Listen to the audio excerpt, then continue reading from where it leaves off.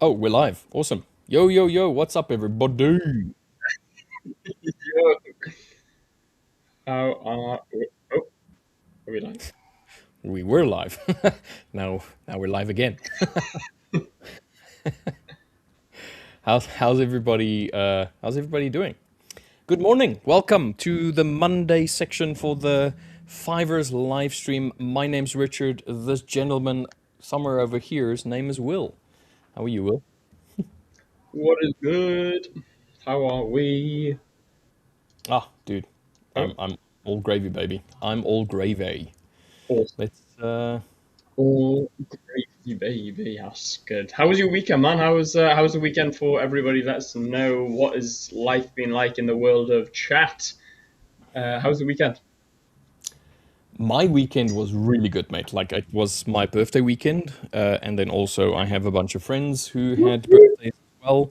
So yeah, it's been good, mate. Like it's been pretty good. So Dude, that's that's here we go. um right. I don't know if my Wi-Fi's been a little bit dodgy. I can hop over onto my data, but it seems to be good during the morning sessions at the moment. So if it does crackle and pop, then let me know and I'll switch over. But it seems to be okay at the moment. But yeah, that's good, man. That's awesome stuff. Glad that you enjoyed your birthday celebrations. That Thank is you. absolutely awesome. How was Good your to be weekend? back in the market on a. Oh, bro, my weekend was. Yeah, it was okay. It was okay. Spent most of it in bed, feeling sorry for myself and being looked after by my fantastic partner. Let's just leave that and the fact that I'm now drinking electrolytes. So let's just leave it at that. Oh, okay. So So, not gonna lie, I was a bit nervous that I wasn't going to be in any condition to jump on stream today. Like my partner said, she's like, "Are you going to be streaming today?" And I was like, this morning, I still felt really awful, and I was like, I don't know. I was like, I hope so because I want to get back in the markets and I want to, I'm excited. I love a Monday.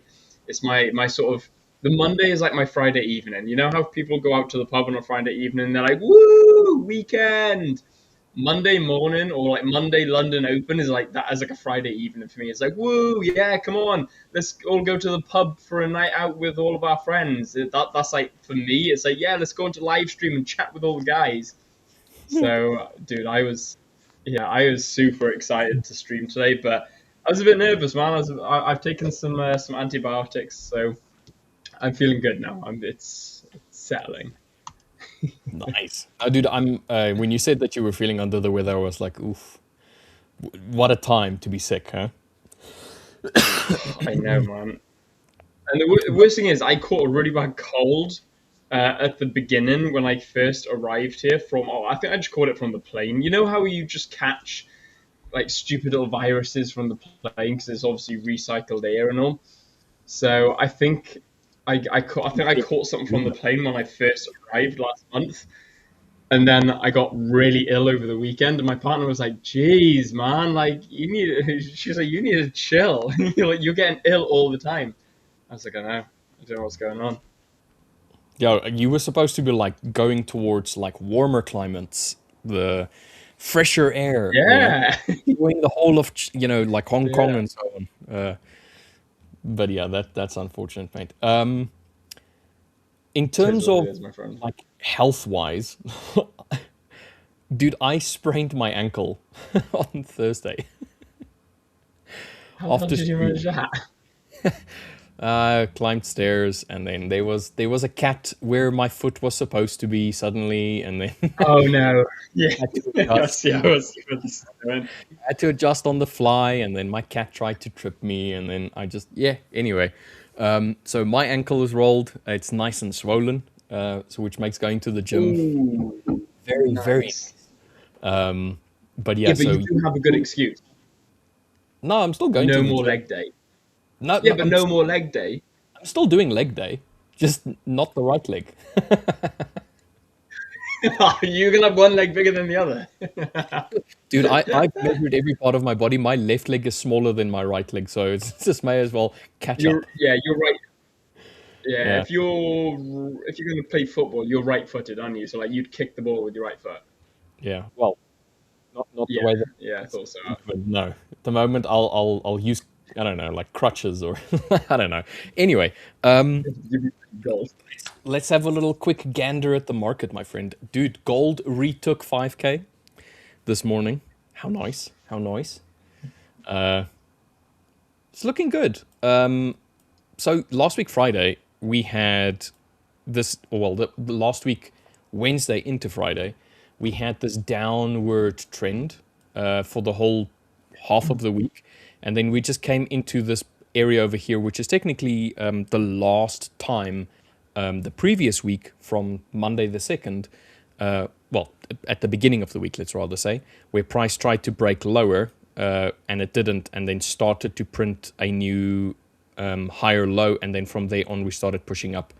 So anyway, we moved into this area over here during Friday morning, and then since then we've kind of like reestablished this new upward trend, which looks good. It does look good. Yes, we are kind of stuck between these 2 points right now, but it looks good. Like the fact that we didn't dwindle lower again after reaching these recent lows of 4,400 ish. So yeah, I'm happy that gold is starting to print some sort of upward structure yet again, some sort of bullish structure. Let's see. Let's see Mhm. whether or not we can take the highs of last week Wednesday, and from there on see if we can push above this base area to potentially come and test up over here. And then from there on maybe try and retest all-time highs. We'll see. We'll see. I don't expect it to Yeah. happen this week. I don't even expect it to happen for the maybe in the middle of the month. I don't know, like later, like towards the end of the month, we I can think maybe it's like, see it. yeah, I forget February is a shorter month anyway. So Mm. part of me, you like, I got to take into consideration it's a shorter month in February. So I don't really think we're going to see much in Feb. I think it's going to be some stagnant price. Not Mm. saying that the length of the month has anything to do with it. Maybe for you superstitious people out there, but it's something that I take into consideration. I don't know why. It's a weird thing that I do. I've got no superstition behind it. It's just an odd thing that I do. um, but yeah, so February for me is like a year's calendar, a year's weekend. It's like it's an odd Oh, yeah. month.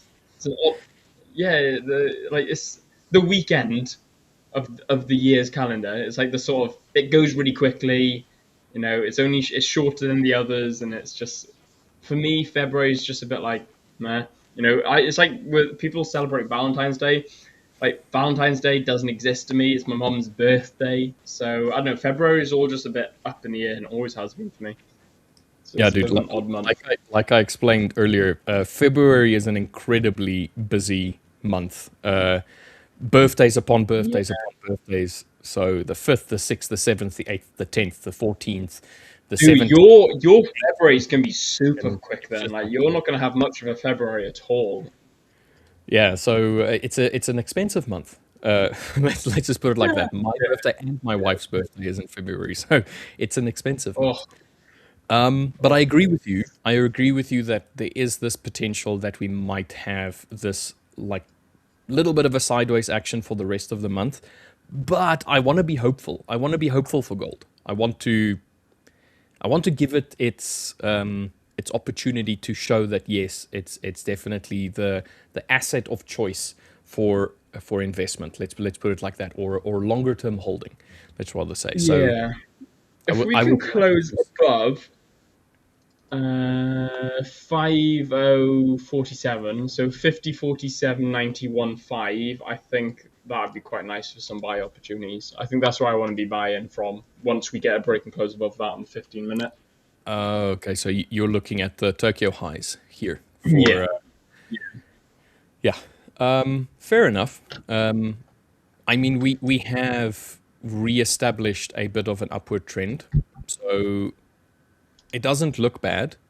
However, I won't hold my breath for us Mm. to like push through. I would like to see it push through, to be fair. I would like to. But what I'm seeing is there was a little bit of a slowed Tokyo session buying going on gold versus the previous weeks or previous days of the week where we had much stronger movement. Even if it was bearish, it was still much stronger movement. Today, just or this morning, just didn't give that same volume. It just didn't give that same momentous movement, whether it's bearish or bullish. But yeah, I think this area up over here is really the area, to take into consideration. So 5,088 to 5,145, maybe today, maybe tomorrow. That's if we can continue this upward trend. If we carry on with this upward trend today, but if we kind of like stagnate in this area a little bit, push a little bit down, gather up a little bit of orders over there, and then start Yeah, way higher. I love that analysis. I would not be surprised if something like that happens. But only time will tell. Only time will tell. As it stands right Okay. now, we have a double top effectively over the whole of Tokyo session. We had a very, very tiny gap that immediately got filled on the day. And then we've retested where that gap initially started. And then we didn't really get that like momentous fly up price. So I think with gold, still be careful. Yeah, If 100%. it's You need to be careful with gold. Yeah, if it rejects, it can, because people might still want to sell. We do have this small little area of consolidation over here, which is basically where we are right now. So I can see it wanting to reject, but I'm hopeful for this move over here to try and continue. I rate that. Yeah, I rate that quite a bit. And then obviously we have LJ that's going to come in a little bit later today, in an hour and a half or so, hour and 15 minutes. And then LJ can run us through the fundamentals of gold and then any other asset that everybody wants to kind of like look at. That's the cool thing about LJ is like LJ spends like a good amount of time before the stream just going through as many assets as he can to check the fundamentals of those Yeah, assets. It's just when he rocks up, he's always ready. You can ask I him love about, about LJ as well. yeah, The fact that like when I'm not when I'm not streaming or trading, I'll be on the MTR, which is like the London Underground for Hong Kong. Like I'll be on the MTR and I'll be there reading fundamentals, or I'll be sitting on the couch, reading fundamentals. And like my partner will vouch for this. She's always watching me reading fundamentals, and then I'll actually go and talk about it with my dad because he loves the fundamental. He loves sort of the financial news, global politics and stuff like that. He loves all that. The minute I come on the stream, I'm like, oh, did you read that thing with what's his name again regarding everything will go. I'll forget it. Everything will just disappear. But the moment I go into the charts, I'm like, oh yeah, I got to be careful with US dollar today because this is happening with Trump, and then got to be careful with the pound because this is happening with the pound and with the prime minister and everything geopolitical that side with China and the GBP China deal and crap like that. The minute I go like come on stream, I'm like, all of it goes. I forget everything. Whereas LJ just comes on, he knows it just he absorbs it all, and it is inspiring to see. but not It only is that, like absolutely 45 amazing. minutes before stream, he's like sitting there going through all of his notes that he like Yeah, marked up over the weekend and whatnot. So the amount of prep work that LJ goes through is kind of insane. yeah. To be fair, I What may start doing what he does because it's like I got sticky notes around here somewhere. I may just start putting like fundamental notes on like sticky notes behind my computer. You can do that. That's not a bad idea. Let's run through the news for this week. Things that we can expect today. It's pretty much just yellow folder news throughout the day. So, bar any sort of what do you call it, unexpected news throughout the day, should be a relatively normal trading day. whatever the market is going to direct in towards, bar geopolitical unrest and all that kind of like stuff, it will probably carry on in directions where it's going. Tomorrow we have the USD core retail sales month on month and just the retail sales as well. Red folder news. Everything else, yellow folder news. We've got ADP weekly employment change, which is a yellow folder for this one, which is strange. The previous one was red. So I don't know if that's a new change. We've got some FOMC members that's going to speak during the New York session. But in general, just tomorrow and today, just very, non-market moving events apart from the retail sales and the core retail sales. Then on Wednesday, we have a bank holiday for the JPY. So the Tokyo session should be a little bit more subdued. Maybe.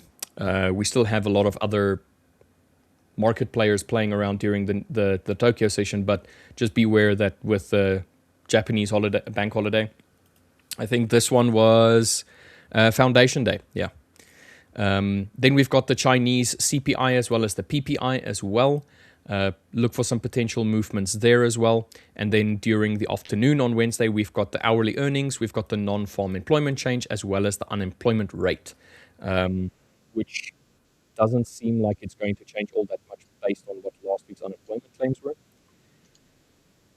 Thursday, we have GDP on the pound as well as the prelim GDP quarter on quarter in the morning session. Then a lot of GBP yellow folder news, followed by unemployment claims in the afternoon on the dollar as well. So do be careful round about 1:30 p.m. GMT for that one. Unemployment claims does tend to have a little bit of a market move along with the unemployment rate of Wednesday. And then Friday, we have CHF CPI as well as core CPI month on month, CPI month on month, and CPI year on year for the dollar. So that is going to be the big mover for this week, in my opinion. That's going to be on Friday. So yeah, that is news. I think this is a relatively typical week. I think we have a lot of opportunity to trade without too much fear of news. I think if you can take a trade maybe in the beginning of the week and then you can hold it to just before Friday's CPI, then yeah, you can probably go ahead and do that, I think. Yeah, the only thing I'd be slightly concerned about is just the fact that we got CPI out on Wednesday. Other than the CPI coming out on Wednesday, it's actually quite a nice week to be trading. There's not a huge amount of news coming through, nothing too untoward, Which nothing CPI too scary. So again? Which CPI are you referring to on Wednesday? Oh, sorry. I meant NFP, not CPI. That was me having the Chinese CPI in my head. No, the NFP. I missed the CPI from Wednesday, and I was like, the only CPI I know of is a Chinese yen, Yuan. Yeah, no, my bad. I meant the NFP. All right, cool. Yeah, but typically the big movement here, I think, is already like kind of priced in. So we'll see. We'll see whether or not it's going to really move all that much.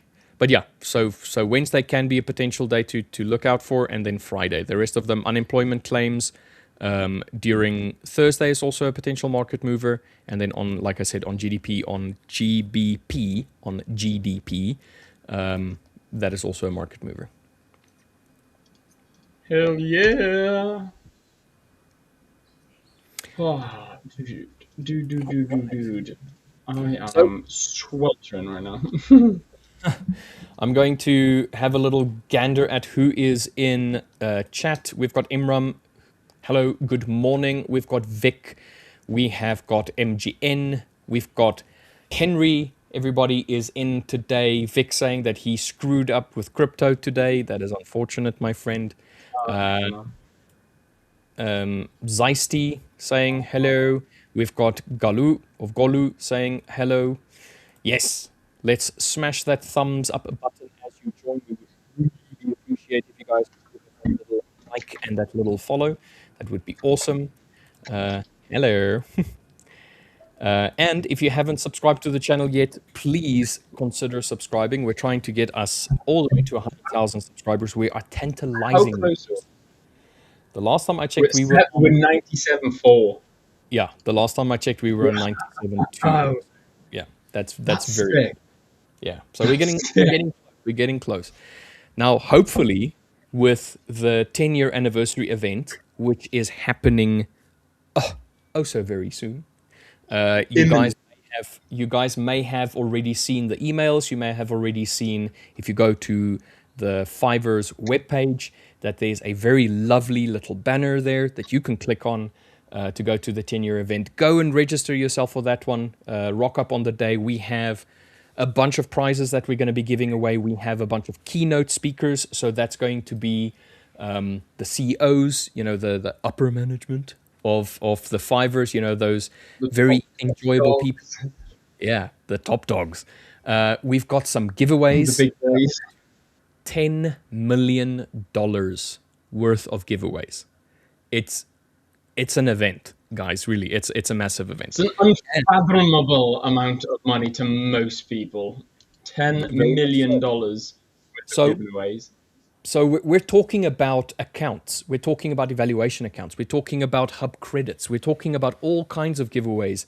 And then we have a very, I think it's one of the cooler things that we're going to be doing on the day is we are going to have an awards ceremony. So we're going to give out awards to members of the community that have, reached certain milestones. That people that have. Wait, do you reckon us hosts will get awards as well? Like, do you reckon I'm going to get most handsome streamer or what? Well, I will definitely go for that one because it's 100% going to be Victor that wins that one. Fair. That's not a bad point. I will happily come in second to Victor. Yeah. So yeah, we have got some awards that we will be giving out. So please join us for that. And then we have the biggest surprise of all. We have an announcement on the day. So this is all happening on the 17th. The 17th, next week. Next week, Tuesday, if memory serves. Next week, Tuesday. So please go. The link is in the description box. We also have the link in the chat box as well. Go and join up, be a part of the celebration. And also, the celebration is not just this month. We have a ton of things that we have planned going forward because this is the 10-year anniversary celebration. So we're going to have celebrations throughout the year. So it's not just February. So this is not going to be the only event that we're going to have, but it's definitely going to be one of the bigger ones. So yeah, join us there, guys, everybody. Link in the description box. Go and join. Yeah, dude, it's gonna be a lot of fun, man. A lot of fun. I genuinely can't wait. We've got Theola in Good the morning, everyone. Good morning. We've got Miss K911. Good morning, LJ and all. With a little black cat. I have a black cat. I have a gorgeous black cat, but he is not around at the moment. Vic saying hi. Hello, Vic.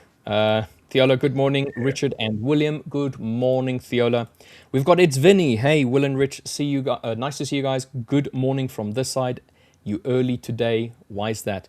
Well, if you haven't noticed, we're starting an hour earlier. So on all of our socials, we have mentioned that the stream has been extended. So we are streaming 1 hour earlier. So we're starting at 8:30 GMT, where we used to start at 9:30 GMT. We have a lot more content that's coming through. We have a lot more information that we would like to share. So we just decided, let's extend the stream. Let's make it a little bit longer. So yeah, you guys can join us every single day from 8:30 until 3 GMT, Mondays to Thursdays. Yeah, every day, except Fridays. Absolutely. Come join us and spend every single day with us. Weekend ended so fast, man. Yeah. I don't mind the weekend. I really don't. I enjoy just relaxing a little bit. So I don't know. I hate weekends. They're just weekends bore me, man. It's just what do you do?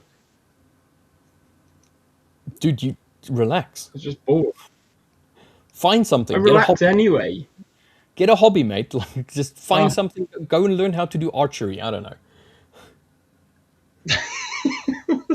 Find Yeah, yourself something fair. to do over the weekends, mate.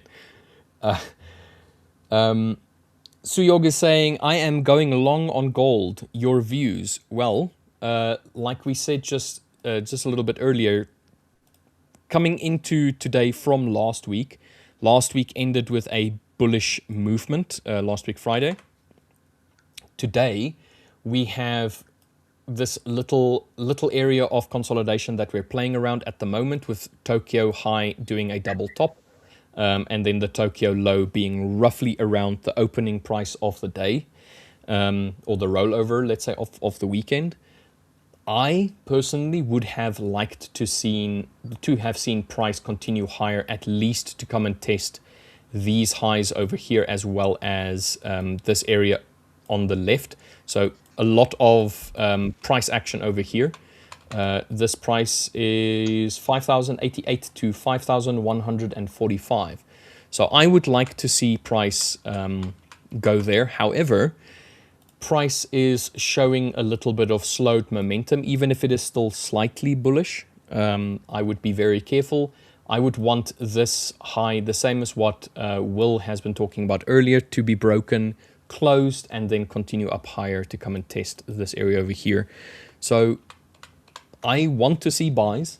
If sells start printing, then I would obviously get in on sells. However, if we do continue this movement from last week Friday into today, that would be cool as well. Yeah. I'm just going to pull up my chart real quick, if you don't mind, mate, because I've got an interesting analysis on GU and EU. Last week, not yesterday. Last week, I mentioned about this trade idea here, this GU bar sell. Now, this was super interesting because I did say, had I have had a close on the 15-minute as well as the 5, because we had a close on the 5-minute, which was super nice, just here. And then I said, in my opinion, I want to see the 5 and the 15-minute align. However, we saw perfect pullback into the golden zone, into my fib, and we had this high here. We whipped in once. Technically, we would have only been tapped into this once, but we got 1, 2, 3, 4 wicks, and then it just dropped, pulled back a little bit, consolidated, and then finally took us out of the trade for a 2-hour trade. This was super nice. However, I didn't take this because we didn't get the break and close below, but we did get the break and the close on the 5-minute. So that was super interesting. GBP, I'd like to see it. We seem to have whipped around here quite nicely. I'd love to see some buyer momentum up here. And if we can get some buyer momentum, that would be super cool, because when I show you the euro, you're going to see how cool this looks. Look at that price action on Euro USD, by the way. That is incredible. It's nice to see some proper buy-in action coming into the euro at the moment. That's on the 15-minute. If we just drop down to the 5-minute, we've got this nice consolidation here, a break and close above. Well, I say that. We've got 1 minute until we get a break and close above, but unless something drastic happens, we're going to get a nice break and close above. I'd be quite interested in buying around this area here or around this area here on Euro USD. Now it is a Monday and I'm not feeling very well at all, so I'm going to be very careful with my trading at the moment, because I don't want to take a loss on a trade and then have to blame the fact that I'm ill. And not only that, and I don't want to take a trade and think to myself, was it actually a good trade, or was I rushing it? There's going to be a lot of contributing factors right now. However, I'm still going to draw up my analysis. So based on my gold strategy, which is a sole break and close above, we've got consolidation here, which I've just explained. We've got this high here, which is a break and close above. Now, we have also got a new candle print. So, therefore, stops go at the low, entry at the new candle open, which is about here. There we go. And then let's target a 2-hour trade. So again, just because today I'm not feeling 100% above board, I'm just going to draw this trade up right now. But that's what I'm liking the look of on Euro. Doesn't mean it's going to happen. We'll see how it goes. If I drop back down to the 5-minute, we got this low here. Now, again, I would be quite interested to see what happens at this point here, which would then be my break and retest. So that'd be quite interesting to see what happens. So we'll see. We'll see how it goes. GBP USD, again, same here. Maybe this is also right now with the order flow on the, especially on the lower time frame, looking like it could be either bearish or bullish. It's very much sideways price action. It's very much in the middle of nowhere. So for me, I want to see a break and close under here or a break and close above here. So we'll see how that goes. Also, for those who were in a Euro JPY trade that I was also in based on my swing trading strategy, I closed at this point here, which was 185.25. Super nice, glad that I closed there. However, if people are still holding, not saying you should have taken this trade, but I know a few people who had a very similar analysis to me, coincidentally.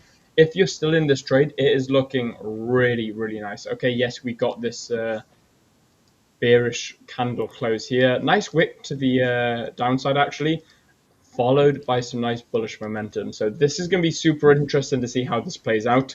I am going to keep an eye on this, see if we can get some, see if we can get a full TP on this. Like I said, I want to be as open as I can. That's why I said I've closed at this point here. However, I'm going to forward test it and leave it run above and see how it does. So you're still in this trade, right? No. I closed. Oh, you closed. Okay, sorry. Yeah, I closed here. In fact, let me just closed here.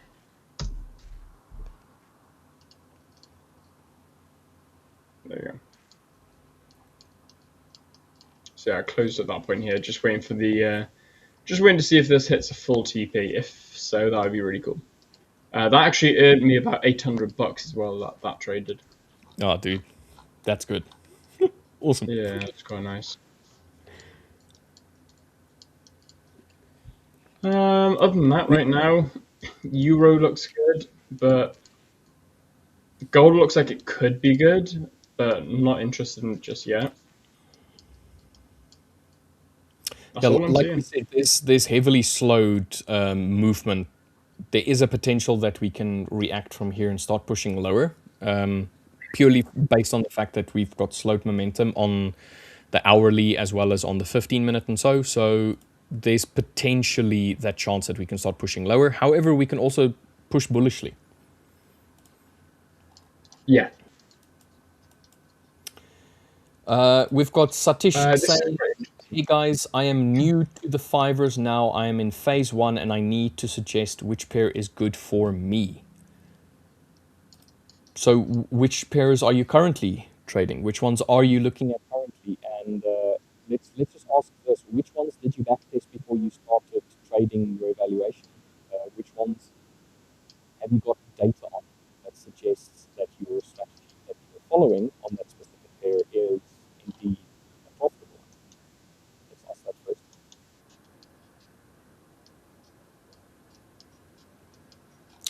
Shane Joyce is asking, what is your basic process for backtesting and what tools do you guys use? Will, when did you last do backtesting? Dude, maybe beginning of last year, I think was my last backtesting session. Wow, okay, that's more than a year ago. Jeez. Yeah. Do Okay, you no, remember? not quite a year ago. I think it was like March. No, it wouldn't have been.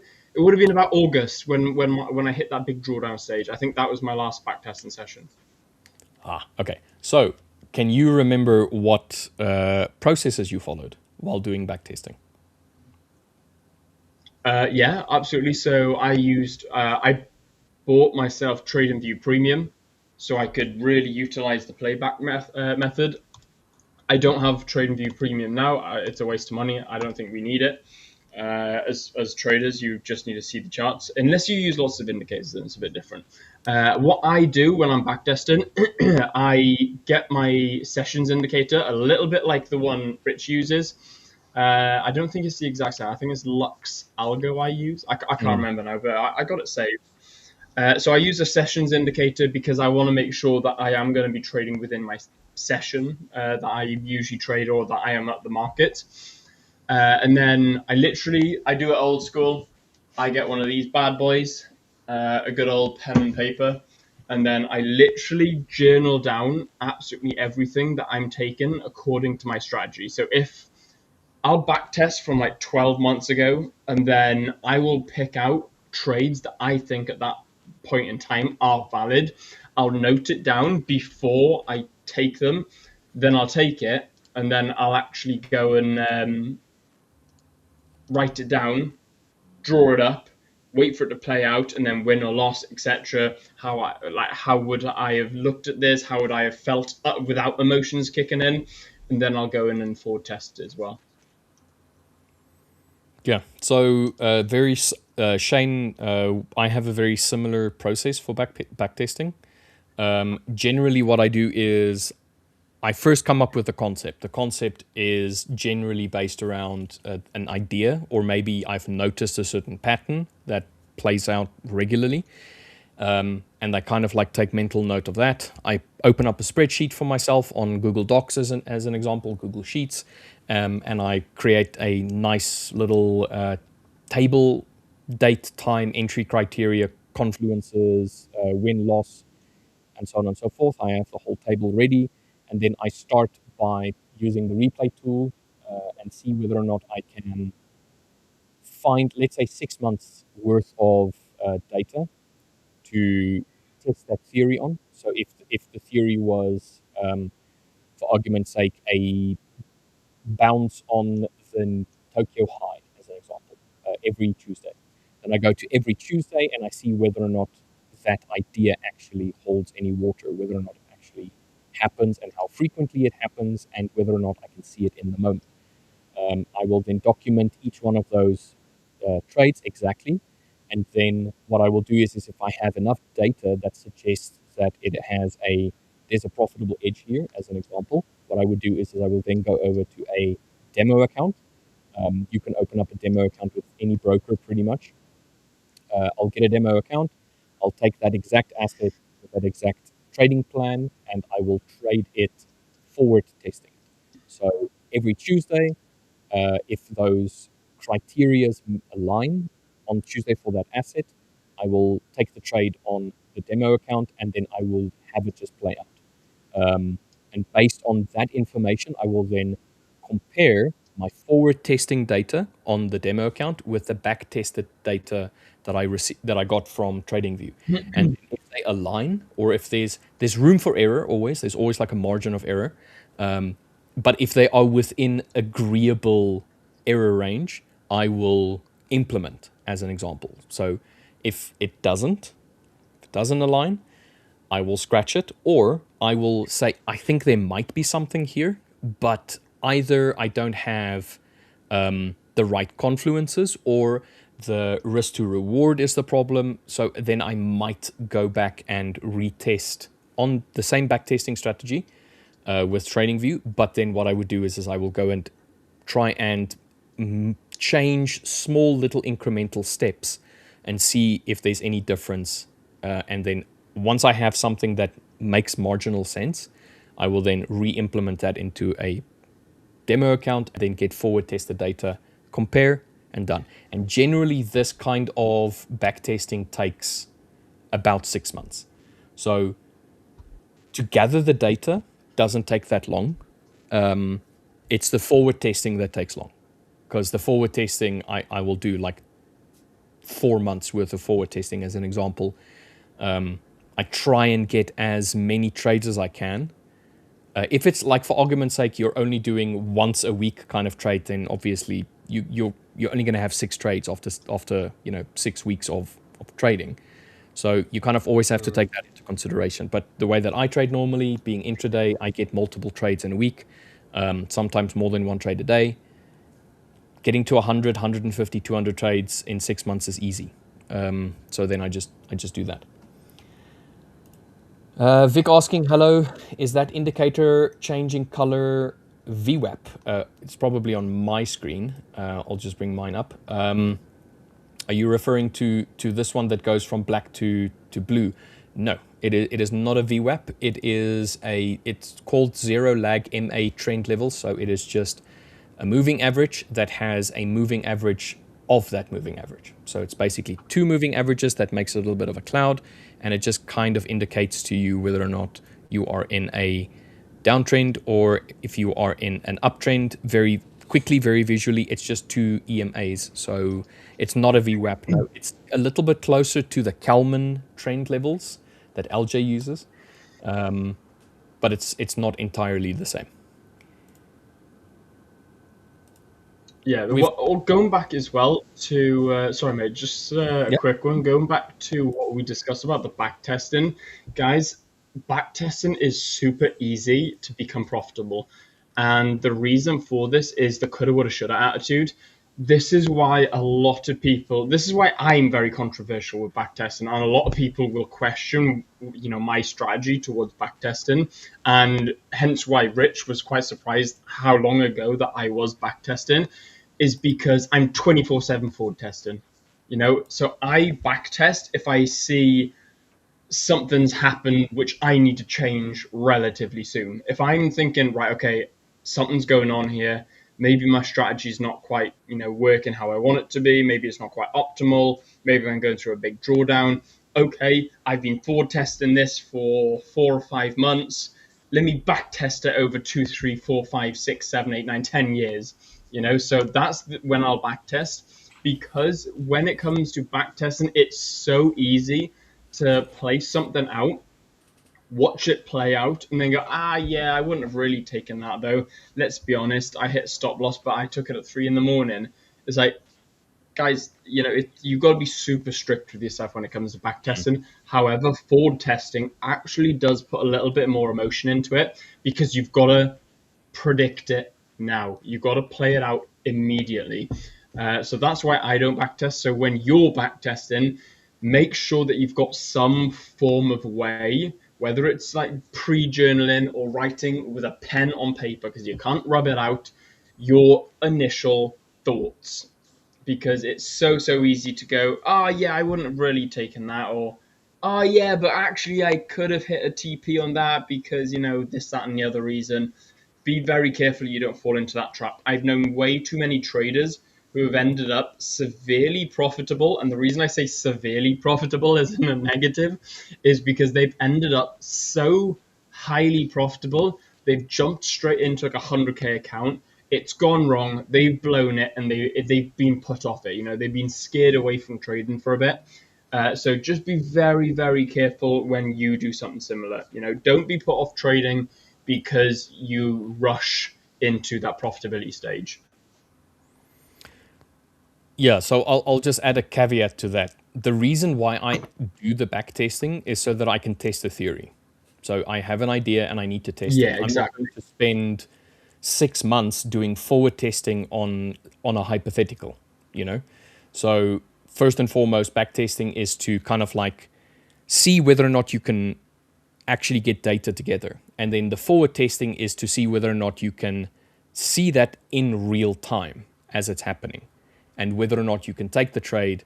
Because the problem with TradingView and doing backtesting with TradingView is the fact that it's hindsight information. You have all of the information available to you. So if I go over here and I see, okay, we had a bounce off of the low and then a push up, and then we came and broke through the low, retested the low, and then started pushing lower. I have all of this information available. Now in future, I'm going to be like, okay, well, here we have a low. Oh, look, we've broken through the low. It's definitely going to continue lower. And I go and base it's definitely going to come and retest and push lower. So now I'm waiting for the retest. Oh, there's the retest over there. I get the retest, I enter my trade, and then, I don't know, do something like that as an expectancy, and I get knocked out. the idea is that your backtesting kind of like sets the grounds for the information, the data, but it Yeah. includes the hindsight information. You have everything available, so you're not objective really. You're looking at it with everything available. But when the actual trade needs to be taken, like over here, you don't know. You don't know if it's going to play out. So what you need to do the forward testing. But before you can get to that point, obviously, you need to make sure that you have some sort of foundation, that you're not going to be wasting your time testing something that is just not, has no proven edge, at least, or has no expected edge. Yeah. Sigma saying good morning from Islas de Canarias, Español, Well, hey, all the way in buenos Spain. dias, Sigma. He is on holiday, dude. You go on a lot of holidays, man. Weren't you in Greece not so long ago? I think he was. I'm, I'm sure he was. Andre He's Labuschagne holidaying more than saying, morning, guys. Is there a possibility that you can add the date, day, and time of the live on or to the live stream screen? It gets confusing, especially because there is much live streams. Sometimes we go to the wrong video or old streams. So generally the way that it works is like if you go to the YouTube page of the Fivers and you click on the live section, the date and the time that it is scheduled for will be right underneath the video thumbnail. So then you just need to correlate that with your date and just make sure that you're on the right one. So if it pops up on your, let's say, suggested feed, just go straight to the live stream page on YouTube, and then all of the information will be there. Yeah, usually as well, it'll if we're currently live at that time. So like Rich just said, if it comes up on your suggested feed, if we are currently live, it'll have like a red box around it, like if we're live now. Whereas if it's a previous one, then it'll just be like a standard normal video. I believe. Yeah, we've got DJ in saying greetings, Richard B and William D. Hope you're well. No cap, dude. Hope you're good. Oh. Trin saying I would love to hear Richard finish his sentences. Do I not finish my sentences? Do I leave them like hanging or something? I do end a sentence sometimes saying like, so yeah, I do end a lot of sentences like that. No, I think it's because I jump in halfway through as well. that may be aimed at me. Oh, okay. Well, in that case, William, stop being such a naughty boy and let me finish my sentences. My bad. Sorry, guys. You know what happens, Trin, sometimes? Sometimes we get a thought and then that thought overwhelms us and we want to have that information out right now. Yeah, So, just annoying as well. Sometimes there's a lag as well. So yes. sometimes like the Wi-Fi lag, especially if my Wi-Fi isn't being the strongest at that moment, you'll stop. Like you'll just pause completely. And I'm like, oh, he's done. I'll start talking now. And then next thing you're not done. I'm like, oh shit, I've just interrupted him again. But the rest of the time is just I get too excited. Rich just brings out the excited trader in me, and I just Well, mate, I don't mind if you interject from time to time. You almost always have some value to give. Sometimes you just want to talk a little bit of crap, but other than that, of course, 100%. I do try and bring value. I bring value. I feel like I bring value most of the time, but sometimes it's just good to talk a little bit of crap. You can't just be 24/7 valuable. Yeah.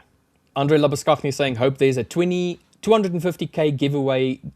So I'm not going to deny that might be something, but I'm also not going to affirm that is something that's going to happen. What I can tell you is that we're going to have up to $10 million worth of giveaways. And if that is going to be 20k accounts, 5k accounts, I don't know, 50k accounts, you have to be here on the 17th to find out. And also, if you are here on that day, in order to become a part of the giveaway, you just need to be in chat. We will send you a link in the chat to go to gleam.io. you will go and register there, and you would automatically be in on the competition. So 17th, rock up, guys, come on. Hey, Rich, I followed your advice and created myself a great mechanical model and backtested it.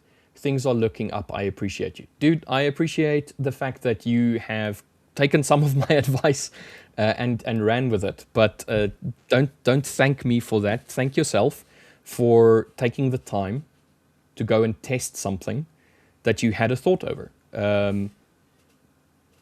You're in this alone, mate. Let me put it to you like that. Your trading journey is generally yourself, and it's you versus yourself in the market, technically, because the market is a mirror and it shows you exactly who you are. You know, if you're an impatient trader, the market is going to take you out for being impatient. So, thank yourself for doing what is necessary for you specifically.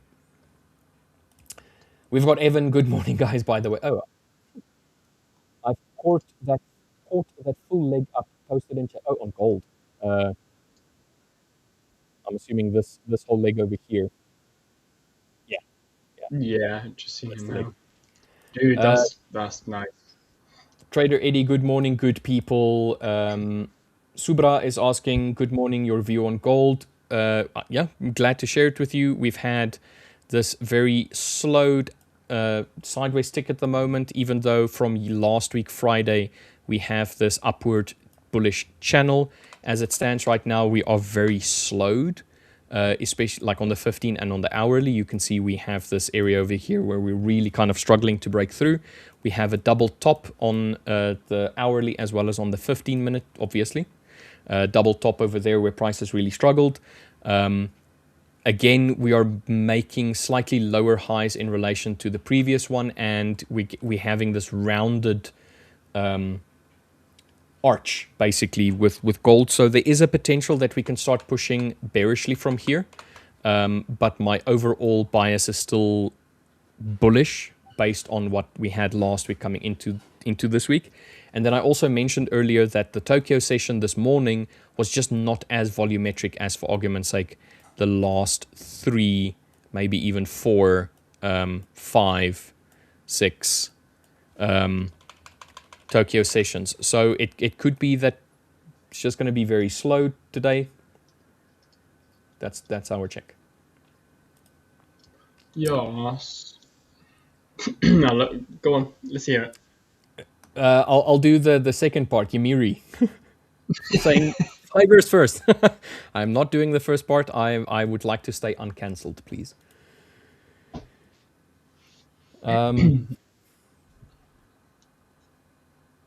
Yes, the Unbiased fibers. trader, GBP USD view if not visited. Do we want to go through GU? Yeah, absolutely, we can do. Cool. GU. Same idea as we've had from last week. There's a lot of drawings up here, but we've had this. That is not the tool that I'm looking for. We had this downward trend from last week, Wednesday-ish. Yeah, from Wednesday down to Thursday. And then Friday, we started to try and do a little bit of a pullback. Coming into today, we've just retested last week Friday's highs. We just wicked above, not last week's highs, last week Friday's highs. We just wicked above that, and we're kind of stuck here at the moment. If we do start pushing bullishly, we have this base area. You can't see it on the hourly, but you can see it on the 15-minute. There's a 15-minute base area over there where we've had a singular reaction last week Thursday, which could be tested.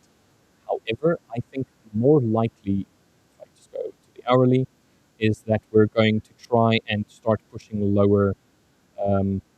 There is a base area over here on the hourly that we can come and test, which is at 135.79 to 135.63, a potential area where price can start moving down towards, and then we could have a reaction here to start pushing higher.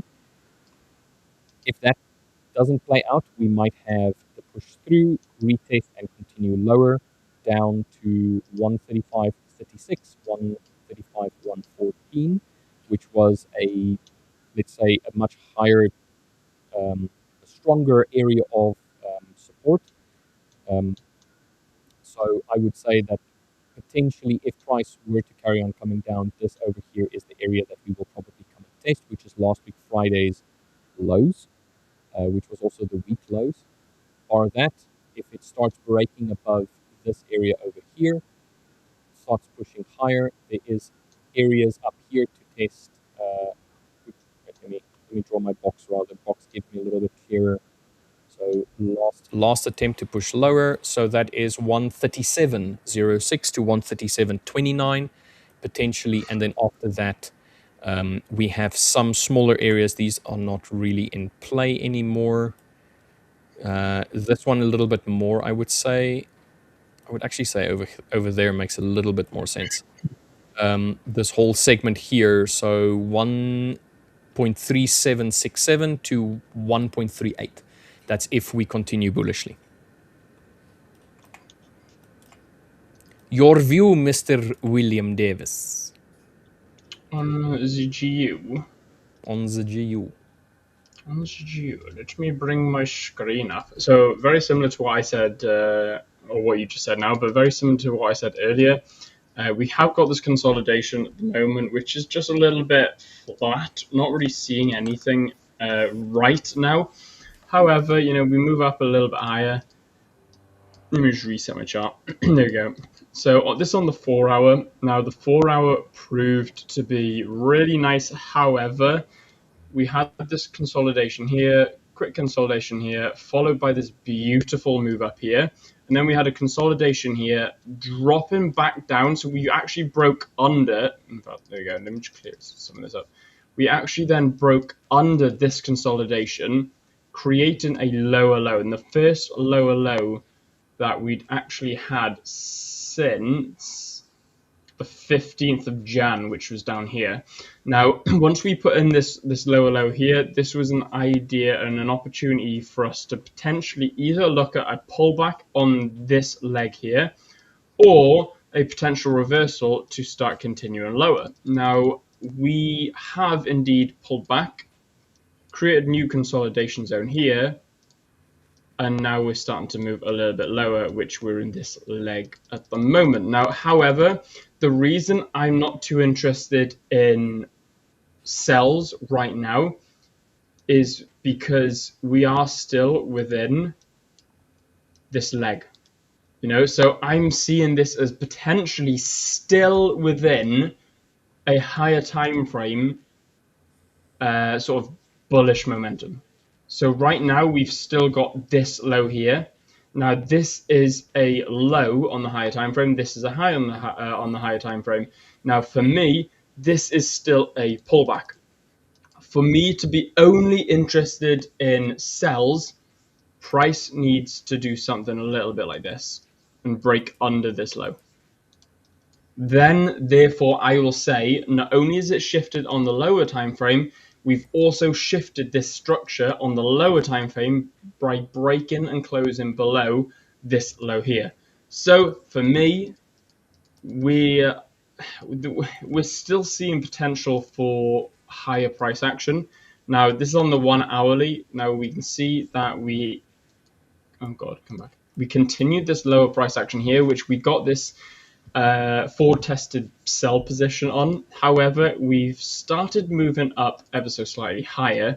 Now, if we look at the lower time frame being the intraday, which is a 15 and the 5, we can see that we've printed this low, then we printed a lower low, followed by, again, another very nice leg up here, followed by what? Consolidation. So if we get a break and close above this high, then I'm potentially going to be looking at some buys to the upside.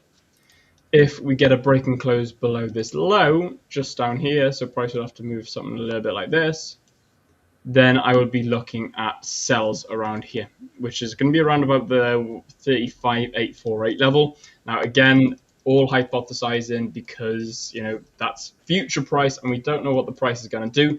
However, though, if we can break and close below, then, we are shifting present tense into the lower time frame.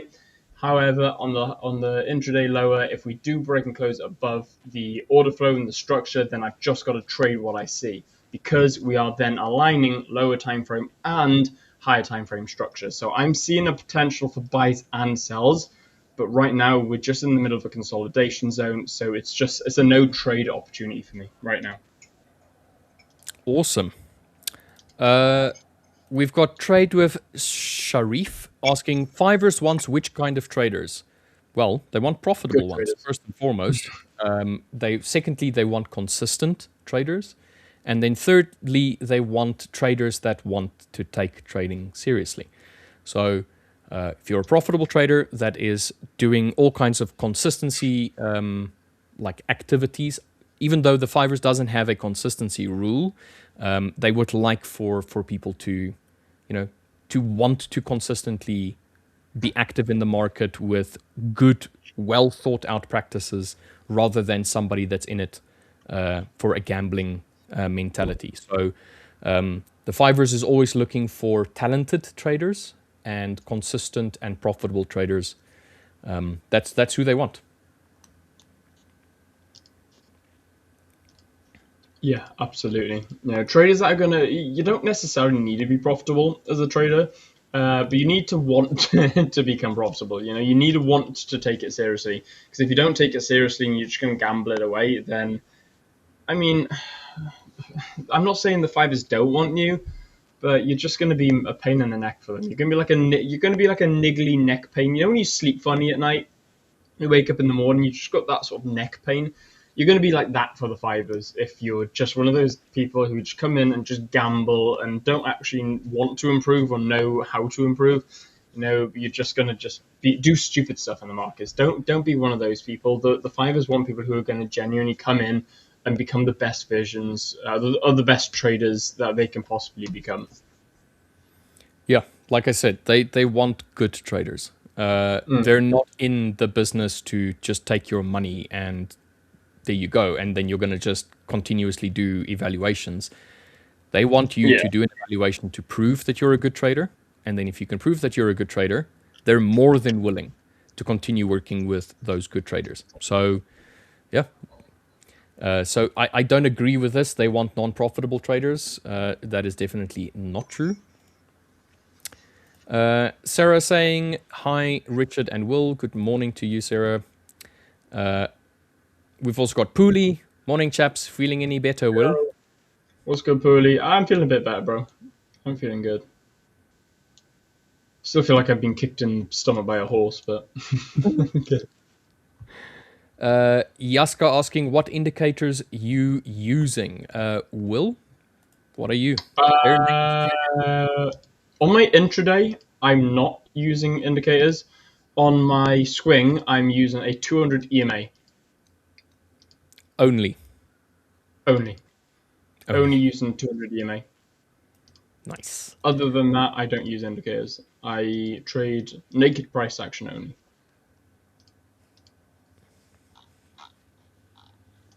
Okay, we didn't get a break and retest either. We got a break.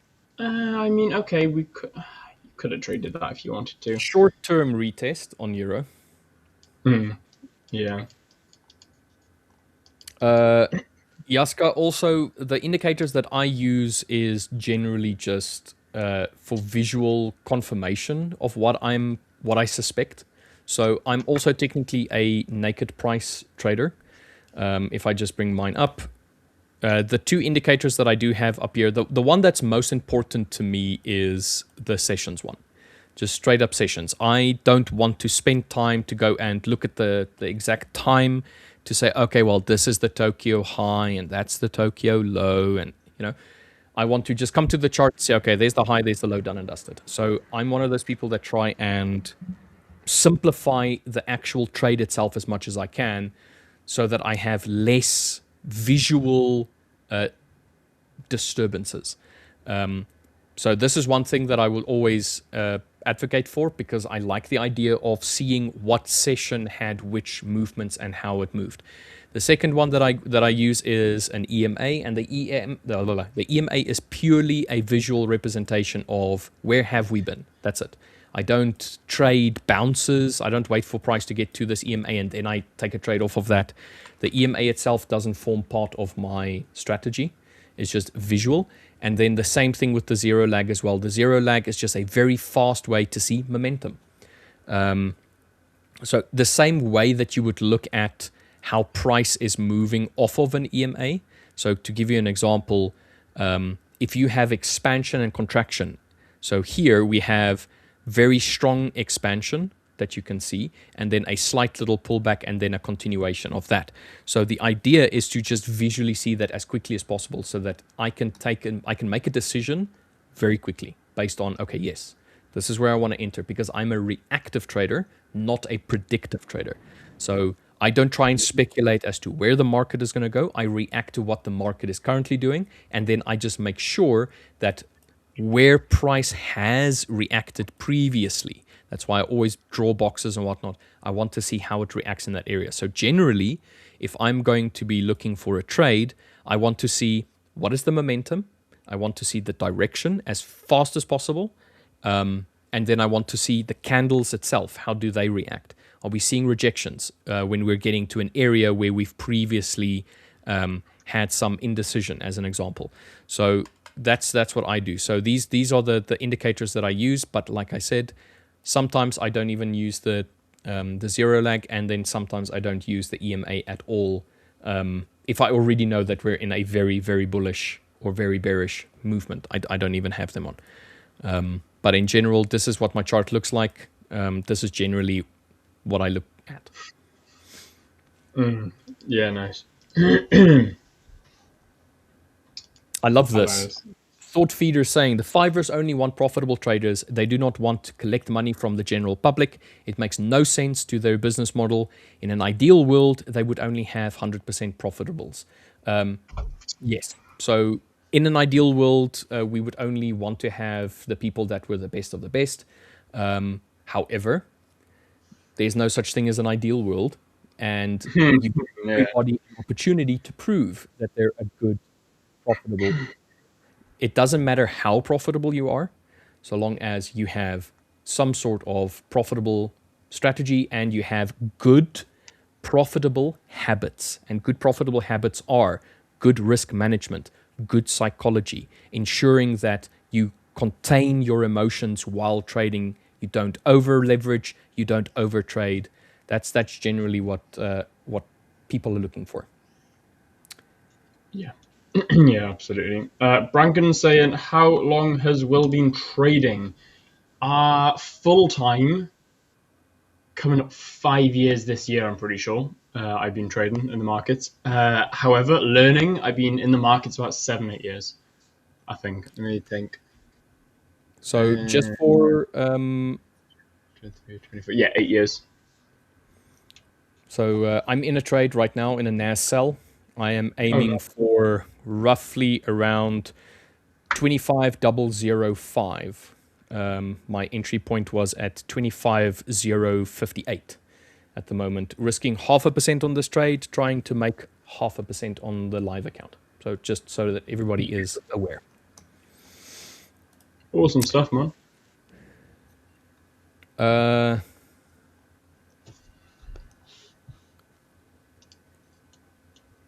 Andre saying that, hey guys, is it just me or is the markets lately very indecisive, long wicks both directions, or is it just liquidity being engineered?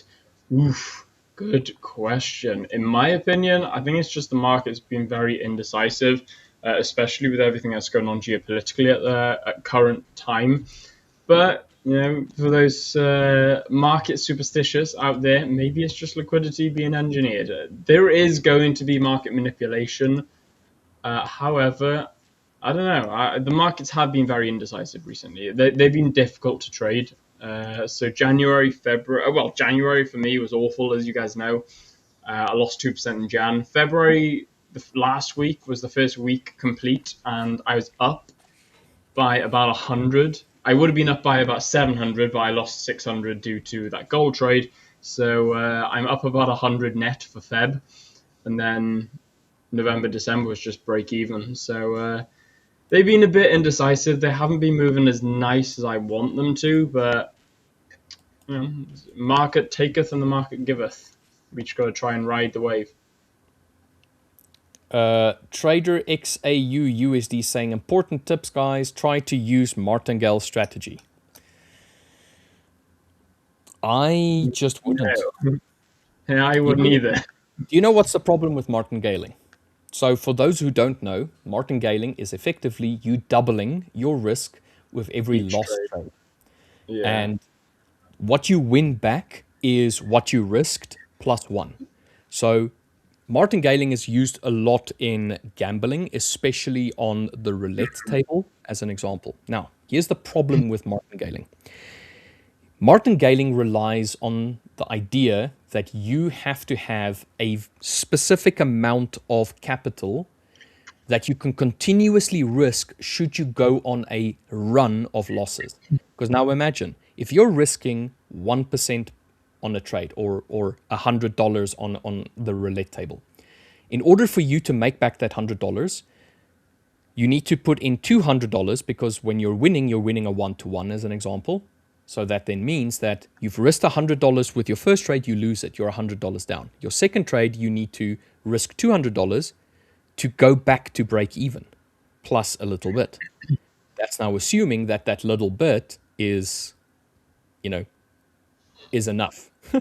And then the Mhm. problem with that is like if you continuously lose every time it's 1%, then you need to risk 2%, then it's 4%, then it's 8%, and you kind of like get the idea. Now, at what point are you going to lose your full account, all of your capital, after six trades? After six losing trades, 6 to 7 losing trades, you've lost your whole account, 100% of all of your capital in your account.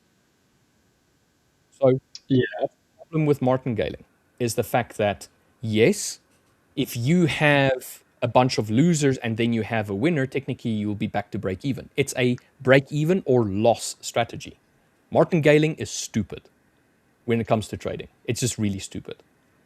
So I I would just not. Honestly, I would just not. Stay well clear from martingale. Yes, it can work, but no, it doesn't work. So there's nothing long term about martingale. It's not in the FX markets anyway. No. Um, I don't know. I don't like him. I think a lot of props as well ban him. A lot of everything bans martingale. Um, so just stay away. Just stay away from martingale. It's complete gambling. And if you get a bad run, it's a very very long downwards turn. It's just the thought that, and because it is literally a gambling method, because it's the theory of it will eventually turn around. It's the Yeah. idea of you cannot keep losing. The law of probability says you cannot keep losing. However, trading doesn't follow that probability strategy. Trading, you will keep losing. It will get worse. A better strategy is to go and backtest something that is at least, let's say, your expectancy is positive on, meaning that you could have a negative risk to reward but have a very high win rate, or you have a average win rate with an average risk to reward, but the idea being that mathematically, for every trade that you take, the expectation is that you will have either a break even or a positive outcome. Yeah, So, in this very case, simple. if you are really profitable, why would you use prop? Well, access to capital. Yeah, Straight up. where are you getting $100,000 to just chuck in an account? And then also personal risk. If I have $1,000 available to trade with, that's $1,000 of risk that I'm putting on the table. Now, yes, you are a profitable trader, but still, there is the potential that you can lose that full $1,000. Whereas I can go and participate in a evaluation phase for a tenth of that price, let's say to get $10,000 worth of capital to trade with, and I can do that 10 times over and lose an account 10 times over for the 1,000 risk that I'm putting up on a personal account. Now, I think there's room for both. There's room for personal accounts as well as prop firm I'm a beginner and I'm trying to build up capital, which I don't really have, but I have back-tested information and forward-tested data that supports the claim that I might be a good trader, I'm not going to be putting up my own capital risk in order to do that. I will go and buy an evaluation, which is going to cost me pennies on the dollar, basically, if I had to go and compare that to personal risk that I'll be putting up. And I can build some capital in that way, which I can then go and introduce into a personal account, and then I can carry on trading my own funds from there. Yeah, So I it's not, think If you are not profitable, you go for prop. If you are profitable, you only trade your own. It's always got to do with I think it's the complete risk. opposite. If you were profitable, why wouldn't you go for a prop? Because like you've just mentioned, the risk to reward ratio on buying a prop is exponentially better. You're going to buy a 100K account for 400 GBP or like whatever it is in dollars, like 500 something dollars. So for about $500, you can buy $100,000 account. Okay, let's say you're just trading the drawdown, which you are. So you got 10% of that, which is 10K. So let's imagine you're trading a 10K account. Well, now in theory, you're trading a $10,000 account for $500.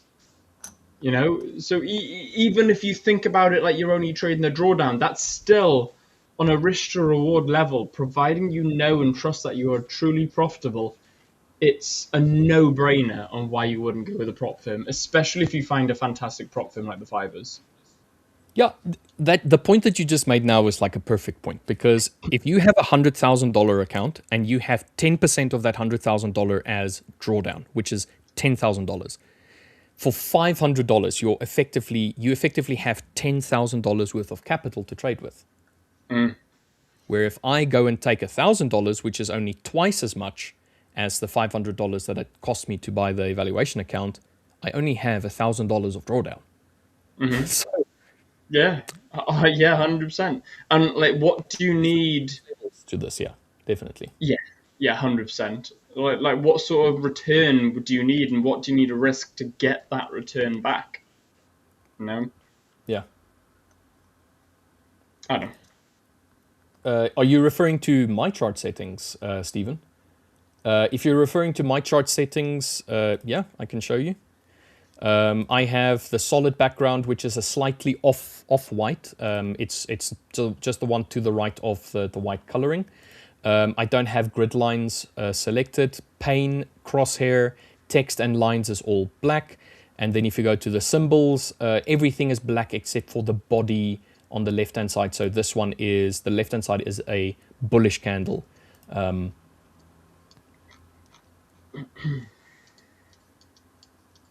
Yeah, so the reason why I don't go for a flat out white background is, and I'll show it to you now, if I go white, it's very bright.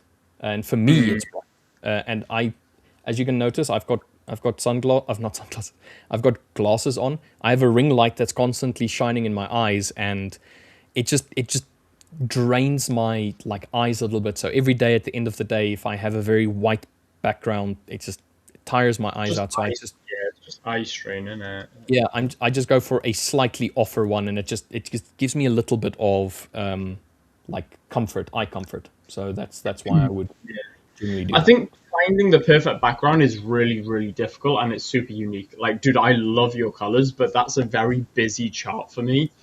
Whereas I used to have a white, and I had the exact same as you. I had such bad eye strain at the end of the day; it was awful. And then I moved over to a black background, and then I found it was too dark. Like it was just too deep, Yeah. and I didn't like it that much. And that's where it took me ages to find this background here. And like even my MT, it has this background now. It's perfect. It's boring enough that you're not getting all excited about the candles jumping around. It's black candles, white candles on a grey background with white accents, like white sort of, what do you call it, drawing tools, as I pick a blue one. Hey, hang on. There we go.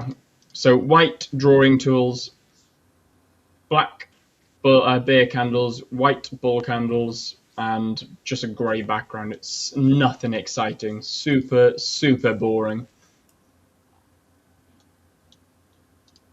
But I don't know. I think it's super unique, and I think it takes a lot of time to get to know what you like.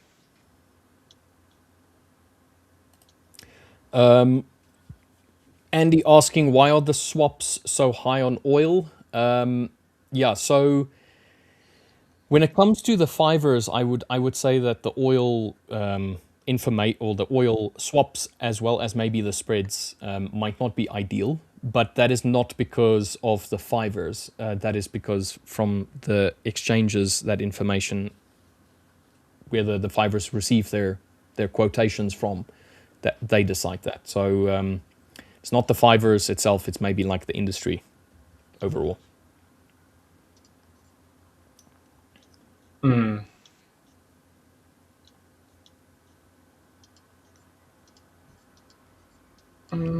Dude, you must be getting close to TP, surely. Oh, I took out. Oh, you took out. Oh, fair. I was going to say, I just been watching the NASDAQ. I closed the. Let me show you where it would have been if I show the lines. It would have just taken TP just before it. So beautiful. $20 on the 5K account, so 0.4% gain. Yeah, I'm happy with this. This isn't anyway a scalping strategy as well as a scalp. You've only got that much time on screen to take trades. So I try and have the trade open while on stream, and then have it run during the stream and close it before we jump off of stream. Yeah. But yeah, so nice. it would have eventually have taken profit there. Dude, I'm just seeing this comment here from Trin162. From an initial investment of 3,600, I took my account to 15,120 from the 13th of Jan to the 3rd of Feb. Dude, that's incredible. Like, that's insane. Went as low as 2,200, and now I have 2,700. I will never over leverage trying to chase losses again. So, Trin, is this your personal account, or is this a prop account? Yeah, I'm guessing it's personal account. Yeah. Dude, this just goes to show, like, so many people, when it comes to trading, you know how it's like there's from rock bottom, the only way is up. Like, so many people think, I'm going through a tough time right now. It's going to get better. Guys, it doesn't get better. And like, some people need this reality check. Trading will ruin you. It's the ugly truth, and it's awful to say, and it's hard to sort of comprehend. But you can't compartmentalize it. You got to understand that trading will ruin you financially, emotionally, absolutely everything. You've got to be so smart and so careful with it. Only trade your real life capital if you know what you're doing. Guys, you cannot stress enough, because like you just said, Trin, going from 3,000 to 15,000 is incredible. But like Newton said, everything that goes up must come down. And if you're not going to use your strategy, or if you're not going to use your discipline in trading, what goes up will almost most definitely come back down. And when you think that you've hit break even, if you keep trading that way and you think to yourself, it's okay, I'm back at break even now, it'll all be okay now, you will lose, and it'll keep losing, and you'll keep going down, and you will blow the entire account. Even if you took it from 5,000 to 50,000, you will still blow the account if you are not careful with your money. So guys, please just be very, very careful when it comes to risk management. And Trin is definitely an eye-opener. And you said definitely need to be humble. 100%, my man. It's good that you've learned from this experience as well. It needs to happen. It happens to all of us. Dirk, how's it going? Good. I was just about to say, if you don't lose your sanity, you will definitely lose your hair when trading. Talking from experience. Good morning, everybody. Good to see you guys. I'm glad Dirk full head of hair. Sorry, what? Saying I'm glad to see that Dirk is still sane. Yeah, I had the decision back then that I rather lose my hair than lose my sanity. But in these days, I'm on the brink of losing the latter too. So Sanity as well. Eventually, you will lose it all. no, Just a man. But in matter of all time. seriousness, I think you gotta be a little bit crazy at least. You know, when you start training, Oh, yeah, when you want to have this being your long term profession, you need to have either no ego at all, which ironically is not the case for most traders out there. Traders tend to have a very big ego. Hopefully not when it comes to trading, but in everything else. And you need to be a special type of guy.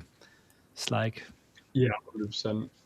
Yeah, 100%. I remember watching something on social media, and it was I think it was like my partner cheated on me, but it's okay because I'm a day trader, and it was so funny oh man, because I thought to myself like, yeah, wow, like you can put most people in any form of situation where mental resilience is needed, and you put a trader, like a day trader, into that situation, and you find they'll handle it a lot different.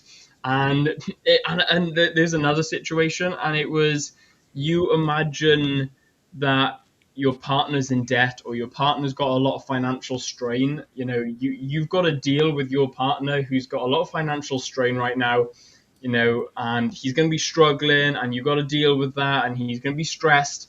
This is why you should date a day trader, because if you date a day trader, they're used to financial strain and struggle. They don't get stressed. They're not going to take it out on you. And I was like, wow, yeah, because we are a little bit special. We are a little bit mentally different, because, and we've had this conversation so many times, you've got to be so okay with losing. Like, imagine saying to any normal person, oh yeah, I just lost $1,000 today in like half an hour.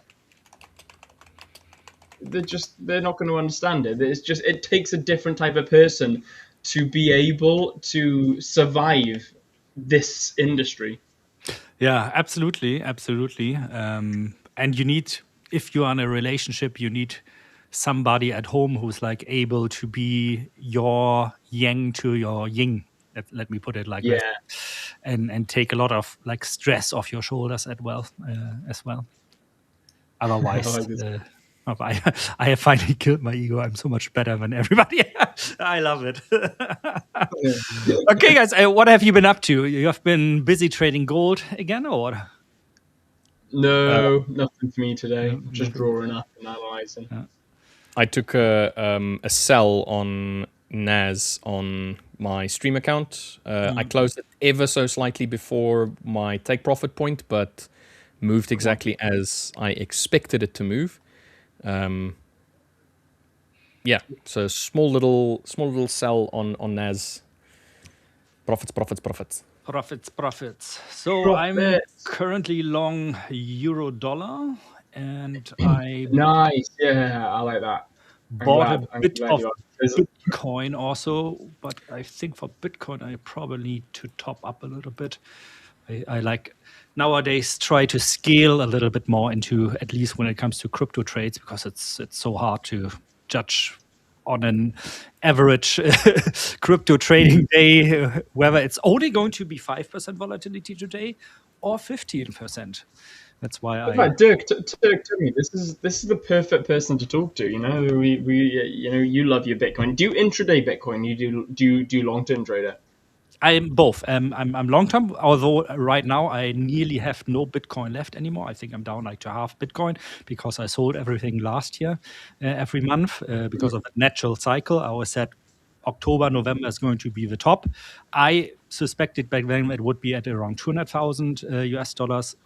Alpha decay is a bit larger nowadays already than anticipated, so it was 125k. My average exit was around 95k.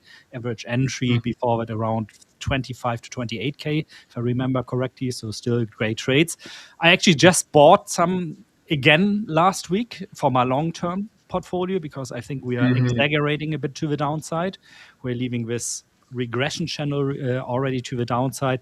However, it could also be very well that we go all the way down to 35 to 40K. Well, this is what I was about to ask And, you, because there's a lot of until until maybe, timing wise, the low should be really like October, November this year again, and then we'll go into the sideways boring phase probably for a year, and then things slightly are going to look better again. It's the same.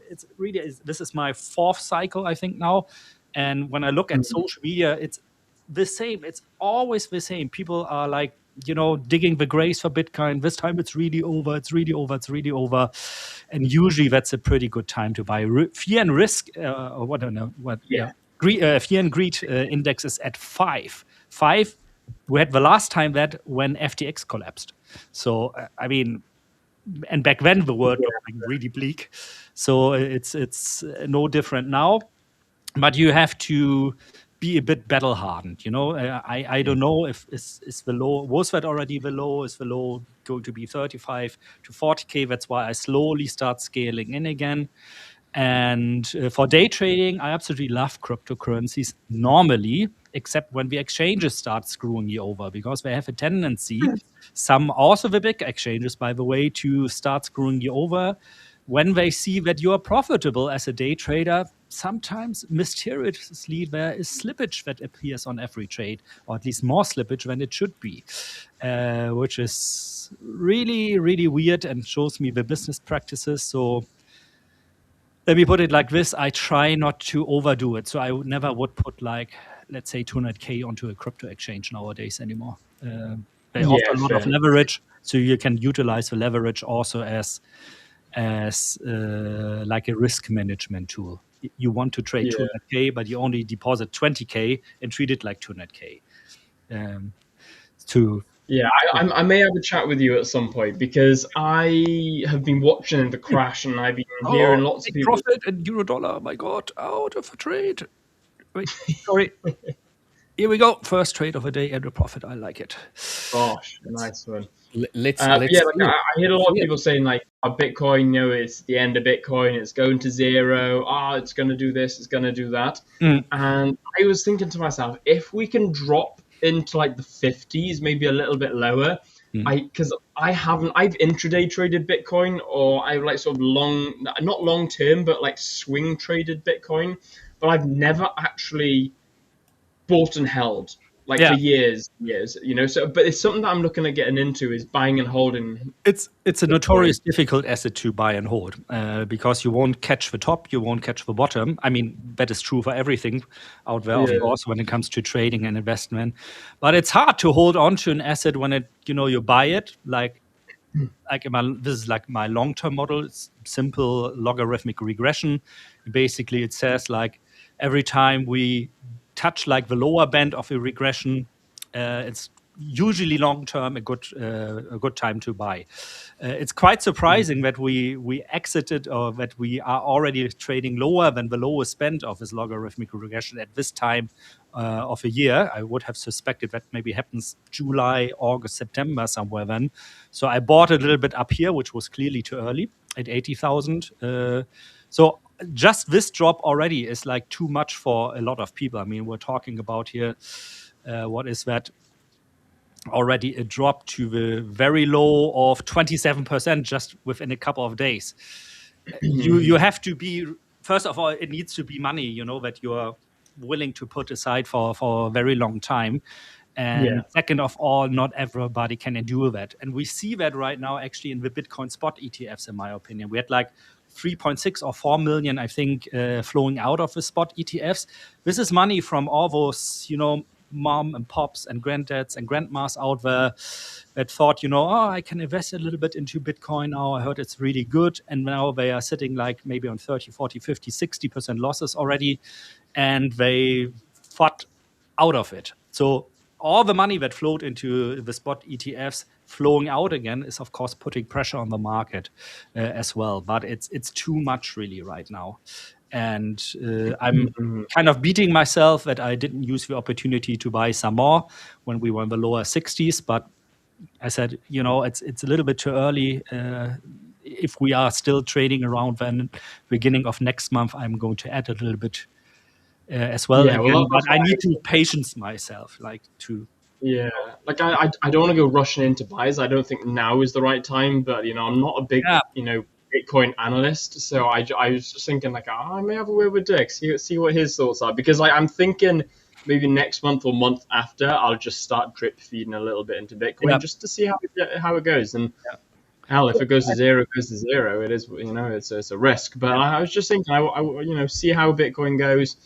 And just I may start drip feeding. I'd like to start putting money in like 50s, but I don't know. We'll see if it can come down to that. I think it can. I think we're going to be trading Bitcoin over the next couple of months Yeah. within the 50K. Yeah, and then be prepared. It's not going to be an investment anymore. That's going to give you like 10x or 20x or 100x over the course of 3 or 4 years. We are more. Mm, It's a mature asset right now. I mean, it's bigger than most bigger companies when it comes to market cap yeah. already. And but still, I mean, last time I made like what was that, like a 4.5 or 5x on it within 2 years, which is like, of course, like a return on investment I would take any day. It's fantastic, no? Yeah. And it felt really, really good getting out of a trade and actually seeing the money on my account there and having to answer questions from my bank where all this money is suddenly coming from. Yeah. Fair. uh, that was like, at least they're not used to it coming out of Bitcoin. Maybe that's why. And but yeah, it's hard to hold on, and it's the classic asset where you can learn a lot about how you react to FOMO or FUD. Because Mm. remember when we were up there at 120K to 125K, all those boys out there saying, "Oh, we're going to 1 million now. We're going to 1 million. We're all going to be rich." And yeah, the people that got rich was, of course, mainly Donald Trump. Yeah, Yeah. it. Fair. Yeah. Anyway, guys, I'm gonna have to love you and leave you. I'm going to have to shoot off, and I'll see you guys in about hour and a half, give or take. All right. Have a good one, mate. So awesome stuff, guys. Thank you very much. I'll see you all in a bit. Bye bye. And thank you, William. I think, Thank look, you very much, Will. I think Yeah. LJ is probably going to join us soon too. Yes, LJ should be joining us soon. I think he's just struggling with one or two things in the background. Typical Mondays. Yeah. I was Haven't like, used the streaming setup in a few days, and then all of a sudden, doesn't want to work. yeah, especially with this software, it can be a little bit tricky right now. Yeah. I'm looking at gold a bit right now. It's like we had a nice gap closing here this morning pretty quickly. But you know what I don't like about this, at least from a day trading perspective, when I compare where like the regression bands, so to say, or regression lines, it is, or standard deviation lines to be more precise, on a Renko chart. So the type of chart that doesn't add noise to it, that just purely price based instead of time and price based are. We are seeing still an uptrend. However, on the very low time frame, which is the minute, we are seeing a downtrend. And usually, I like to stay away from something like this. I rather want it to be aligned, which is why, for example, earlier I took the trade on euro dollar simply based off the fact that we have a nice uptrend on the Renko chart and we have an uptrend on the 1 minute euro dollar chart also. So I took a buy down here on this one with the intention to sell it once we go to the 0 sigma up here. Why down here? Because we have the 200 EMA also running as a support here. So I can actually place if I would have placed a stop loss, I didn't because I managed this one over position size more. And but you could have placed a stop loss like just slightly below this. But since both of these align, like the long-term or longer-term picture, if we want to talk about long-term, of course, when we're talking about day trading and scalping the market, aligned nicely with what I see. So kind of the price pressure moves into my trade direction because, and it's nicer also if you like to work with those standard deviation bands to do so, because my exit usually is at the 0 sigma band. If I say usually, it's still also for me a very new strategy. So bear with me. The usual is based not on like super many trades yet. But you see here the gray line, the 0 sigma line, is also trending into my trade direction. And since I want to exit there, naturally the exit is also going to be a little bit higher than it would be if I take the contrarian trade. There he is, LJ, the master of disaster. Welcome. And you are muted. Yes, that is 1-0 for Richard I am. Dirk. There we go. Good morning. How are we doing? Great. How are you, man? Doing well. All right, with LJ being Good to see you in, guys. I'm going to jump out. I'll see you guys a little bit later. I won't be in with William, but thank goodness LJ is going to stand in for me for just that 1 hour where we're doing some stuff in the background, which yeah, the stuff in the background is gonna be pretty good. Anyway, we'll see you guys a little bit later. Dirk and LJ, adios. I'll see you Adios. guys. See you soon. Sure. Bye-bye. See you later, mate. Ciao. Yeah, man. How was it? Morning. Yeah, good. Busy Friday last week in the market. A bit. That was fun. You know. A bit. That was fun. I've got a bunch of bits and pieces that I've collated. We can run through all that. Last Friday, where we are now, the whole bit. I want to know, did you trade on the Friday? Last Friday, not, because I was out and busy with my wife and my daughter. And I was a bit sick also. Hold on, just... Because I was wondering about, for instance, like Bitcoin in particular with the dip. Yeah, like I just said said it. What did we hit, like 59? 58 actually. Somebody just mentioned was the low, and I said I bought some at 79 actually already for my long-term portfolio, and I kind of missed the train like on the way down, because for sure at least at 60 I would have added some more, but I was like out, and I have the habit nowadays to not really look at the markets when I'm out, so I don't make stupid decisions just based on an impulse. So I didn't, but that's okay, it's like, I think eventually we'll see prices like this probably again. If not, it's okay for me as well. But we are for sure, for this time of a cycle, of a bear market cycle, a bit too low already, in my opinion. And it's due to all this money that poured into spot ETS pouring out now again. It's so funny. It's something I mentioned actually in the beginning of last year. I said, well, as great as it is, all this money, coming in from retail investors into spot ETFs investments, from institutions also, be aware those are not people who are like kind of seasoned already when it comes to investment of crypto, and who can shrug off losses of 50 or 60% because of a hard belief, it's going to eventually come up again. They are going to fud out of the markets, which is something we see because, look at the fear and greed index at 5 now. FTX was the last instance where we had that at 5. It doesn't, when it comes to sentiment, at least, it's not cannot get any worse anymore. Yeah, these guys they don't have diamond hands, right? Yeah, really. Yeah. And when we say, or at least when I say diamond hands, I'm really talking only about Bitcoin. My long-term portfolio doesn't have any, for cryptocurrencies, has never had anything else than Bitcoin.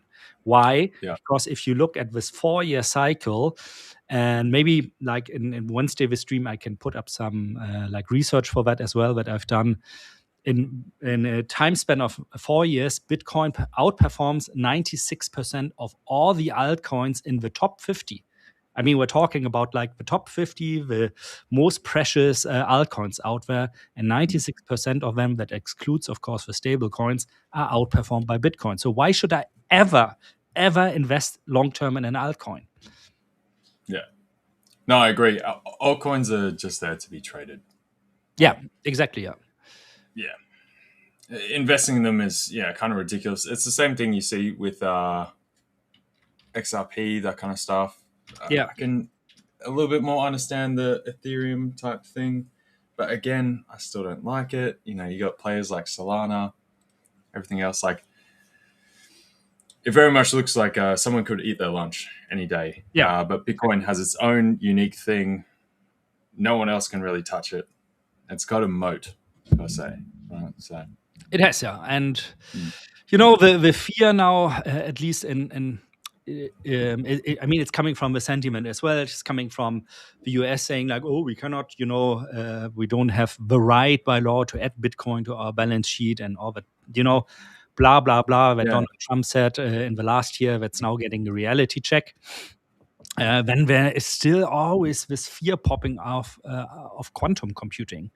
Everybody always thinks like, oh, quantum computing is just around the corner. It's not. It's not. And if it were, let's just pretend, somebody manages to have a quantum computer that is able to crack those 256 SHA encryption that Bitcoin uses, then Bitcoin is the least of our problem, because what's going to happen first, they are going to crack traditional banking and siphon off all the money. And then if that happens, we have other problems worldwide to deal with, which probably is going to be, where do I hunt for rats tonight to have something to eat? And this is like a nuclear apocalypse when it comes to the financial system. So Exactly. it's really an argument that doesn't count for me. Cybersecurity just goes in the bin, right? Yeah, exactly. Yeah. So exactly like you're saying, you've got way bigger problems. You could be shutting down, power networks, doing all sorts of crazy stuff. Like, why would you focus on attacking the Bitcoin network?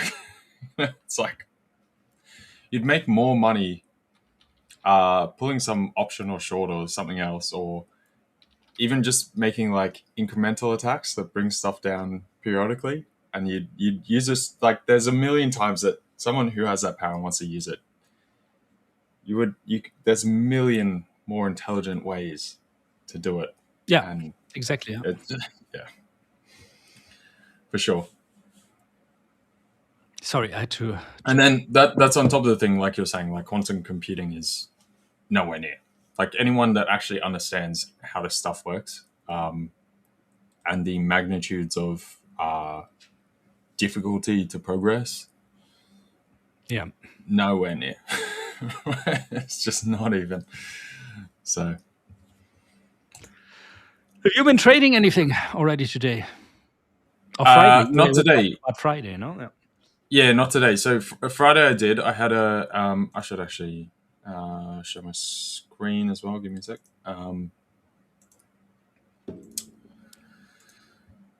So today, no, but I did have Eurodollar trade from last week, which the TP for that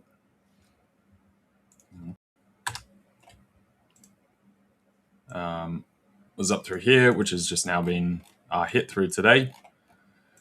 I did have a number of back and forth trades on the Friday as well, which some good, some bad with the kind of volatility, looking for some kind of bottoms through here. So some of these trades on the Aussie, they did come into a nice amount of profit. That guy, TP, this guy, yeah, nice amount of profit, ended up coming down, hitting stop. Then I bought from the lows there. Juicy profit on that one. Tried to take another buy. Coming into the end of the week, I thought we'd actually slow down through here and kind of consolidate into this higher range here that we broke through. We didn't. We took another push down. I bought by the lows here. That took another leg down just before end of the week.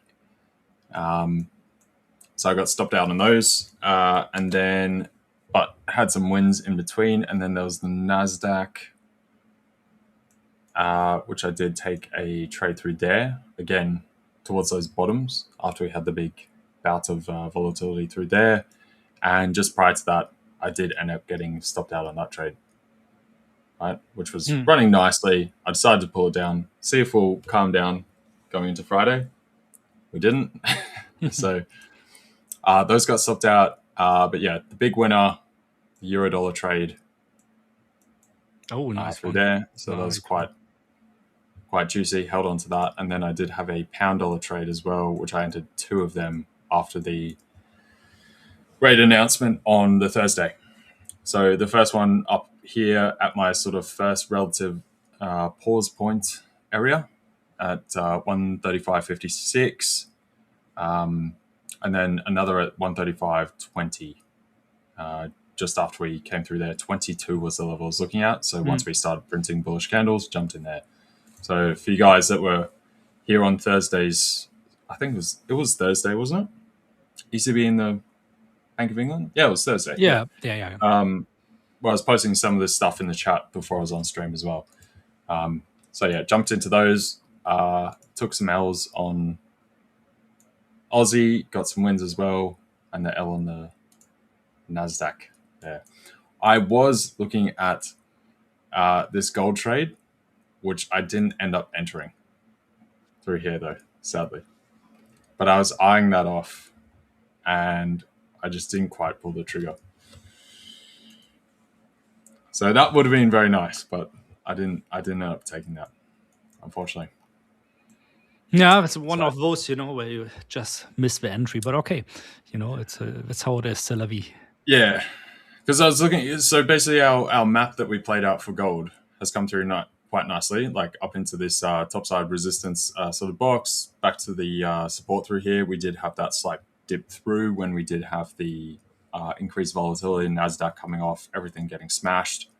We then recovered, and we've made a full return up to the top side, which again is exactly where I was looking for here, for us to get a slightly lower high. So this has played out very nicely, but I didn't catch that bottom through Asia, my time, on the Friday. So then once I was looking at it, we're already part of the way up. You're coming into the end of the week. We didn't have NFP, a lot of chaos. So I was a bit hesitant. I already had some of the other trades running, so I didn't want to stack it too. Yeah, it felt deeply. also for me on the Friday a little bit like, are we going to see in the last trading hours a bit of cautiousness again, like profit trading, profit taking again? When I looked in the evening, I was like, don't enter positions that you missed maybe today. Probably last half hour we're going to see some profit trading, profit taking. But in reality, we didn't really. The market suddenly changed again from total fear to being bullish, and everything is okay again. Weirdly enough, with the exception of crypto. Yeah, that's what I thought as well, especially with some of the Iran stuff. Yeah, was very vocal through the Thursday, Friday. Which I thought that, given the prior kind of indiscriminate selling that we had, often that's enough just for people to kind of, again, like you're saying, press on the brakes, at least for the weekend. And then normally on the Monday or something, Monday, Tuesday, you'll see massive relief rally, so long as we didn't have anything pop off, right? But instead, we kind of got that on the Friday, had a lot of the runs. Out of all days. And then coming into Monday, it's been relatively quiet. Obviously, we did have and that was the other thing, the Bank of Japan over the weekend. Sorry, not Bank of Japan, the Japanese government, the election. Now, that one was also pretty obvious. Polls were pretty clear it was going to be a landslide anyway. But nonetheless, given financial assets, that is a very highly strung asset in general, just the yen in general, Japan in general, as well as its sort of branches to other financial assets. So I would have thought we might have at least had a slight pullback on risk. Yeah. But we didn't. So go figure. That's amazing how fast the markets change their opinion, from risk on to risk off nowadays. It's really sometimes just within a couple of hours or minutes. Yeah, I always say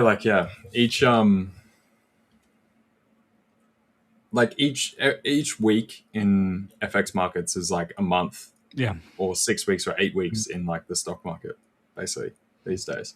Especially, I'm saying that as somebody who's used to, or who kind of grew up with FX volatility, like late 1990s, 2002 through 2005, and back then you were like already, when you had like 0.1% moves on a day, you're like, oh my my God, crazy volatility. And now it's like nothing. I think I talked about this in our last live stream as well. But it's a whole different thing nowadays, really. I think I'm going Yeah, too long definitely. on dollar again.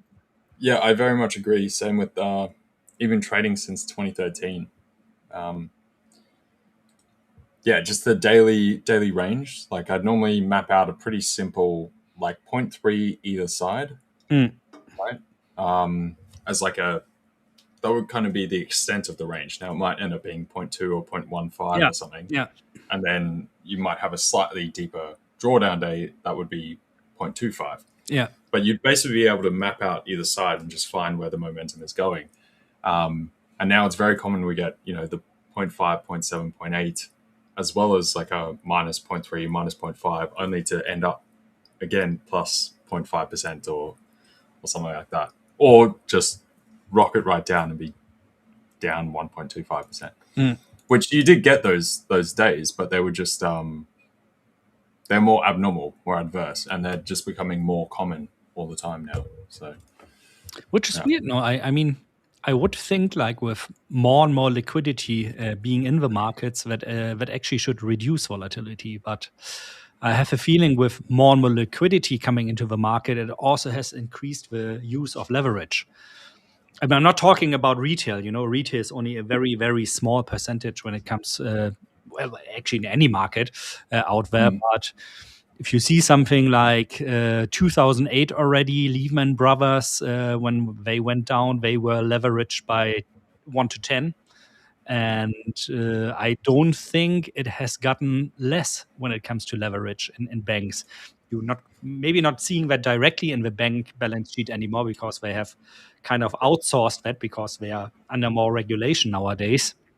But yeah, I mean, look at somebody like 2008 Michael Burry, was also Yeah. leveraged like crazy. Not by the notional amounts, but he, of course, did everything with credit default swaps, which were still something very new back then. But like highly leveraged. There's this one famous scene where one of his investors asked him, "So how much do they cost?" And he's like, something like, "Oh, they cost us like, I don't know, 5 million per month. We are losing on them if price doesn't move." And then On the investor says, "So swaps. basically, you tell me, like in 2 years down the line, if nothing changes, the whole money of your hedge fund, which was like 500 million or something back then, is going to depleted just because you're stubborn." Yeah, dude. Yeah, it's a crazy trade. I don't know. Like people say, like, oh yeah, he did it. Like I gotta say, it was pretty. I don't think it was actually the smartest No, it's trade at all. insanity. It was insane. Right? Uh, Yeah. absolutely insane. But yeah, and 9 times, you're going to lose all of your money. We don't hear about people like this. And we, of course, only hear about the person who managed to pull this trade off. Yeah. And I think, like you were saying, yeah, since that time, like obviously regulations have compressed earnings in some areas, amount of carry that banks and prime brokers and stuff can get. So there are certain players that then they are basically extending more leverage, and you've also had a certain degree of consolidation of the banking sector and the whole thing since GFC. So I think it just becomes more concentrated as well. And yeah, there's the other also weird aspect of trading markets, finance, all that kind of stuff. The more efficient markets become, the more random the price action is. Yeah. As well, right? Which is a weird concept. Most people hear that and they're like, "Wait, what?" Right? But yes, the more efficient a market is, the more random the price action actually is. So, yeah. I gotta ask you though, Dirk. Like we were saying before, what trades are you in? Well, What are you in? I'm buying euro dollar right now. Bought a little bit at 1861 and 1858.5 right now. And I'm scaling into Bitcoin a bit right now. Where did I buy Bitcoin today? Let me see. I bought at 69,807 and at 69,185. Pardon me. Nice. Yeah, let's see. Small positions, especially in crypto, because I need to adjust really to the volatility there. Might be, let's see if we see 68.5 in Bitcoin. I might add a little bit to that position. So these are for trades, not for like your. No, these are like Long for holds. really hardcore scalp trades right now, Yeah. especially in euro dollar also. Bitcoin, I won't care so much if it goes down a little bit further. I'm just going to hold on to that. In euro dollar, I'm trying myself out as a scalper now because I was like intrigued a bit about the question we got. I think it was like 2 weeks ago or something. Why don't you show scalping action? So I thought, like, yeah. Let's see if I can find some edge if I align like longer term Renko based standard deviation band with 1 minute or 5 minute standard deviation bands. And on paper, it looks quite good, but I'm, on a very small scale, giving it a reality check right now because it's also a strategy where you need to pay a lot of attention, intention also, but attention primarily. Yeah, I'll have to get a scalping account up and running. Yeah, I got like a 20K Fivers account for that, which I bought, which I actually intended to use for a different trading strategy, where I last minute found out that the edge I thought was there is all smoke and mirrors, which was the option trading strategy, by the way, because I based it off wrong data, clean data, but wrong data, Y finance data, which always doesn't show you the high and low. They use mid-range data. So you always had those 5 pips there that you got in worse than in the back test, which totally destroyed the whole edge. Of course, happy that I found it out before actually investing money into that, because that strategy looked awesome on the paper, really one of the best ones I had in a long time. But it was not realistic. So I thought, I have this account right now. I don't want to let it go to waste. So I can see if I'm a good scalper. Probably I'm not, but let's see. You never know, right? And so this is like what I'm currently in. This was the trade earlier. So I got in there, which was the 2 Sigma band at the time I entered. This was the 3 Sigma band at the time I entered. So should we see a drop now somewhere below here, I would enter at the 4 Sigma band and try to trade it up to the 0 Sigma band again. And I'm trying to kind of translate this into a risk management technique. You don't really see what I drew there, I think, no? I think your my screen is frozen. Can that be? Your mouse disappeared or something. That's weird. I mean, the chart's moving, but we can't see. You don't see the drawing on there. That's so weird. So basically, here, I also cannot see my mouse. Here, can you see that?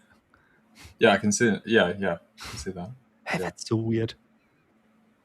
It's like our software again acting up a little bit. So I have actually drawn something on this chart for you guys to visualize it, which you cannot see for whatever reason. It's just so weird, really. And it's really it's a little bit like for me like a gamble. I haven't backtested this. I haven't done any research. I'm just living off the hypothesis here. Renko chart, like the time cleaned Renko chart that is just price base is looking up at the moment. 1 minute is trending up according to the standard deviation band. So I want to enter on the negative sigmas to trade into the longer term trend direction. Does that work? I have no idea, guys. We'll see within the next couple of weeks whenever I have time on my hands to trade this. And on the 20K account, I start basically with a 0.1 lots per sigma band.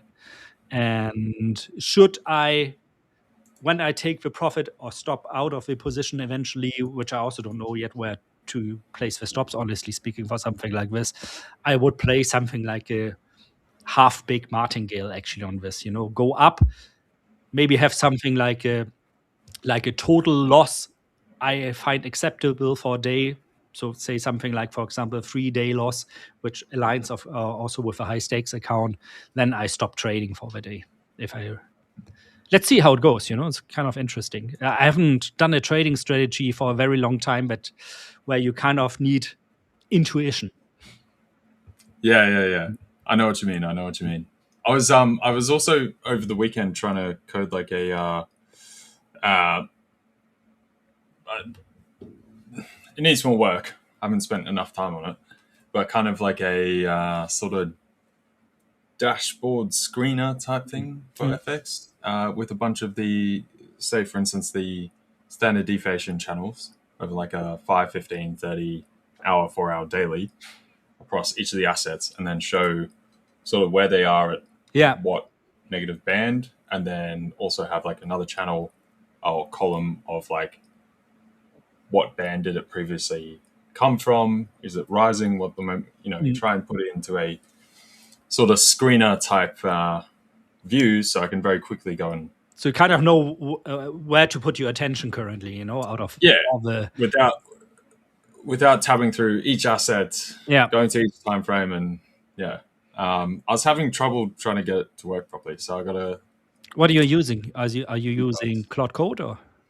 No, I was using Gemini because I don't have full Claude. Gemini, I ran out of tokens when I was using it. Claude, Anthropic just released Opus 4.6 last week. Yeah, which is insane. I have like this. I cannot talk about the details of this project because it's not trading related, really, and I want to keep it secret because it's something very new. Nobody has done, in my opinion, at least to my research. And it's a very big project. It already has like over 100,000 lines of code, and that is probably just 5% of what it's going to be in the end. And really? So I coded some of it by myself. Some of it, obviously, also I use Claude Code, Opus 4.5. And when Opus 4.6 came out last week, I started using it. And the first thing I did is like, hey, this is my code base right now and my project structure and IT architecture. Have a look at it and just, tell me what you think about it. And then it started like thinking for about like 20 minutes, spawned all those sub agents like that are specialized in reviewing like certain things like your documentation, your code base. Do you have like spaghetti code somewhere in some files? And then it came up with a list of 20 things like to improve. And I just told it, okay, you do it, auto edit, which is a dangerous thing normally to do. Just go ahead and do what you want. And then it took like a half hour and it totally refactored my code base and everything was working. There were no bugs. Normally, I'm used to when you do something like this, there are going to be bugs somewhere. But no, it perfectly nailed everything, which is insane. It's like because when you ask it for projects like this, it's like how much time do you think this is going to be? Then it normally asks you back like, okay, how many people are you? Are you a solo developer?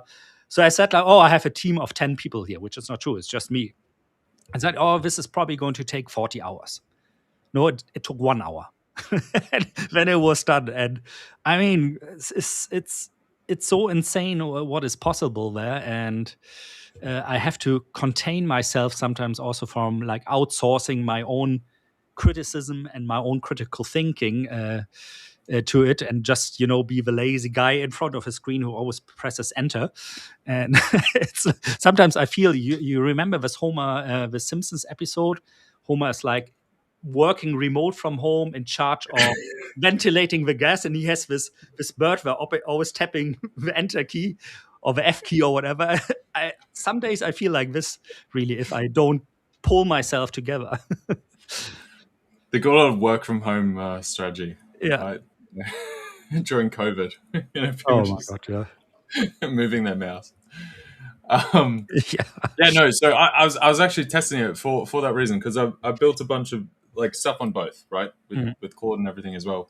I ran out of tokens before. I need to upgrade to like the top tier version at this point, I think. It makes sense. No, I don't use the API because I'm afraid my token consumption is going to be too high, and I'm going to end up paying like thousands of dollars every month just for projects where I don't know are they going to eventually create revenue for me or not. So, but I am on the $200 Claude or Max plan for Anthropic.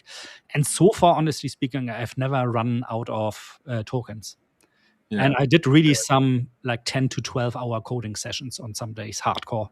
Yeah. So either I'm doing something wrong or Exactly right. it's just, tailored exactly to what I need. But for me, it's like $200 really well invested because it saves me so much time, especially on fundamental longer term analysis where I want to look at correlations between certain economic indicators or certain markets, how they changed over time. That was such a pain in the ass in the past, to sit there for hours and hours and coding and do it in Python. And then usually I get confused about if you have different time zones, how to align the time zones, how to sort dates and in the right direction. It was a pain in the ass. I was able to do it, still am able to do it, but I'm not willing to do it myself anymore because it can be done in such a faster and more efficient way with Claude Code. If you stay still critical, don't believe everything that comes out of Valve, obviously. Yeah. All right, I've got a couple more things on that, but we'll work around here first of all. So, Alex, dude, with this trade, very nice, I will say. So, I got part of it on personal account. I missed it on my prop accounts, but I was looking to short the Aussie from up here. So that's the original I took with my personals, and then as you guys saw me coming into stream, I was trying to get some stuff working up. I missed the next entry sort of through here. We started coming down much quicker, I thought. So I do like this. Now, from here, I would expect a bit of a bounce, right? And then I'll probably be looking to reshort from there. We are getting pressure on the NASDAQ once again, which has helped draw the Aussie lower. So typical risk-off correlation right there. As you can see, at the same time, we got euro dollar still sitting at towards the highs, and same with the pound. Still sort of consolidating, sitting in this kind of mid-range up here. So yeah, I do like that from the Aussie perspective. It seems as though the scaries, as far as the stock market, are not quite fleshed out just yet. So at least until we get to one of these lower bases as like a reasonable buying type standpoint, risk reward standpoint, then yeah, I think Aussie dollar shorts are quite good for the meantime. So, I mean, we've also got further chatter of, as far as the Aussie, the rate hikes going on. Potentially another rate hike in March. I don't know. What are you guys doing there, really? Any sense in the world? And potentially another one after that. There'll be 3 rate. Like, what are we doing? It racks my brain, honestly. But yeah, so we did have this earlier today as well. So Aussie dollar buoyed by China US Treasury report, high gold price. So Aussie rose in part. Obviously, we had the broader cross correlations as well with the dollar yen coming down. So it's not fully just to this, but this is part of it as well. So China did urge banks to curb US Treasury exposure through this week. So hence the Aussie has lifted through that. And then you also did have one of our biggest pension funds. So here, what is called a superannuation. Basically saying the Aussie dollar is undervalued. Now, superannuation here, all of these funds are massive. So when they say something's undervalued, it's not just like a fringe little company saying it. Like there's trillions of dollars moving around through here. And right now, they're all completely exposed to the US dollar. They're completely unhedged, the Aussie. Oh. So therefore, if you just had the pension funds coming in to have to hedge some of that exposure, I did this math. I think I even spoke about it on stream like 7 or 8 months ago when we're at about 60 something cents. Technically, to cover that would take the Aussie up towards 80 cents, right? Just by them hedging. Now, they're not going to full hedge. It's going to be partitions, blah, blah, blah. But the point is you already have the commodity uplift. You have a bunch of all the positives for the Aussie, this potential specter of more rate hikes, which I think is silly, but regardless, they're doing it. And then you've got the pension funds here doing the same. So it does give a bit of a lift kind of carry going forward. 69.33, you reckon, Alex? I can't say we'd go that deep. 69.33, that's like all the way down to the kind of big scaries from Friday. So you gotta pretty much take like this whole portion just here as kind of like a arbitrary degree of price action. It's very high velocity, risk oriented. Aussie dollar is high beta. So the only way that you're going to get down there is if we have equivalent event. Now, we've already had the big scaries last week as far as indices and stocks with the whole tech, SaaS type elements. We had a couple other various bits and pieces with the lead on from the new Fed chair being that slightly more hawkish, so that gives a slight dollar positive element. There was no one big catalyst. It was like a basket of small catalysts all sort of wrapped together, and then you just had the market primed for a sell-off to begin with. Right, so I would very much doubt that we get there. The Aussie dollar definitely has a lot of wind under its sails, under its wings, I guess. So I would say you get some kind of move down into here as max, and then we actually take another lift off higher. So that's what I'd be looking for from there. So yeah, don't count on it going quite that low. Right, these were pretty aggressive moves overall. So yeah. The final things I was going to say on the coding stuff is that, yeah, I was now trying to cross compare, because I have done a bunch of stuff with Gemini and with Perplexity that were quite good. And so hence I was trying to do it there just before I jump into the new Claude update and basically cross compare how much of a difference there now is. Because I have had a lot of good results from Gemini, especially for bots, in particular for CTrader.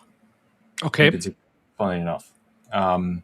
So hence I wanted to see how that went, but I haven't tried coding like a kind of webhook, web page kind of screener type thing. So I was just trying to play with it, see where we get, and then see if it's rubbish. Over to Claude or Yeah, I mean, by the end of the day, it's supposed to just help you, and make your life a little bit easier. And this is something like, oh, I need an overview for this, like to kind of get up to speed, for example, every morning. So I have for example, a routine where it pulls for me all the news and condense them that happened since I left my desk.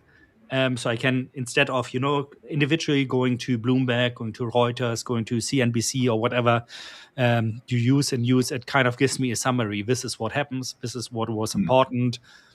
These are like the assets that stand out in terms of movement.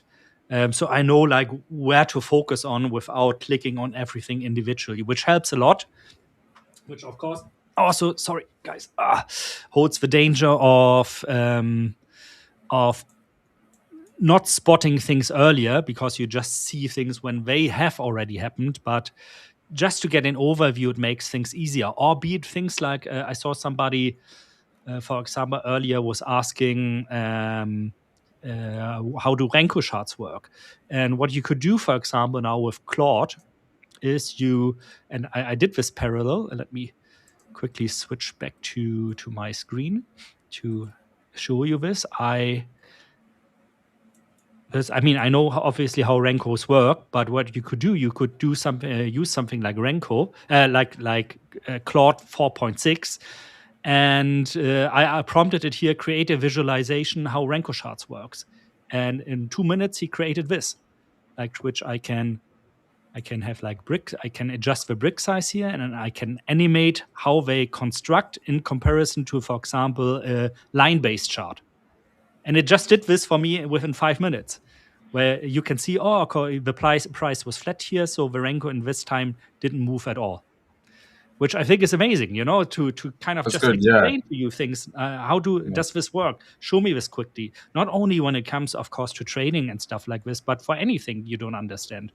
You might as well prompt it now. I don't know. Show me how the double slit experiment in quantum theory actually works, and what that means for myself, and it will create something for you, which is awesome. I wish I was would just have thinking said about something that. like this, back in school. I mean, we can do that, and I'll switch back to your screen and let it work a little bit on that, just to see, what it comes up with. Yeah. So, I mean, I was thinking about this weirdly today about Oh yeah, just weird thoughts of the future, and like thinking about when I have kids and stuff, and thinking about school and how you teach them, or just bring them up well. So I don't know, just a random thought. I'm not about to have kids or anything, but it was just a random thought. And I was like, dude, you could just code all the best stuff for them to actually learn all these things. The problem is when you have kids, are they willing to learn that? I'm going through that with my daughter right now. We were on holiday, and I mean, she's really good at school. She's turning 8 now. She's good at school, but she kind of has the same mindset that I had at her age, which meant like I know everything already, what is supposed of me, but I don't want to go beyond that. I'm lazy thinking of problems I don't know yet. And so they have this app where they can do some math, and if they're good at it, they get some more advanced math. And she's like super lazy doing that. So we had this discussion going back and forth. Hey, come on, you should do that. And then as a parent, you try to be reasonable, it will make things later easier for you, like 3 years down the road, whatever. But talking to an 8-year-old about 3 years down the road it's of course a little bit nonsense in hindsight. But I also romanticized a bit about all the nice things you can do for your kids, to show them stuff, to teach them stuff. The bottleneck is always, are they willing to consume it? Well, I guess that's where you put the incentive structures, right? I mean, I used to get, for every A I'd get, you get like a certain dollar amount, and then that would allow me to go out and buy like a pack of like Pokemon cards or Dragon Ball Z cards. Absolutely, yeah. Like Beyblades or Yu-Gi-Oh or something, right? And then so I'd be like, I already enjoyed doing it, right? I enjoyed learning. I was getting A's as is, and so for me, I was kind of like, awesome! Now I'm getting something for doing it. Like, you are like, a rare breed, man. But it was one of those, like, I guess, rollover incentives that there's already momentum there, and you want to fuel it, like fuel the fire. Yeah. That's the thing. I know she's like naturally nosy about it. Like, for example, I'm talking German to her. My wife is talking Chinese to her. And my wife and I are communicating in English. And so nobody has ever spoken direct English to her, but she picked it up anyway. So she speaks English at a good level, like my wife and I do, just by listening to it. And she surprised us like 3 years ago. Suddenly we were on a holiday and she was like talking English to somebody. We're like, how come you understand and can speak English all of a sudden? Because she kind of in a natural way, without pressure, was soaking it up by herself. Same with numbers. When she was like younger, she loved watching YouTube videos about how numbers combine. Like you had like 2 little blocks, which were a 1 and a 1. And when you combine them, there's a bigger block, which is a 2. And like a natural way of learning math. And she loved doing that. And I hope not to destroy that with my stubbornness too much. Yeah. No, I know what you mean for sure. What I was going to say, I was wondering if we could put together like a macro thing. Yeah. For this in general, like a macro dashboard or what? How do I learn stuff? Yeah, and sort of got like a tutorial base, and then some of the further databases over time. So I don't know. Interesting idea. I think that's a great idea, but of course, always depends on, is there a demand for an idea like this? I mean, guys, Yeah, let us know. how much Is that work it something? takes. Is that something you would love? Because it would take a lot of work. It's not something where you can just prompt like, create me a macro cost dashboard, make it great, don't make mistakes.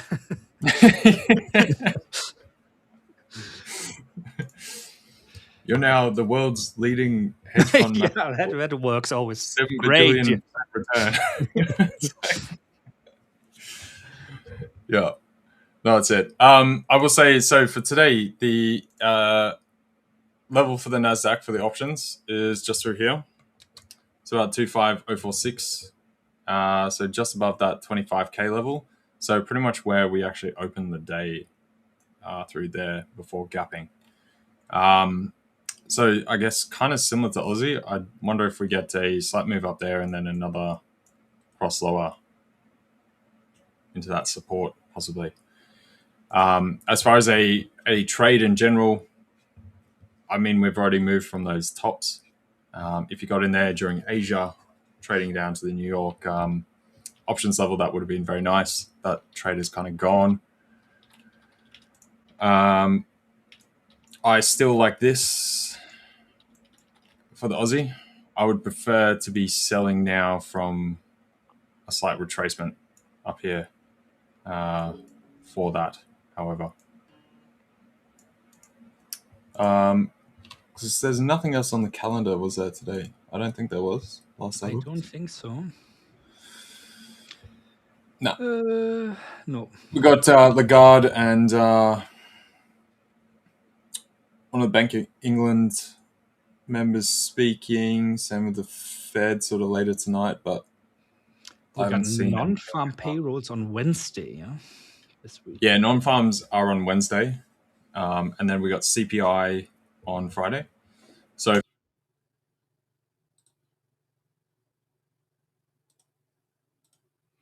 Are you muted suddenly, or is it me? Now you're back, I think. how much was I muted for? I think you started with, and then we got CPI, and then okay, we got CPI. Yeah, CPI on Friday, and yeah. So for any of you guys that were wondering why we didn't have non-farm payroll last Friday, it was because of the government shutdown. We've now had sort of bills passed and everything to open that back up, but it has delayed some of those releases. So non-farms on Friday, non-farms on Wednesday, CPI on Friday. Those are the big ones coming through this week. But apart from that, retail sales is tomorrow for the US as well.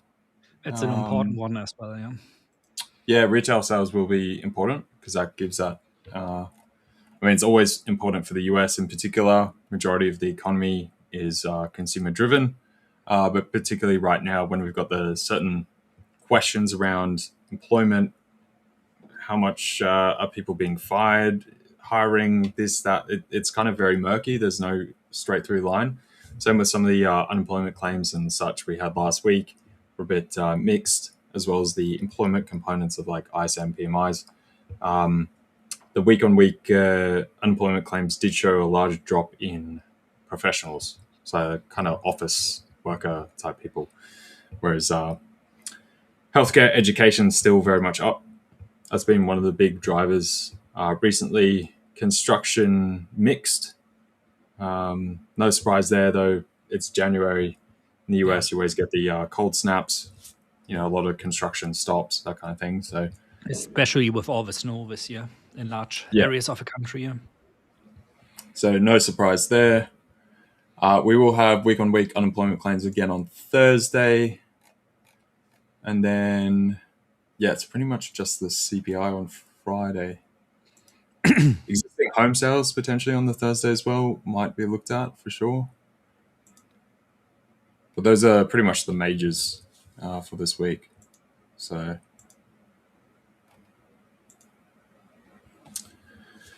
yeah, I will say I've got a couple of these other. So as well as far as last Thursday, Friday's sort of capitulation.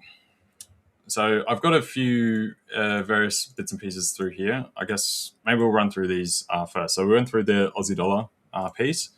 This is regarding the euro. So euro dollar longs have been larger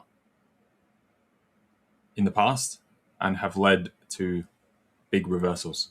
So net euro long position increased to 24 billion by February 3rd, 2023. Longs exceeded 25 billion before a rough 112 to 105 drop. The rough 122 to 95 cent fall followed an estimate of record 31 billion longs in 2020.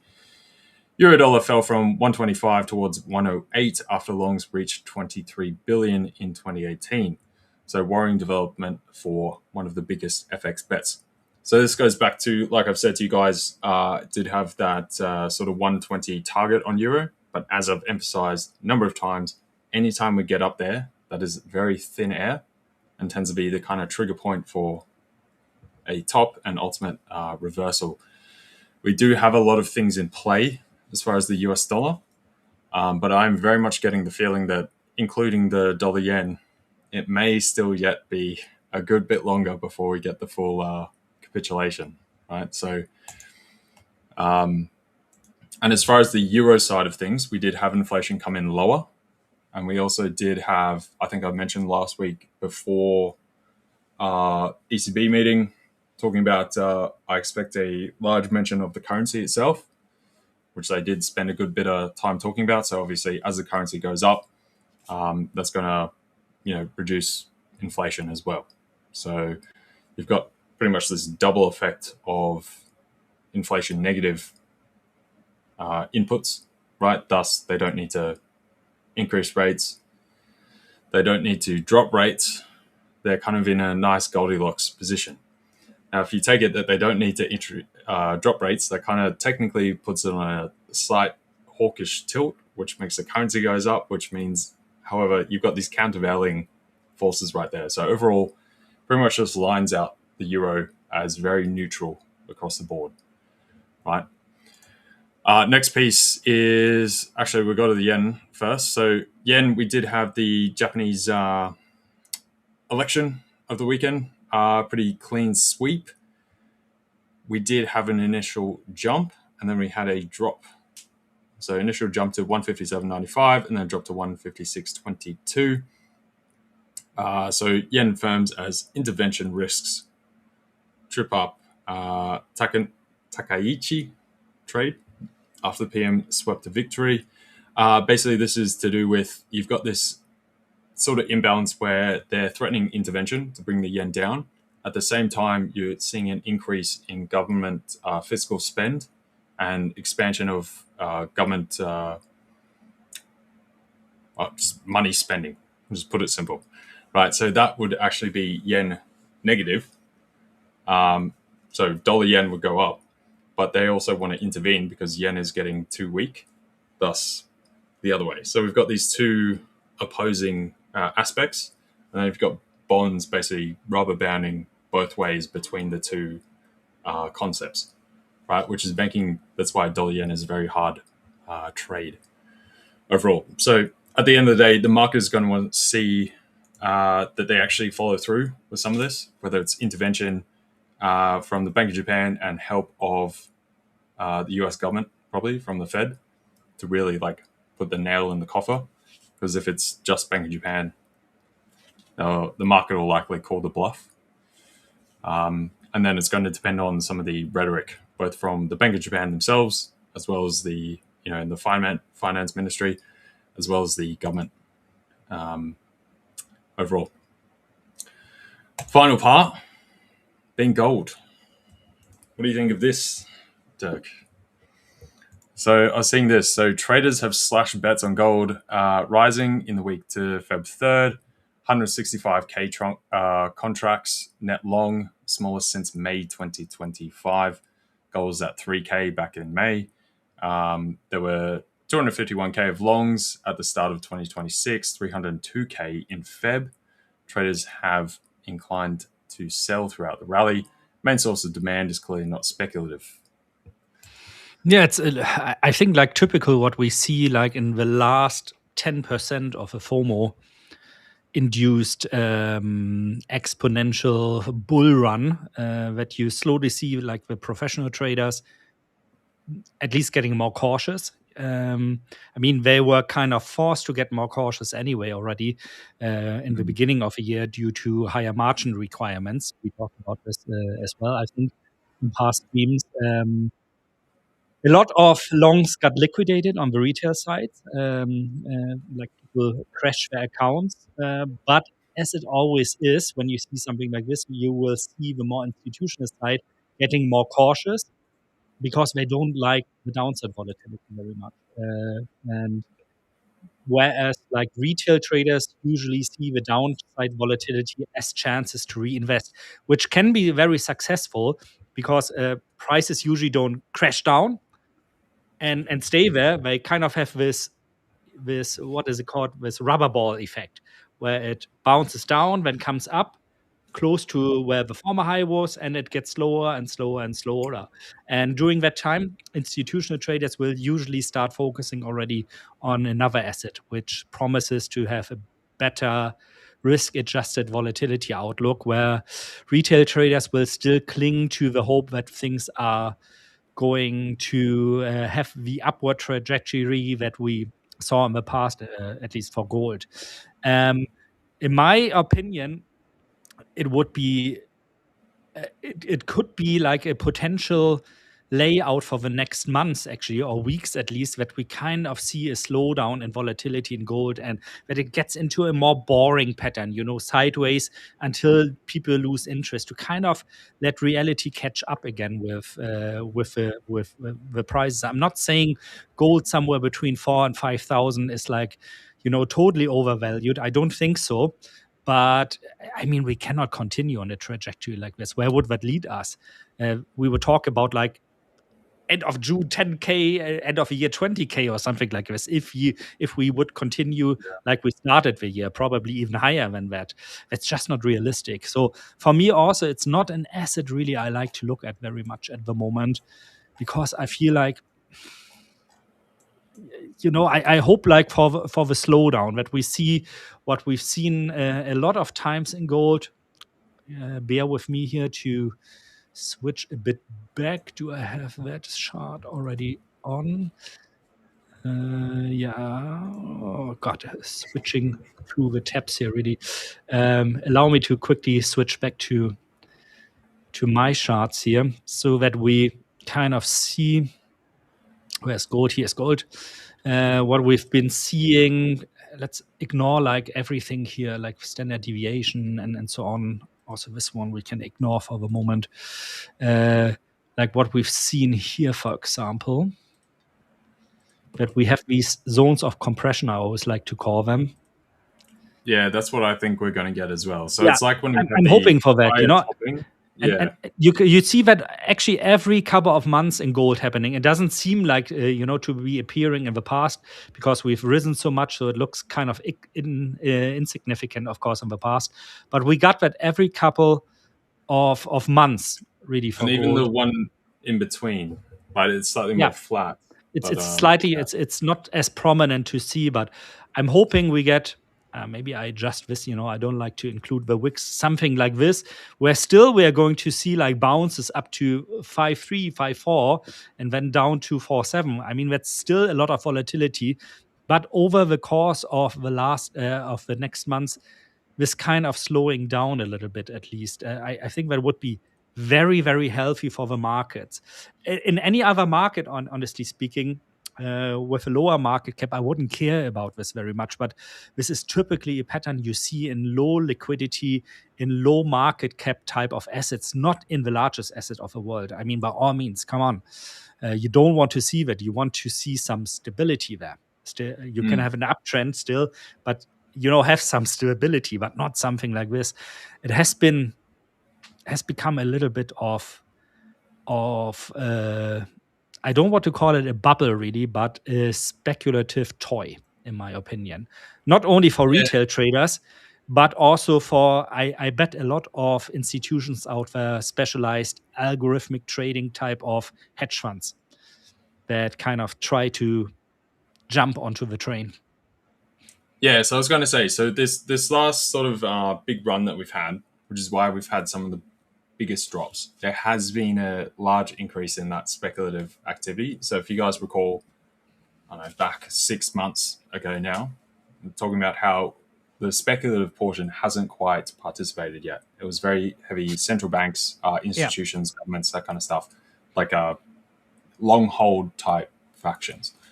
Now we've seen the speculative positioning from both retail traders, more sophisticated traders, home offices, institutions, hedge funds, pension funds, all this kind of stuff getting into it. And then a lot of that has been both on the long side and very heavily on the short side Yeah. as well. And so you've seen this large volatility increase both ways because there's a lot of people on both sides of the trade. Now, through here, yeah, definitely I would say that we get a bit of that consolidation, come back into one of those kind of pennant, skewed triangle type formations, whatever, eventually compress in volatility, and then ultimately get another drive higher. Whether that's going to come out of whatever the next eventual large geopolitical event is, if somehow we come down the line in 6 months and NASDAQ, S&P falls out of bed, tech absolutely balks it, one of the AI companies has a problem, something like that, or some other further geopolitical situation of some form, or even we get some kind of capitulation in the jobs market or US data, and then the Fed has to drop rates aggressively or pump out QE, or there's a banking problem, something like that. But definitely the direction is still up for gold, but we are back into somewhat of that consolidation phase, just like we had various times last year.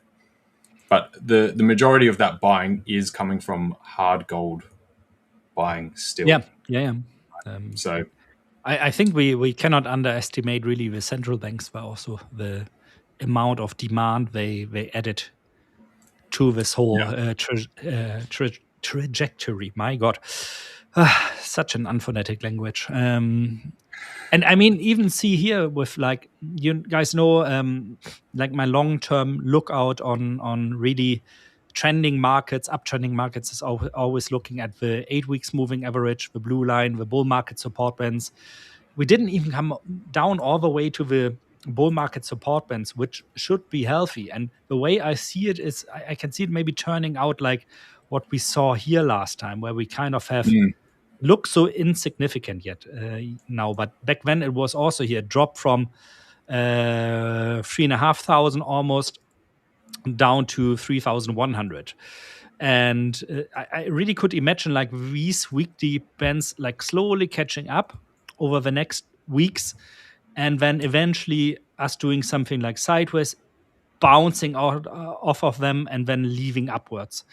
And that would be healthy. What would be unhealthy, as LJ also just said, is just higher, higher, higher, higher, because the higher we go, the lower we will fall. I mean, imagine an event like gold going to 10K and then dropping to 4K.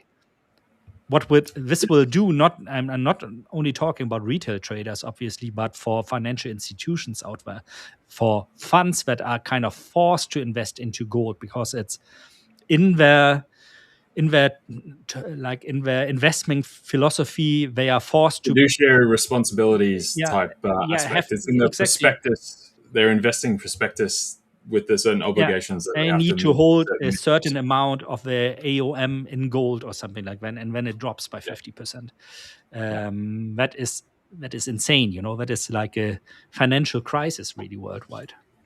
Exactly. So we're almost done with the majority of the macro stuff, guys. We're trying to get your Monday laid out for you going into the week. We got a few big US pieces going through. Obviously, we had big bout of volatility and some scaries last week. So trying to hash that through to get you guys prepped, and then hopefully you can have a good trading week through everything. So what we've been talking through here with all these pieces, basically it comes down to like positioning. So as we saw going into last week, this is basically cash on hand as a percentage of AUM. for all these big players, institutions. This goes all the way back to 1999.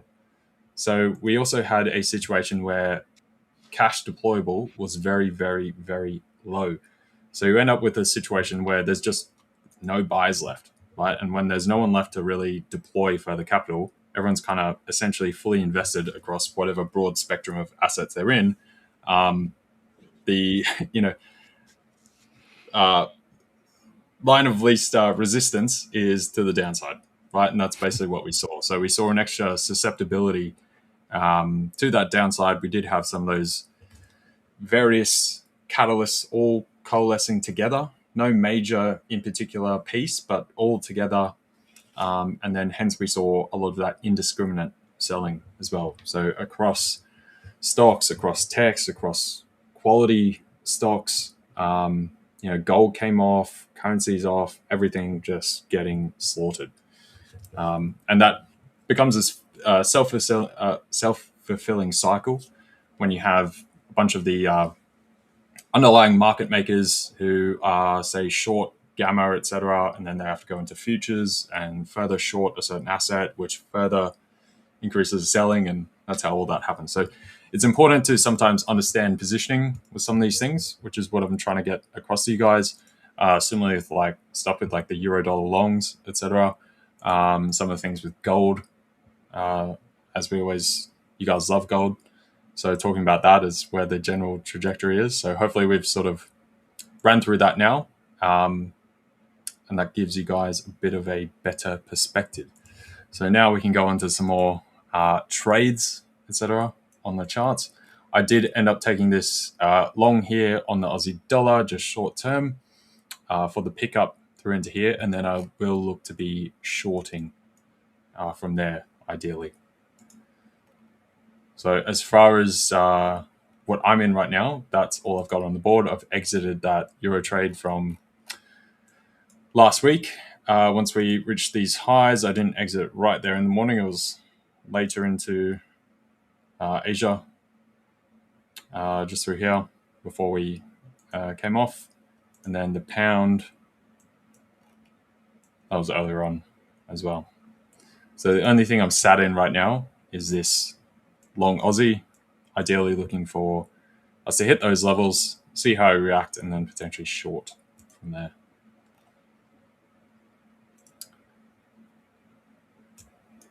Are you doing the majority of your trades in Aussie dollar? Sorry to interrupt. I do trade Aussie dollar very heavily, yes, definitely. I just always have. That makes sense, no? I mean... Yeah, because it was one of those things when I started trading altogether, you sort of want to invest in something, you're like, okay, what do I know anything about? And you start there. Obviously, I'm from Australia, so understand the economy and what's going on and that kind of stuff. And then it sort of went from there. And then obviously Aussie dollar does have that US dollar portion to it.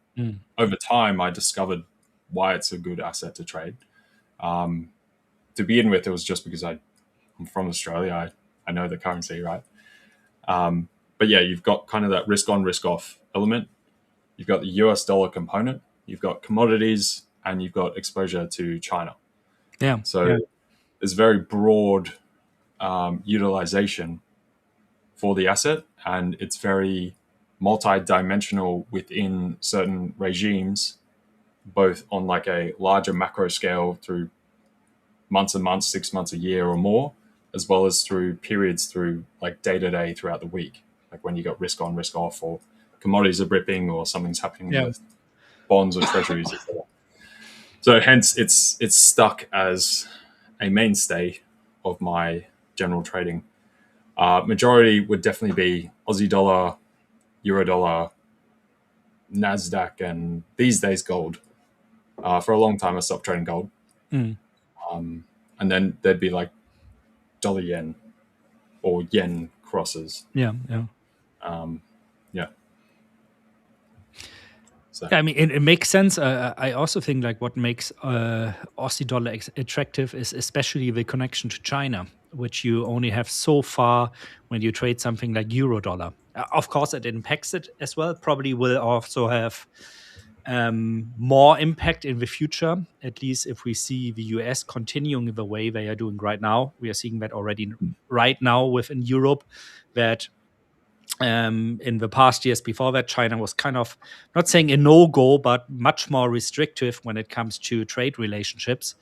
Whereas now Europe is totally opening up towards China. Same with Canada, by the way. No, it also was for them a no-go. So we might see a bit of a detachment of what was true in terms of fundamental things that moved dollar CAD in the past in comparison to the future. Always under the hypothesis that the US kind of trade regulation, trade strategy stays the same crazy as it has been under Trump, also under his first term. But now, he doubled down obviously on the craziness for whatever reason. And so I see that, like, I'm actually thinking. My question was, like, I'm thinking of putting a higher of looking more when it comes to option trading also into Aussie dollar, which is like a currency pair I haven't looked at so much because you tend to have a lot of movement also when I'm still sleeping. And I don't want to get up, like 5 hours earlier and work like 19 hours a day just to add Aussie dollar more to my portfolio. That's my question, But I see like some of the moves are very attractive, and I feel also somewhat more explainable, if there's something like explainable, but they make more sense than a lot of the stuff I see often in euro dollar, especially when New York later comes in. Yeah, it does tend to be much more clear cut, and so the only thing with options of it, obviously you've got a lot of utility aspects that it's used as like a proxy to express. So sometimes they can get like kind of mixed up.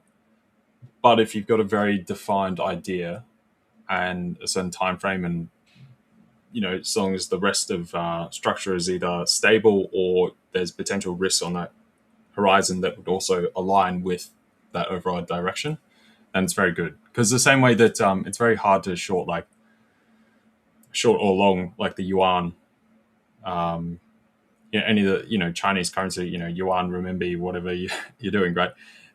Aussie dollar ends up getting used as the proxy, as that expression to the window for China.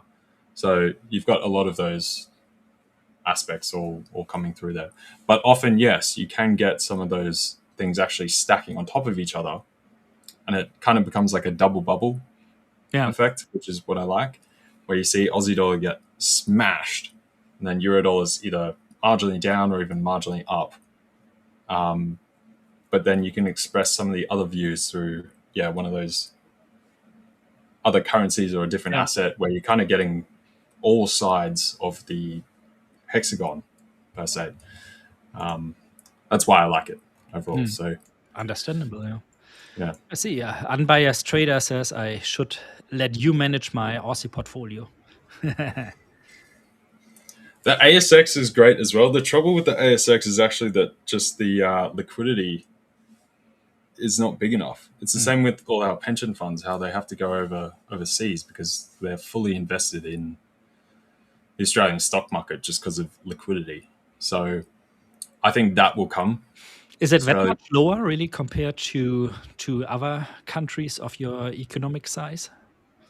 Oh, it's pretty similar, but just the same way that you can add, you add the UK, Japan, Germany, Italy, France, Singapore, whatever, add them all together, and it eventually adds up to almost the same as the US, right? It's just yeah. And so it comes down to one of those, in the event of like adverse, black swan or financial crisis where they need liquidity, and because it's the savings net of the entire country, like, it's very strict rules.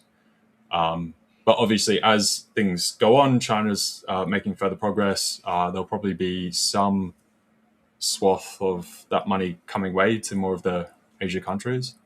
And so once you get the more liquidity coming from outside countries, seeing Australia as like, okay, this is prime, we need to be here. they'll increase that base both from outside capital and then the local input here as well. So How is that in Australia anyway? Like when it comes to normal everyday investors, like are they like are they heavily investing into stocks? Like for example, for the retirement savings?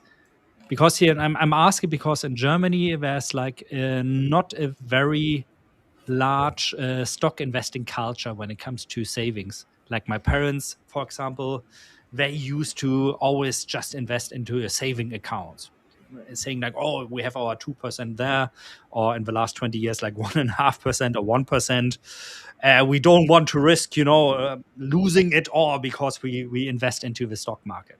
How's that in Australia? I think it's split among like older folk Mhm. where either they invest in the savings account because they remember when they used to get 10% or 13% or whatever it was, Yeah, and be like, oh that's yeah, you plays a save your big money. issue. I think so. Yeah, too. Yeah. And then you've got the others that are like, yeah, that's not a thing anymore. And they've been investing heavily. And then you've got this massive split between those two crowds, obviously, over time. As far as the sort of more working population per se, there definitely is a propensity for it. People definitely do it. Everyone's very aware of the market in general because we do have superannuation, right? So people know that 10% of their paycheck every period is going to the stock market, whether they like it or not. That's like a forced government thing. Okay, So nice. it kind of forces everyone to even just have an idea of investing or whatever, Yeah. or at least lead them to potentially looking into it more. Now, the only then portion is a lot of people don't have the excess disposable capital to put into the market.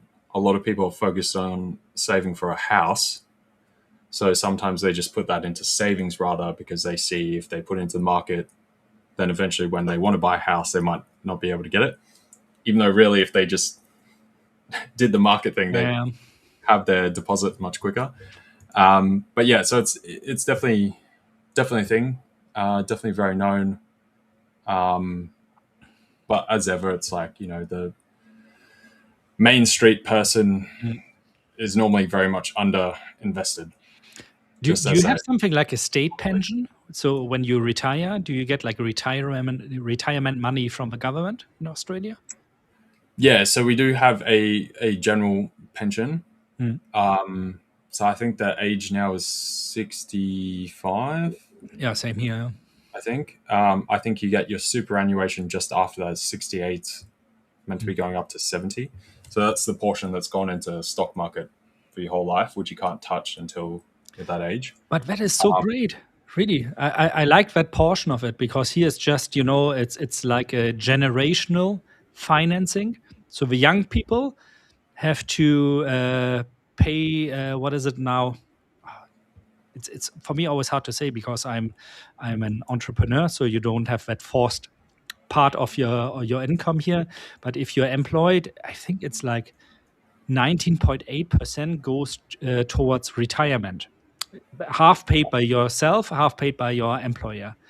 But this is not used, to build up money for yourself. This is used to finance the people that are in For retirement right now. pensions, Yeah, right? So social security pension yeah, type stuff. social Yeah, right. security pension. And this is, of course, a problem if you have a demographic like an urn, where you have like a lot of old people, but not a lot of young people, basically ending up, one employee financing two or three people that are retired already.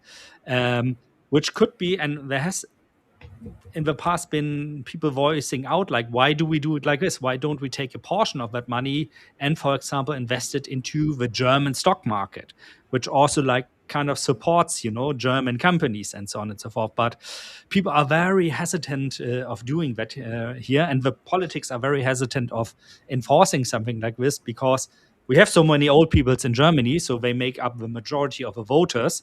So no politician, would even dare to get on the bad side of things with this large of group of people or potential voters. Yeah, that's what we have with housing. Obviously, the same deal. Mm. But yeah, as far as the so the pension thing is means tested. So depending on how much you have in assets, you'll get like a different rate, obviously. But as far as the money that's gone into super is not means tested. And depending on how you decide to withdraw it, at that age, you can withdraw the entire lump sum. And then there's like some small fees or a tax or whatever. Or you can choose to get the entire thing paid out in increments, like a kind of dividend each year, and then you pay no tax, whatever. And yeah, the entire thing is that then you don't pay tax on this, then. You don't need the pension. You don't pay tax on it. You pay 15% on it when it first goes in. Yeah. Right. But then it just compounds from there. And then there is like a 15% tax on the exit, but it also depends on certain structures that you can have within it, where you can get around some of that, depending how you shuffle some things. But because that's the thing here on the state pension, you also have to pay income tax later. Yeah, so you do as well. You pay it out of your taxed money already, or it's deducted from that, obviously. And later, when you get you get it back, so to say, after you paid in maybe 45 years or something like this, until you're 65, and then you have to tax that as well. Yeah, so same deal here. If you're on pension or unemployment benefits or anything, it's still taxable. Yeah. So if you get that and then you get a job where you got some money from the government whilst you're unemployed, you have to pay tax on the foot. Yeah, I don't know. I find that part a bit silly because it's totally silly. People trying to get up off their feet, right? Yeah. You think it's worth giving them the leeway, and it's generally just going to be a one-off thing because now they have a job, and it's not like this is an ongoing situation. So yeah. I was going to say dollar yen from here. What do you reckon? Also, you guys throw us anything you want us to look at. We'll run through it for sure. Asking me about dollar yen, my favorite asset. Yeah, well, only because we've had this sort of channel through here. Obviously, we had the elections out of the way. We've had this massive dump. We've had a bit of a recovery. We've come down again, slightly higher low there, but we've tested basically the underside of that channel through now, and we do seem to be running back off. So potentially, I mean, I feel like as far as a risk reward, just given where we are, it's not a terrible idea. Yeah, I mean, long term, if I look at the daily chart now, I remember around this time, so mid-end of January, when we saw this large cliff off, basically, and we dropped below the bull market support bands, I said, like, maybe we are seeing a change in market structure right now, but it just pulled up again from it. So I'm a little bit thinking, are we going, at least for now, going to continue along those bands? Yeah, I was going to say, so this is purely for today, because like I was saying before, I think this dollar yen trade is actually going to take a lot longer. I think we will get another push at 160 potentially as well, and only then when we get more intervention rhetoric. And at that point, probably needs an actual follow through. Yeah, the market is trying to call the bluff. I agree. Yeah, the market is trying to call the bluff on it right now. Yeah, very, very hard. So I think for now, it's to the upside. But at least maybe potentially for today or the next little bit, one final dip before a run higher is what I'm possibly looking at. Now, that does go in the face of some of the other trades I'm considering, like potential shorts on Eurodollar and Pound Dollar right now after this rally. Right, so we're sitting quite pretty on Eurodollar. We've had this big run higher. There is this higher level just around 119. That would be like sort of an ideal short area for me. So it comes into the lower wicks of this higher trading range that we sort of popped above the 120 area. Have you looked at what this would be in terms of Fibonacci retracements up there? When you that's a fair point. Let's have a look. It looks kind of like the 50% retracement, maybe. maybe even 61. Got that quite faint out. It's 38 38. is up here. Which would make sense. 38 always makes sense if you have like quite a steep trend as a retracement as the next. So to say, in this case, lower high it would be. Yeah, so that goes to the low from last week, right down here. If we have the prior low, though, that 38 almost lines up exactly with those wicks. So that's what I had originally had actually looked at that. And this section just comes in very nicely around 119, right? So ideally, that's what I'd like to see. Now, price action is holding up pretty nicely up here through today. After the gap high, we did have the dip lower, sort of relatively close the gap, and we are holding up nicely through the end of Asia into London. So potentially we do actually get that final drive higher, which would then see the pound as well. My original targets on these trades were up, for a bit more of a full retracement towards 137. Decided to jump out of them because we're stalling out through here. The 200 moving average on the 30-minute, which is the 100 moving average on the 1 hour. But you've got the 200 coming in just up here. So ideally, I'd like to see this have a further push before shorting it after that. So I think we need to change this color from purple. Go for a new color for the week. What haven't we done lately? Or let's just go a very different color to purple. There we go. We'll go back to the kind of aqua. These were when we were talking last Thursday, when we had the Bank of England, this was where VWAP was sitting on the daily. So we're just sat around the top of the daily VWAP through there. So that was the top line, midpoint, lower band. So we did get the bounce off the lower band through there. We can now get rid of those for the time being. And we do have this relative little trend lines down through here. So I do expect, or would like to see, that to be broken, get an overshoot up towards that 200 there, and then come down. NASDAQ, we can do NASDAQ definitely. So let's zoom back in through here. So for the NASDAQ, the options level today for the 0 days to expiry options are here at 25,046. That comes in with this. So the probability distribution here. There's the options at expiry for New York. Why these relative is because you get a slight gamma pull.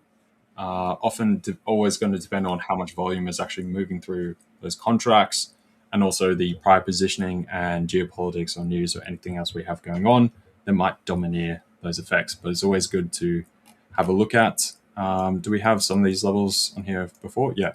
So an example here was the option level we had through there. Hence, you see the buy up through here. We got the push right through.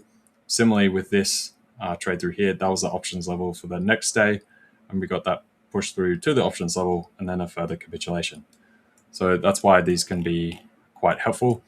Now, typically the better trade is always to be when we're a fair distance away from the options level and to trade in the direction too, and then see how we actually go when New York cut actually hits. And if you get like that as the pause point and like a bounce from up there, or if you get a capitulation and follow through. But those levels will tend to attract. So potentially for today, looking for a rise back into that level and either some kind of capitulation, or that ends up being the bottom through here. We've got this relative candle close through there, the wick nicely set. Oops. And then we could also see a push higher into this top cluster, right? Assuming that the kind of caution from last week stays calm. We've kind of gotten over the chaos of last week. Now,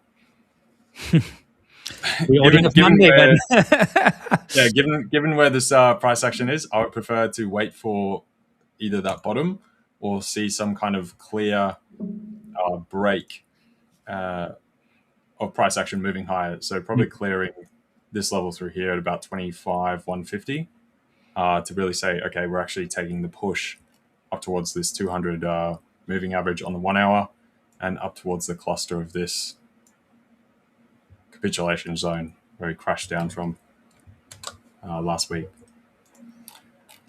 So right now, I'd prefer to stay a bit more neutral going into New York. I'd say from here, you're kind of gambling it overall. But if I was forced to take a trade, I'd be looking for, given the current structure, we move higher into the 10 and 100-hour moving average there, and then a drop lower. It's kind of the same trade I think we had last week on Wednesday. We were already also around 25K. And I took a long trade then, which obviously didn't turn out well. I will stop out on that one. But it feels like rinse and repeat. And I'm also a little bit reluctant to, I want to see a little bit more price action on this one actually before I decide in what direction to go. Yeah, likewise. That was through this period here. Yeah, which I also exactly. had that long and then got stopped out once we had the capitulation through there. We didn't quite get the recovery. There was more in the selling pressure to be digested through there. So today definitely is much calmer, but this this price action is looking very soggy. So if I had to take a pick, I would look for a slight bounce and then trade down to those levels, buy these heads and the low wicks through there, and then look for some kind of drive higher. Yeah. Assuming no one's dropped a bomb on anyone. So, Please don't. you never know these days. You never know. Oh my God, really?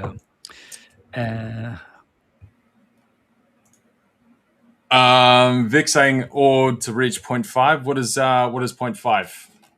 I will say 0.5. Yeah, 0.5. Yeah, 50 cents. I mean that'd be crazy. That's 2,000 pips lower. So yeah, that would be quite off a trade. Yeah, so my long through here has come in. So I'm going to be looking for some kind of short next through here. If we're talking about 0.5, do you mean like, were you saying like 70-50, like moving higher? Is that what we mean? Or what are we talking about?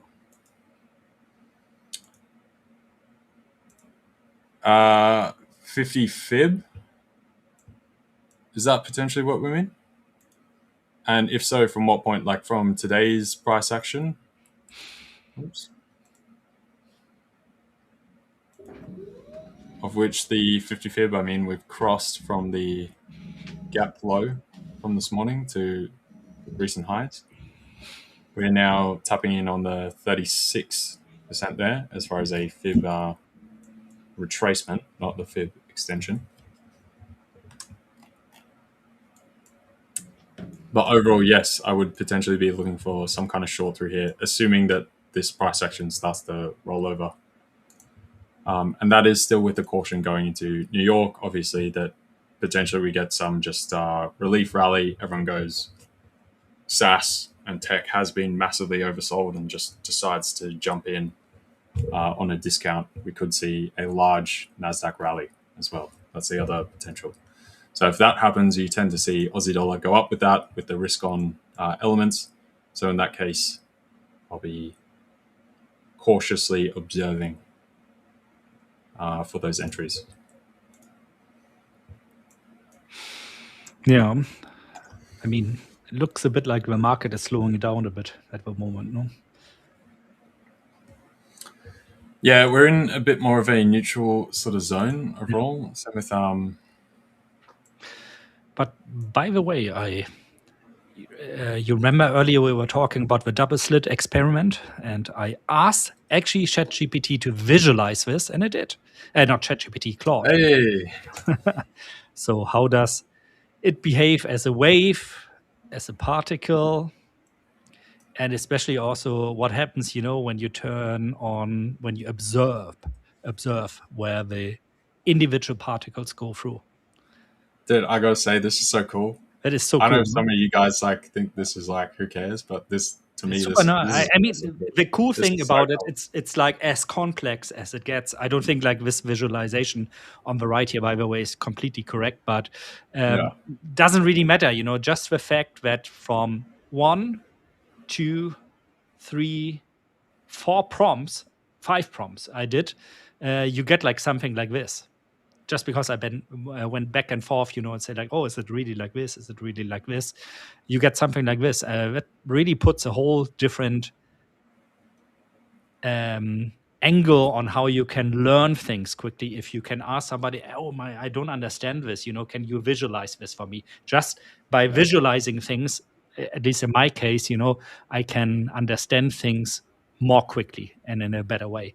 So I think that's like super awesome. It's like having your private tutor there saying like, oh, I don't understand that, can you draw this for me on a piece of paper so I understand it better? Boom. Yeah. No, dude, honestly, No, it's incredible. mind blowing. No, it's stuff. and still we are just really in the beginning of what is possible later. Imagine Which is something the- like this being tailored to the learning demand of your individual child, of each individual child. Analyzes this, knows exactly, oh, this is where your weaknesses are, this is where your strengths are. So I'm going to display it in a way, make it accessible in a way to you that you can understand it more easily. And it's not just about our children, of course. It's also about us as traders.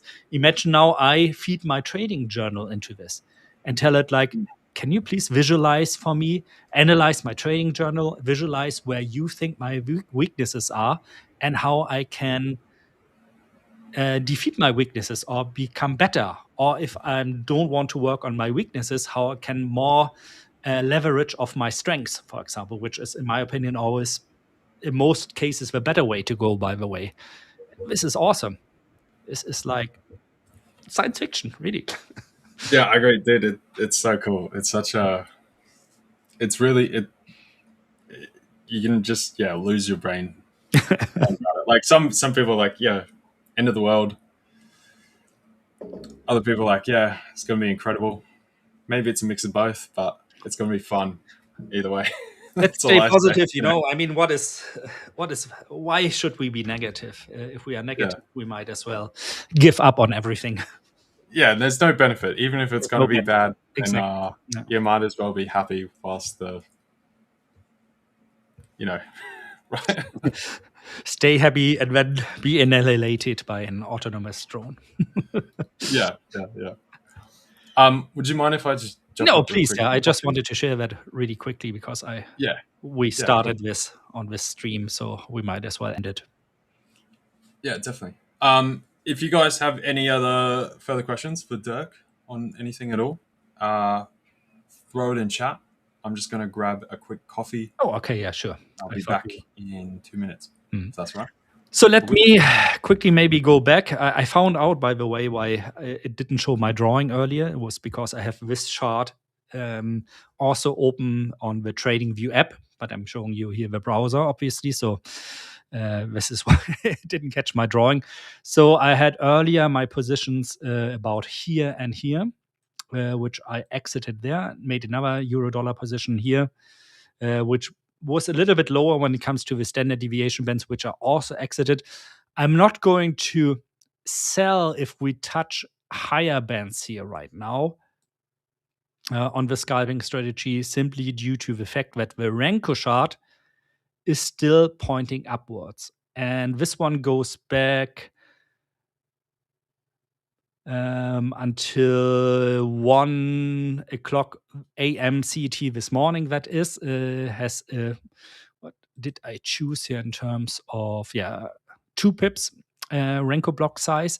I know some of you guys are a little bit confused when it comes to Renko blocks, so let me explain one more time. Each block you see, so a full from here to here, for example, when it comes to this green block, is 2 pips. So this particular Renko block goes from 118, what is that, 68 to 118.70.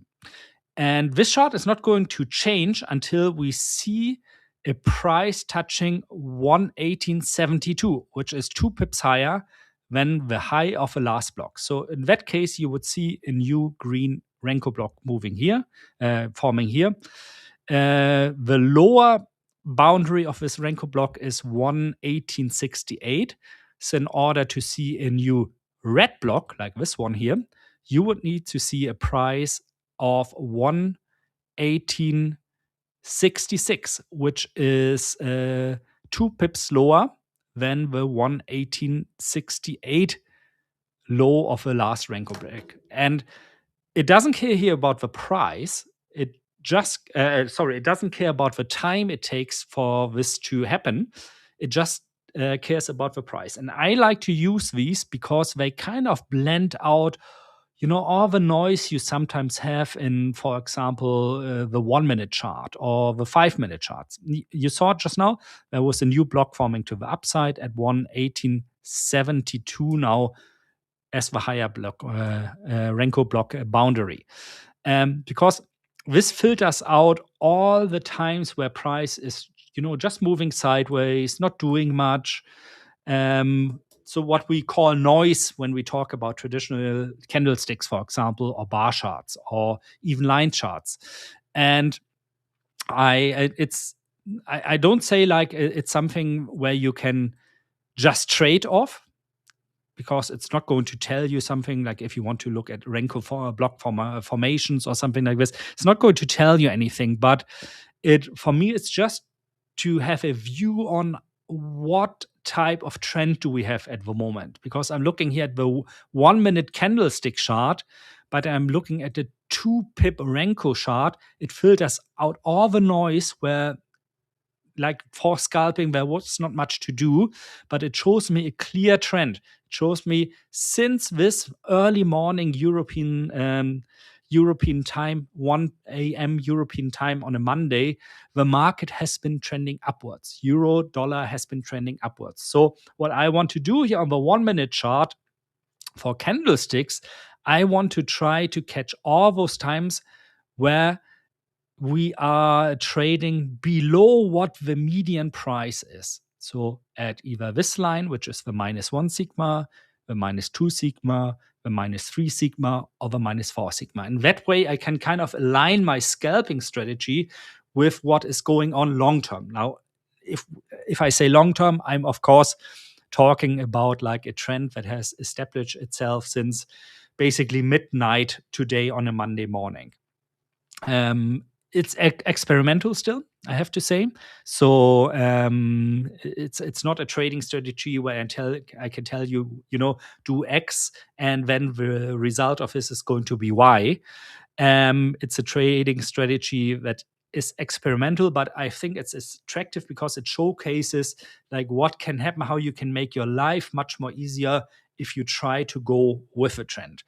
As this progresses forward, of course, I want to share more with you. Is this actually something, I can earn money with when we talk about scalping? And the ones of you who have been following me for a while now here on the Fivers knows, like, I'm not a particular scalper. I couldn't be more, the opposite of a scalper, actually. But, this is a way how I would approach, for example, a scalping strategy, like all with the mindset of I want to make my life as easy as possible by not going against what is the direction of a market at the moment. Because I think this is where most people struggle to determine like what, where is liquidity coming from? Is this a buying pressure environment at the moment, or is this a selling pressure? And by identifying what of both of those is true, you can, in my opinion, make your life much, much more easy already. welcome back. Thank you. Coffee, very good. Coffee. I need coffee. I need lunch for especially. Bit hotter than I thought. I just burnt my tongue, but Oh my god. Also, I always add so much milk to my coffee that it's kind of cool already. Yeah, same, which is what I expected, and then it wasn't. So, yeah. As far as where you guys can get this indicator, so if we're talking about the actual Renko charts, most charting platforms should have that as like an option. So you just have to swap it from like a candlestick chart to Renko. It should be in there. Yeah, you'll have your sort of line chart, Heikin-Ashi, Renko, and then candlestick charts. Those are normally like the kind of 4 standard that basically every trading platform will have. Exactly. Yeah. Yeah, in terms of the rainbow kind of things, you see the simple standard deviation. I just added a 2 and 3 sigma to it. So if you go to, at least on TradingView, but I suppose this is also available on other charting platforms, you type in standard deviation, you will find not this one. It's always a bit confusing because it shows me like my own indicators first, obviously. So I coded one which is called standard deviation 4x, which is the one you see in the background. You can find that one most easy probably if you go onto my TradingView profile. I'm called Crypto for Money, and you see, this gentleman that looks a little bit like me, at least, with the glasses and the nice non-existing hair there. And if you go to scripts there, you will find the standard deviation channel 4x. So that's the indicator I'm using on this chart.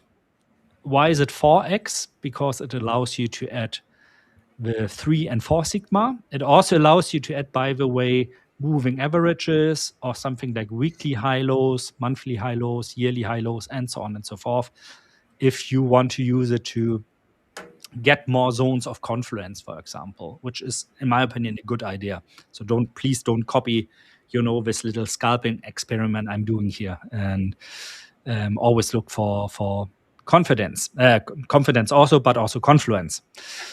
Yeah. Which would be better to trade 5 minutes gold, Heikin-Ashi or Renko? It's, whatever fits your fancy and fits your eyes, in my opinion. If I change this chart, pardon me, to a Heikin-Ashi, for example, I wouldn't now take 5-second candles, but maybe something like 5-minute candles. You kind of get the same idea. It also shows you this is an uptrend. However, as I said, I want support from a chart here that is not depending on time. And Heikin-Ashi 5-minute candles obviously will form a new candle every 5 minutes, whereas Renko charts will only form a new Renko block when the price has moved enough. If a price hasn't moved to form a new up block or down block, nothing will happen on this chart. So it's kind of cleaned by what I like to call noise in the markets. All those times where markets are just moving sideways, or you have these half pip to the upside, quarter of a pip to the downside candles, that can take it out. And my working theory is this works on longer term very well for me already. But on shorter term, what I'm trying out basically here is like, if I align my scalping on a 1-minute candle chart, candlestick chart, or maybe a 5-minute candlestick chart with what is going on, if I just look at the price direction, no matter what time frame I'm looking at, is there an edge to be had? But ultimately, it really depends on what is good for your eye. What I wouldn't do, especially at the beginner, I wouldn't just take a 1-minute chart and then decide, every time we touch an upper sigma band here, I'm going to short. Every time we touch a lower band, I'm going to long. This is sooner or later going to be disaster, because as soon as you touch the very outer sigma bands, so that would be the red band to the upside. Like, bear with me, this is a 1-minute chart, obviously, so it's a lot more noisy, or to the downside. Actually, I did some research on that. Price likes to continue in that direction then. So that is more of an indication that we are seeing a turnaround in market structure then.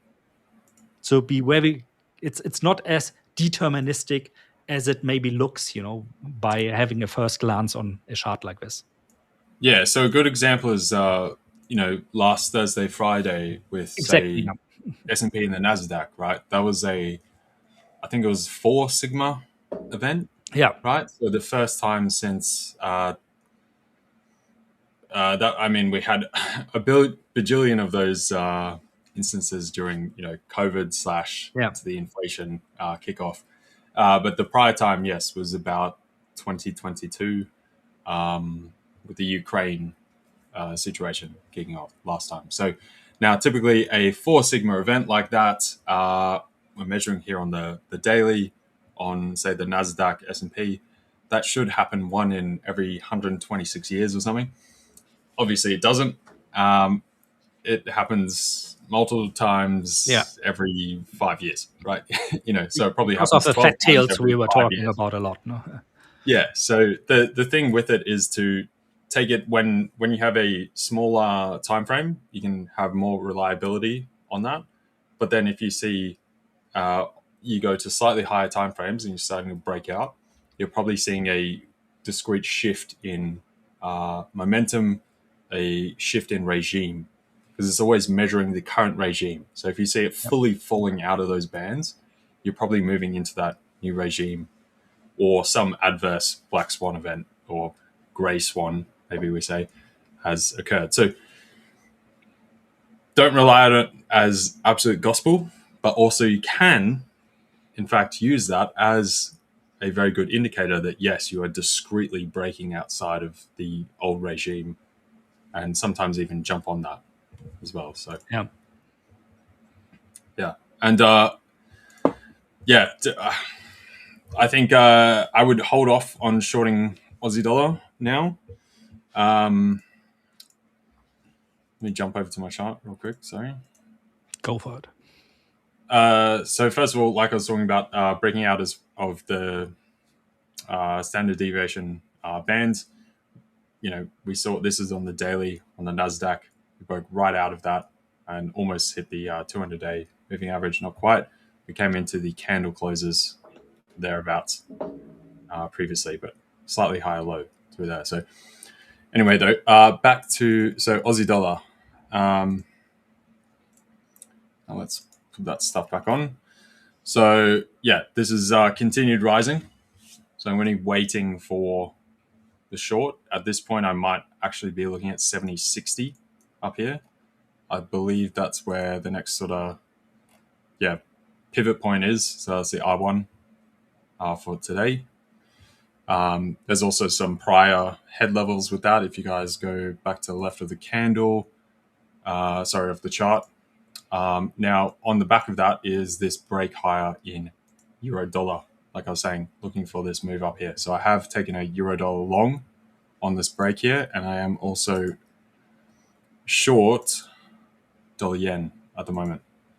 So right on that break, and I'm targeting just below at 97.5 with the stop just below that candle there, 62. So that's what I've got running there. So do be careful with that. Now, the dollar yen position as well. That's what I've entered in here just earlier. Going to see if we actually get the legs for this or if this just peters out. Because we may have the situation where this is actually forming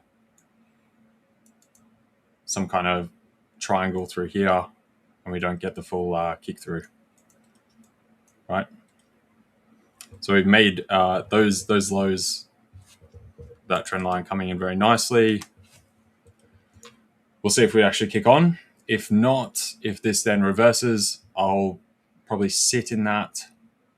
We've got the dollar yen pushing on through here. And potentially then I would look to enter the Aussie dollar short if dollar yen is then turning back up, with the potential that euro dollar comes back off, that gets stopped out, but then the Aussie dollar trade will come through.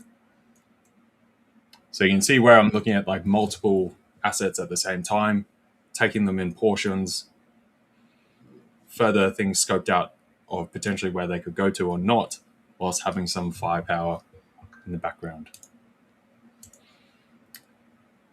And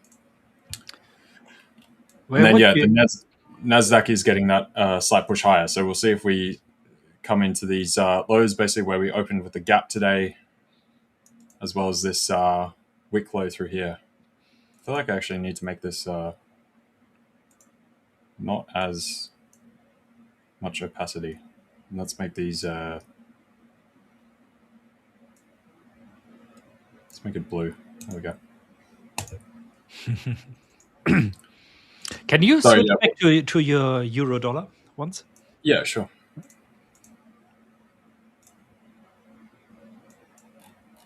That's kind of a brave trade, in my opinion, honestly speaking. Yeah, well, I mean, I had that long. We've held up nicely today. We did have the gap higher. We did come down, close that gap. We've, carried that momentum through today. It's consolidated very nicely. We haven't seen much drawdown. We've now broken those highs. And we do have the higher level. And this is the other thing. So if you go to the 1 hour, like we've dipped back into the 200, bounce right off it. And then there is that higher cluster through here, the wick lows from this higher trading range. And that, the thing is though, yeah, it is brave, but I can also see the potential dip on dollar yen. So hence seeing as I can see that sort of make up across the board on various assets. And we've seen pound dollar as well breaking out. And I do want to see the original target for the pound trades was up here by the 200. Yeah. Right. So where I've got this little circle up there, which is my... And it's also nice from a risk-reward perspective, in my opinion, because if we get the breakout, it's probably going to have a lot of momentum. Whereas if we don't get, well, then you have quite a tight stop loss and then, you're out of a position. So you can have a nice reward multiple probably of 2 or 3 on a trade like this. Yeah, and then potentially I could just reverse the trade and go back the other way, right? If this, were to fail, right? So it gives you a very... something you just say like this, I can just reverse it, and in reality, of course, this is something like very difficult for the ego, for the mind, if you are starting to trade. Yeah. But yeah, so it's very quick input. Either this kicks on or it doesn't. You can reverse the trade. I've got eyes on other assets, things to jump into or not. So yeah, there you go. William welcome back. Hong Kong. Yo, sorry I'm late, guys. I was this last in a bit of a rush. I'm sweating now. Your last night chart took longer than you anticipated, I bet. That's why you're late. Yes. Yeah. No, I had to rush out and grab the washing because my partner wasn't going to have time to, and they shut at 8 p.m. And I was like, oh my God, so I had to like sprint and get some washing. So I was like, oh no, I'm going to be late. But no worries. No worries. I was like 3 flights of stairs. Yeah. But guys, I gotta make a quick move now. Thanks for being with us today. I think we haven't managed to mention actually that the Fivers are going to turn 10 years old, and we're going to do that next. Yeah. Celebrate, and I'm going to hand over to LJ to do that now. I'm just going to shut up and go offline. Take care, everybody. See you again on Wednesday. No, please do it. Thanks. See you later, man. See you, Dirk. Cheers, mate. Welcome back, Mr. William Davies. Thank you very much, Doc. Yeah, I'm good, man. How was things? How was the weekend? Good, man. Good. I got some rest. Got ready for new trading week. Did some cooking. It was good. Just a very cool weekend, which was nice. So, yeah. Yeah, nice. Glad you got your washing before close. Oh man, the thing is, it was like bedding washing. It was as well. Like, so it was like if I don't get it before it closes, like we're sleeping in like naked sheets. So I was like, oh, I'm gonna have to like rush and get this one. I can't risk it and end up like finding out they're closed, and then it'll just be a faff, and I'm like, oh, I can't be able to deal with it. No, But I got it. Deal it's all good. Yeah, it's the same deal a couple of times when I've said, I'm like, oh, I got to rush down to the grocery store before it closes, and it's got like 20 minutes, or else I'm not eating dinner. You're like, oh no, like there's nothing in the cupboard sort of thing, so you got to go get something, like so, otherwise you're just not eating that night. Yeah, it's fine. We've got like emergency rations just in case that happens to us. We've got like cup noodles just in case in case I can't get to the shops because of streaming, or she can't get to the shops. It's like, oh screw it, we'll just have a cup noodle. So I think that's what we're gonna have tonight. Same deal, but normally I'm like, oh, I need to get some kind of like protein into me, some actual nutrients, Yeah. Yeah. Oh man. But yeah. I assume, did you carry any trades over from before you jumped off? No, I didn't trade today. Like I was saying to the guys earlier, so I've been really ill over the weekend, so I've not had a chance to do anything. And like today's the only day where I've started feeling a little bit normal. Like this afternoon, like sort of 12 p.m. onwards, so like this afternoon, I've started feeling a little bit more myself. So I didn't want to be trading, knowing that I'm feeling groggy, I'm under the weather. And it's a Monday as well. So Monday markets, we've got NFP coming on Wednesday. I'm feeling like crap. I thought it's just not good trading conditions. So instead I was marking out and doing some analysis with TradingView. But as far as live trading, no, not today. What about you? You got any trades going? I've got a couple now. So I had these in from, that was in from last week. Ended up closing that out. Through there on the euro dollar. We've just broken this high, so I've taken another euro dollar long to potentially see if we get up to 119. Aussie last week through Thursday, Friday, I had some L's through there, pick up through the bottom, tried to pick up the bottoms through here, got stopped out on those. NASDAQ, similar deal, got stopped out through there, picked up another piece through there, we crashed through there. But then had, like I was saying, that euro-dollar trade that went really nice, and then 2 pound trades from the Thursday with the Bank of England. Yeah. So first point at 135.55, and then down at 135.22 after like the VWAP came through there. So once we got the candles starting to turn bullish, and then I held them right the way through. So that's what I've got now. And then I've got one trade here on dollar yen potentially to see if we get through. Okay. So these are less lower confidence trades overall. They're a bit more speculative, but we've got like kind of the structures lining up. There's a scope lower for dollar yen, and obviously euro dollar breaking out higher here, in combination with the pound also breaking up a bit further. So see how we go. So, and I am eyeing a potential short on the Aussie once we find some area up here somewhere. Okay, I see. I did have that long before, but jumped on that pretty early. Yeah, nice. So this is what I was analyzing this morning. Euro. So euro dollar, this was really nice. We got the break of structure above, which was awesome, breaking the new highs. And then, so I was looking at sort of this high here. This was the basic break and close.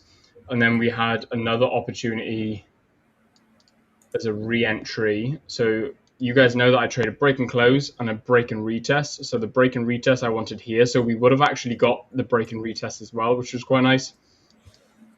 Let me just put my stops down below. Again, these were all forward tested, guys. I was not actually in these trades due to the fact that, like I said to LJ earlier, I'm just not feeling my 100% best. And I don't want to be trading when I'm not feeling great.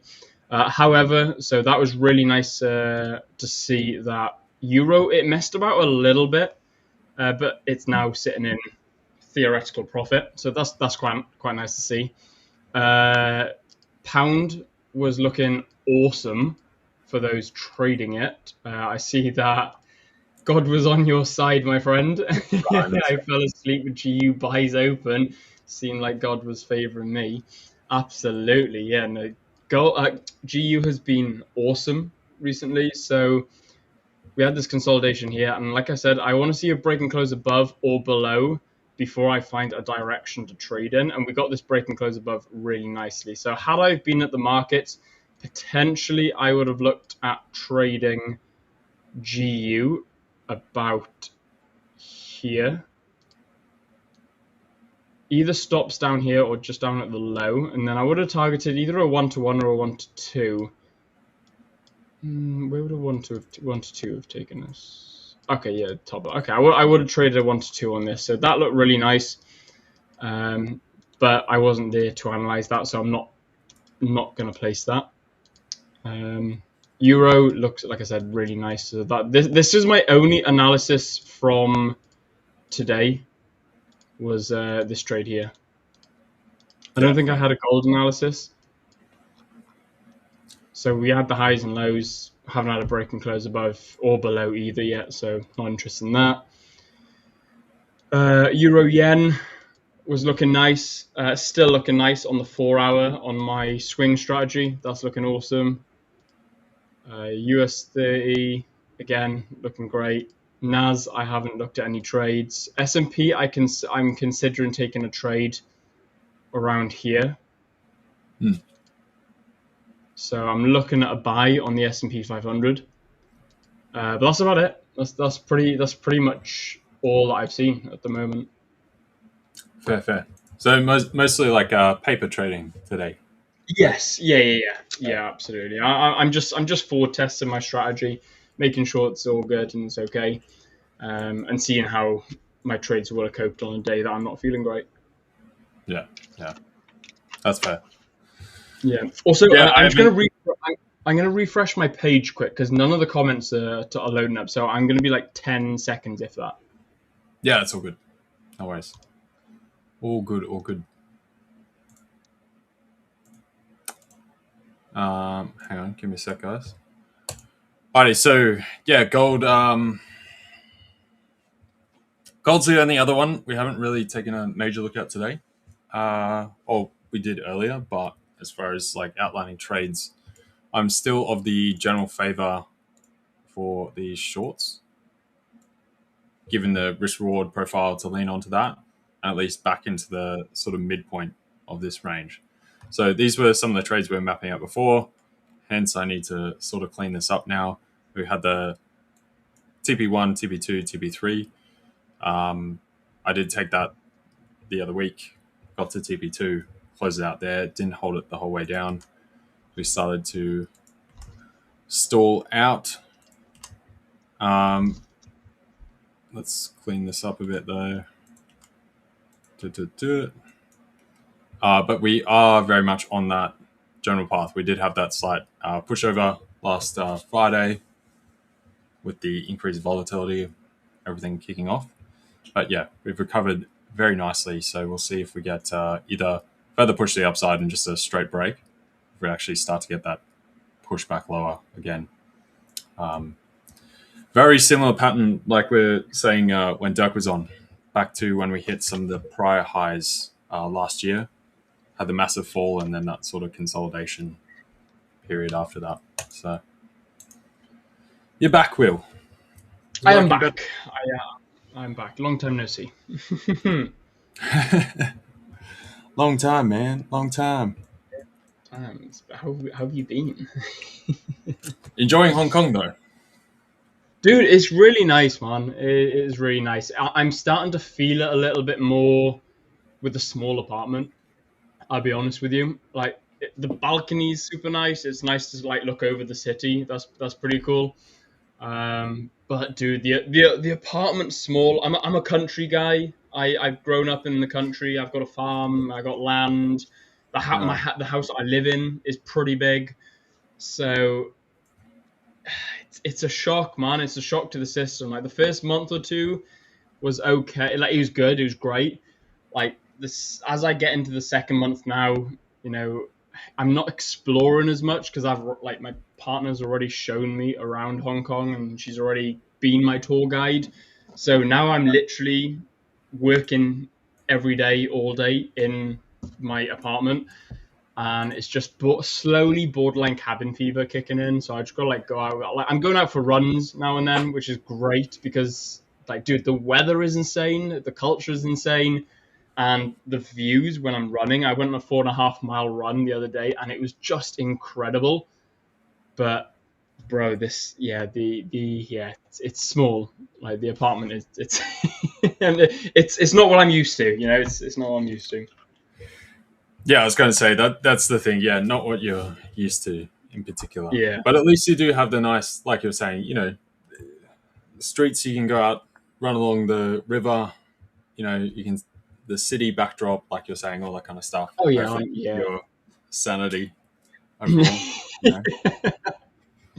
Yeah. Yeah, like I think when did I go for a run? I think it was last Thursday, and I just had to, man. It was a week of indoors all day, every day, you know. And like me and my partner went out for lunch now and then. That was nice, but it was literally just go out, lunch, come back, etc., back to work. And Yeah. bro, I was going insane. So I needed to just get out of the house and just do something. No, I've because like even as a full-time trader, I'm literally 2 minutes walk, 5 minutes walk max to the family business. So if I ever get cabin fever at home, I can just walk about my house, and it's like I said, it's a decent sized house, so I can just walk about and do what I need to do. And if I'm really thinking, you know, these four walls are closing in on me, I just go and visit my family. You know, I'll go visit my family, see what they're up to. Or if dad wants something doing, I'll hop in the tractor or I'll go walk across the fields. And it's brilliant. It's bloody amazing for your mental health, just being able to walk out in nature.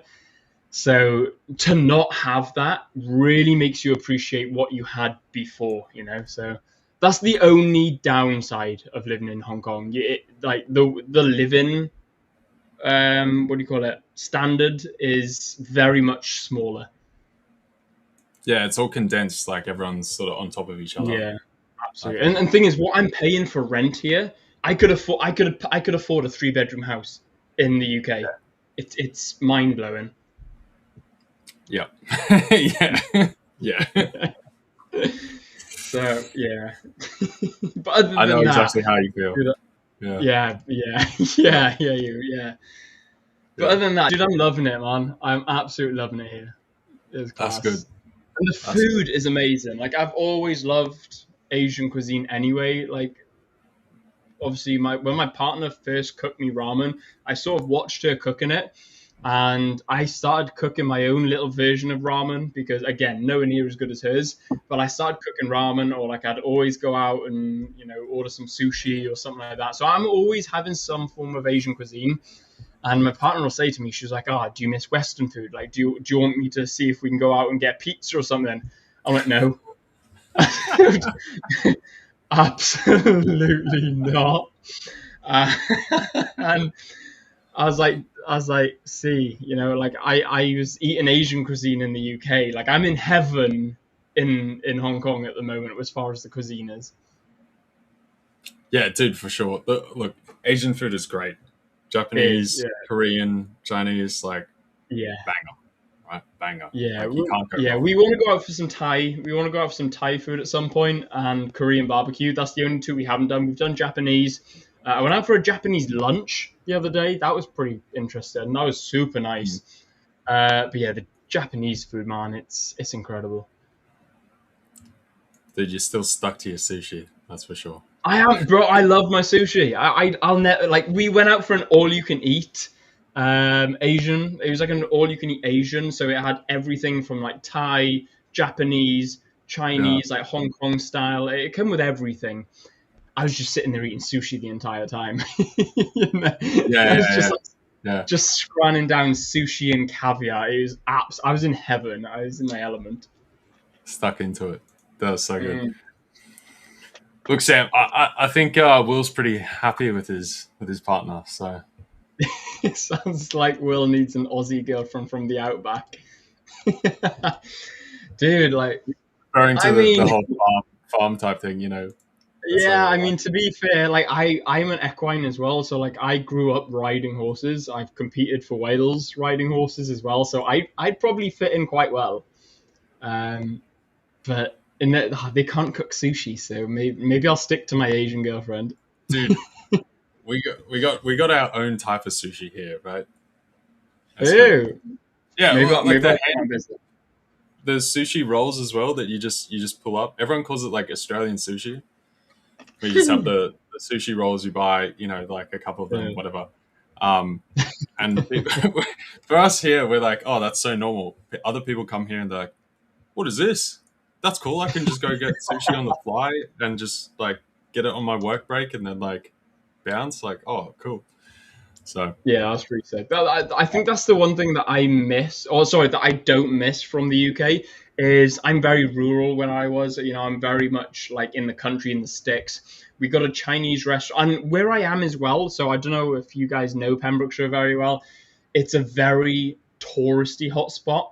So given that it's still Wales and it's very sticks and in the countryside, it's a very tourist hotspot. So there's a lot of Chinese takeaways, Indian takeaways, but it's still very inconvenient. Whereas here, like you fall out of your apartment and there's like 500 restaurants all in one strip, and you're like, wow. And it's all like super affordable. And you can have anything from like I said, Thai, Japanese, like Cantonese, like absolutely everything. It's super cool. yeah, And that's everything's that's right. Yeah, and Yeah. it's right on your doorstep. Like you don't need Uber Eats. We don't even have Uber Eats where I live. You don't need a delivery service. You just like fall out and you're not even out of breath by the time you walk there. Baron Trader was saying, I've been on short dollar franc since Asian session. I'm just holding and trailing it for the time being. Just curious if you're in the trade, where would you take profits or size in further? What level are you short from? So you said from Asian session. So Asian session, my time depends if you're from the start or like mid Asia. So Asian session, my time comes in. This would be afternoon of Asia, right? The falls from there. What time was the morning market open? Market open was basically through here, right? So I assume you were short somewhere through here at the latest. Yeah, kind of basically just before this capitulation, right? So, yeah, if you got the numbers, I'll put it directly on exactly where you lined up. But I'm going to assume, say you took it at the pretty much the break of that structure through there. Stops either above this prior local candle just here, or else above the total local structure from today, the highs through Asia. I would be targeting probably the center point, most traded point through the middle of this sector here, right? So you'd be looking at something like down through here, and then you've got that sort of where you had the pickup point through there, and then I always call this like the drive point. So once you've had the slight pickup, and then you actually get the push through of further volume and actually driving price higher and out of the local range through there, right? Whoops. So that level would come in then at about 76.90. So just a bit lower than where we are. Now, I would take that in consideration with obviously the block sort of round psychological levels like we have at 70. I haven't checked options placement on dollar franc, but hence always take that into consideration with some of those types of exotic trades there that might protect the level through there. So, but I'd say you're getting quite close to maturity. You might have like another sort of 10, 15 points lower. But yeah, I'd be looking to TP eventually though. Yeah, that consolidation I'd be using. Yeah. Use the standard deviation yourself as well. So 77.57 you took it from. So touch higher. So yeah, basically through there. Very nice trade, I will say. This is monster. This is magic. Yeah. So I'd be looking at basically seeing how we play through here with the wick we're already creating. I am currently short dollar yen still, right? We have had this slight pickup. I'm waiting to see whether this line actually cracks through there, right? And I've got room to move this stop all the way up above these highs if I want. If we start pushing beyond that, I'll start to look to close it. So I'd be looking at that triangle structure through there to give me, like if we're just not getting the downside momentum, that's where I've got my sort of area to cull it. So a little bit for wick play with the top there. So that is downside dollar yen. So obviously we're looking at dollar franc.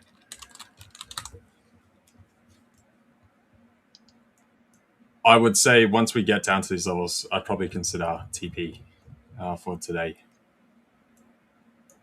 Yeah, So that's a nice movement.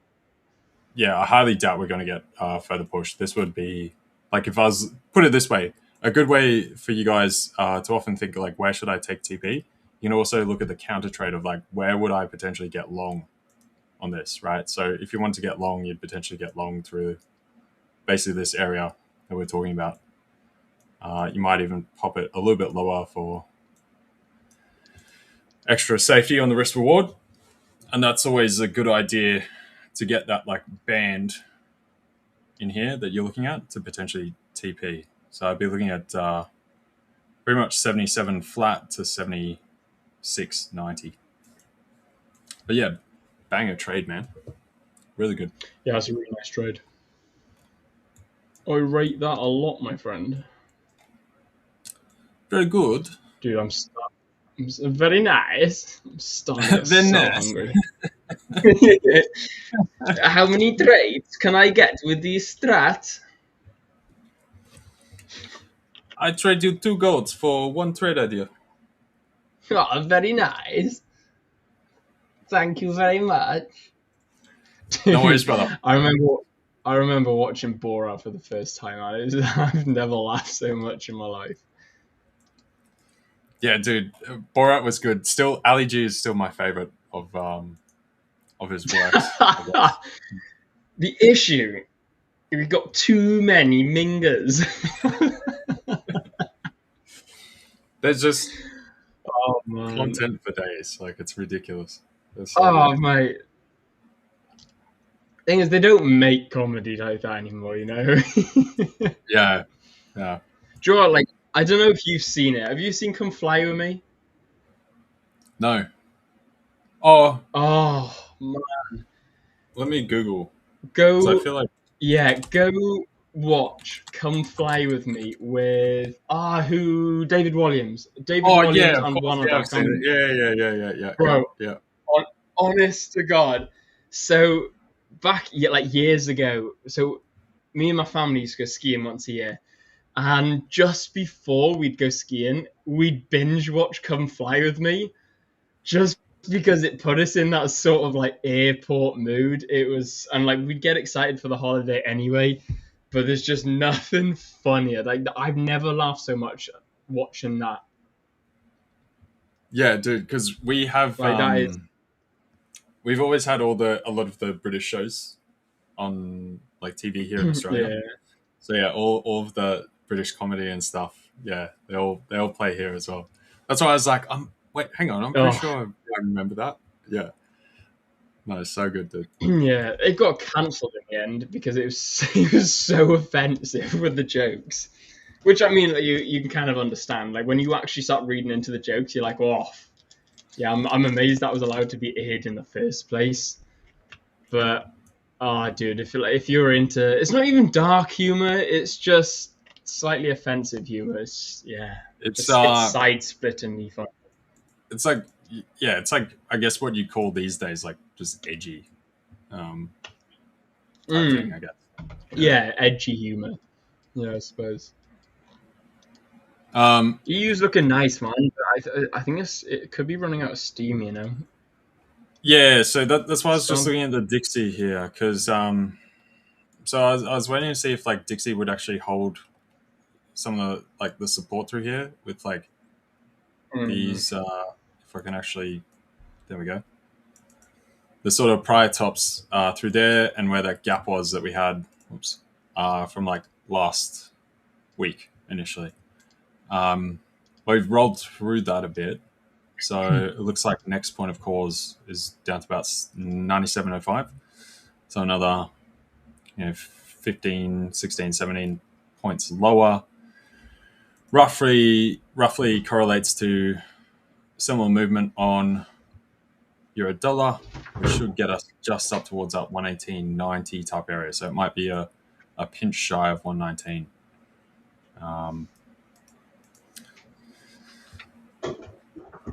So yeah, I definitely think we are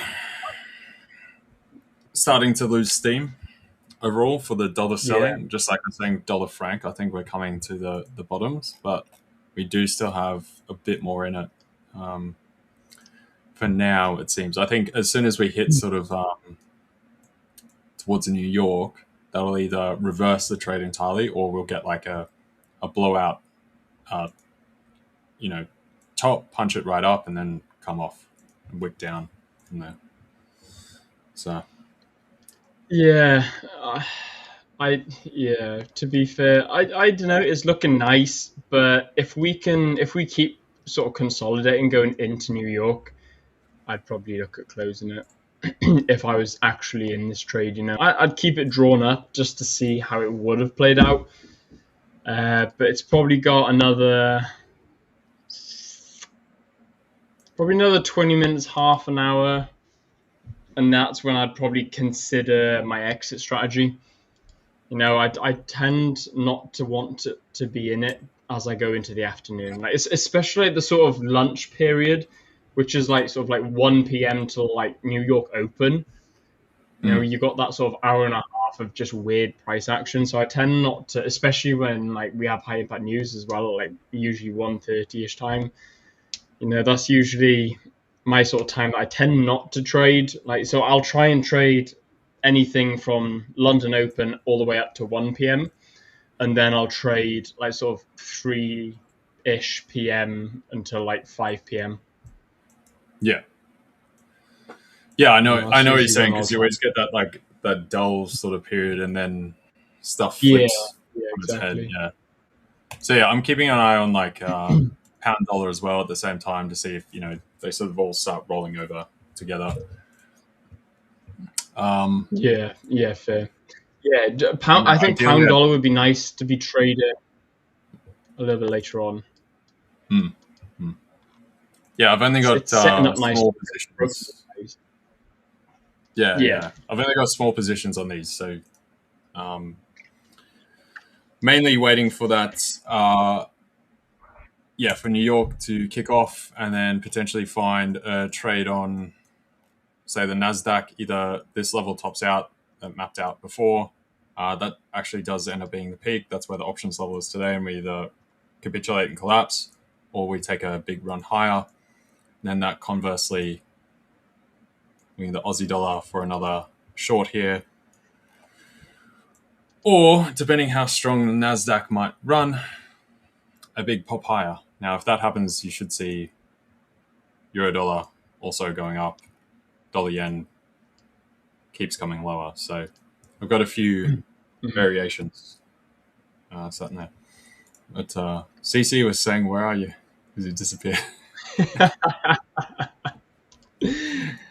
Like, hello. Yeah, I picked her up from the train station like the past sort of couple of days.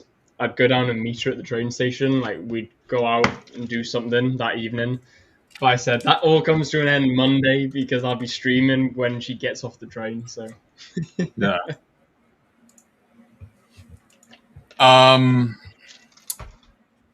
Pippings. What was I thinking? Mary Pippin. That's what I was thinking of. Mary Pippin. Like Lord of the Rings. What was Mary Poppins? Oh, oh no, we were thinking complete different things. I was thinking Mary Poppins. Hmm? Yeah, no, there is. Yeah, I guess Mary Poppins would be good as well. Mary Pippins. That is a good one. Yeah, from Mary Poppins. Yeah, maybe that's what I was thinking. I don't know, but I was thinking Mary and Pippin, like all the rings. Yeah. Anyway. Oh, yeah, fair. Yeah. But yeah, odd yen. I got in at 109.80. Shall I just hold this or collect TP? 109.80. That's a pretty good drive through here. Look, odd yen has had a ripper of a run. We are probably due some kind of pause, like consolidation period. There's very few periods where we've been much higher than this, I believe. Let's go. I mean, this is all the data currently that TradingView has going back to 2004. So yeah, we have broken out through some of those tops. I would say around this area, yes, you can probably expect some consolidation. Aussie dollar in general does have legs under it. It does have the wind rising with it. But we've already seen even the Aussie dollar come up since the start of the year from 66 cents up into 70 plus. So we probably are due for a bit of a pause on the acceleration of that lift. And odd yen in particular has absolutely smashed it. So yeah, if you're long from there, given where we are now, I'd probably say yes, because we're now failing to basically break through these tops. And if Aussie dollar does rotate, I would see a move back down into this kind of cluster, right? So yes, especially at that consolidation. If we break below it, which I think could be quite viable and quite valid, given how much momentum to the upside we have had, I think now would be a pretty awesome time to take profit. But I'm not going to say that because it could break out. It could break out and continue higher. So, but I always like my sort of discretion strategy. I always like to take out around consolidation zones. I don't like to be in the trade if it's, and this is like my swing trade strategy. I tend not to like to be in that sort of like long consolidation garbage. I don't like. I'd rather just take profit, wait out the consolidation, wait for my break and continue. So like if it breaks out of the consolidation in the initial direction that I traded it, then I'll just re-enter a trade. That's usually how I look at it. Yeah, because right now, I mean, we've got like we pretty much got like a cross pull from dollar yen slightly pulling back, right? But you've got Aussie dollar rising up, right? So hence, when you go look at odd yen, we're getting basically a mix of the two major cross pairs pulling each other either way. So I would say overall, Aussie dollar is now is starting to get primed for some kind of topping type period, unless we get a major breakout. Say euro dollar massively breaks out higher, pound dollar as well. Even then, Aussie's probably got some of these top wicks. It's only another 10, 15 points higher. And then at the same time, that would see dollar yen collapsing. Now, if dollar yen actually breaks through these lows, that's probably going to have a larger pull on the odd yen overall, versus the Aussie dollar component actually bringing it up, right? So yeah, if you're 40 pips, like you're saying, in profit here, I'd probably be looking at TPing at the minute. Guys, can I just say as well? So my partner's just got in now, and she's drinking this chocolate milk. And I'm going to be 100% honest, I've robbed it from her. It's now my chocolate milk. This is, I don't know if anyone's tried this chocolate milk. Wow. It's incredible. Dude, I thought you were sick.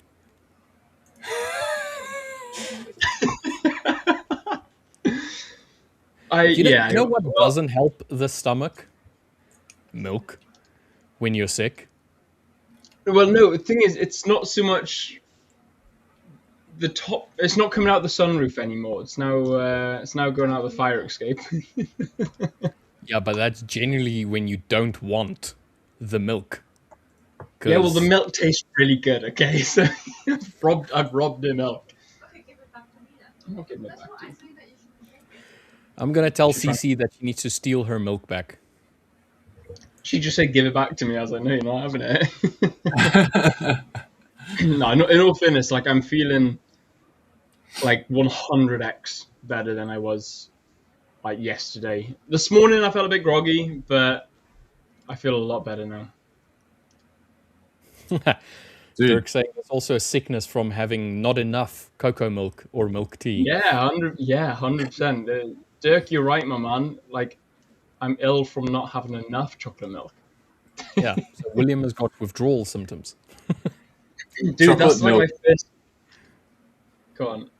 I was just going to say, chocolate milk is like the staple of like every Australian kid growing up in primary school, Bro, high school, like I good old never chocolate had chocolate milk. from the tuck shop, right? Yeah. Yep. So, Same here. Cece's just saying that's what she used to have that back in school as well. So like back in school we had normal milk. We wouldn't have like flashy chocolate milk and all. We just have normal milk. Sucks to be But you. it does, mate. Like I've been missing out on this my entire life. Where has this been? Wait until you experience the other flavors. Strawberry, banana, like Oh. mint, like all kinds of like choc mint, you know? That does sound good. Yeah, it does sound good. Like the only time I've ever had like a chocolate banana or strawberry flavor is like a McDonald's milkshake. Back when I was a kid, I used to have the banana milkshake with a Happy Meal. I remember that really well. That was just like that was iconic, man. Like I like my parents were big into fitness, so I was never allowed at McDonald's. But like if I did something, like if we were on a road trip, like if we were traveling with the horses, like we'd get a McDonald's on road. So I'd have like a Happy Meal and like banana milkshake, and yeah. that was just peak living. That was like peak childhood. Yeah, same deal. Whenever my dad went away, because we were never allowed like McDonald's or anything. But then when he'd go away for work or something for like a couple of days, and we'd be like, "Mom, can we get McDonald's? Can we get a Happy Meal? I want the toy." And she'd be like, Yeah. Oh my god, the toy, man. Like, yeah. Oh, Yeah, man, I that was- always got the In saying, fact- we've got McDonald's at home. And then the McDonald's at home was like a homemade burger and homemade fries or whatnot, which was in any way better than the I was going to say, that's so much better, though. Like, me and my brother now, we started getting, like, exotic with it as well. So we'd make it like a homemade burger. And especially if, like, we had the sheep from the farm, we'd, like, mince a bit and make our own, like, lamb burger. And then we'd start putting like bacon in it, and then it'd be like bacon and egg, and then it'd be like bacon, egg, and cheese, and we just start adding to it. And oh mate, our homemade burgers they'd make you feel ill. They were that big and juicy, they'd make you feel sick. monsters, dude.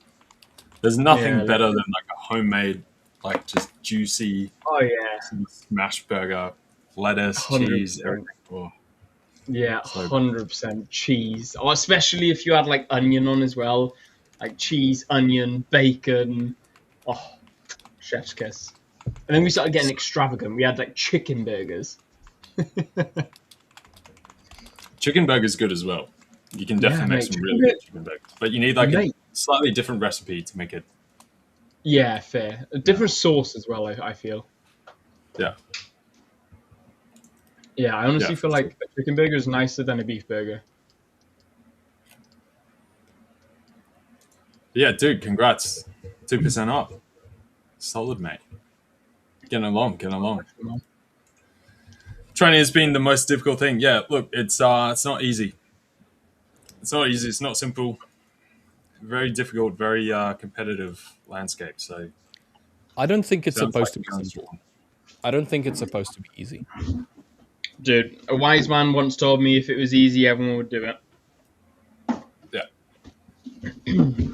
Yeah. It does seem as though everybody is trying to do it. Yeah, fair point. Because Yeah. it's perceived as easy until Yeah. the reality kicks you and then you realize, oh, this is hard. This is hard. Yeah, did I tell you that time that I was in rugby and I had my coach come up to me and he was questioning me about trading and he was like, do you do well? And I was like, well, it's what I do for a living, so I don't do too badly at it. And he was like, yeah, but is it a scam?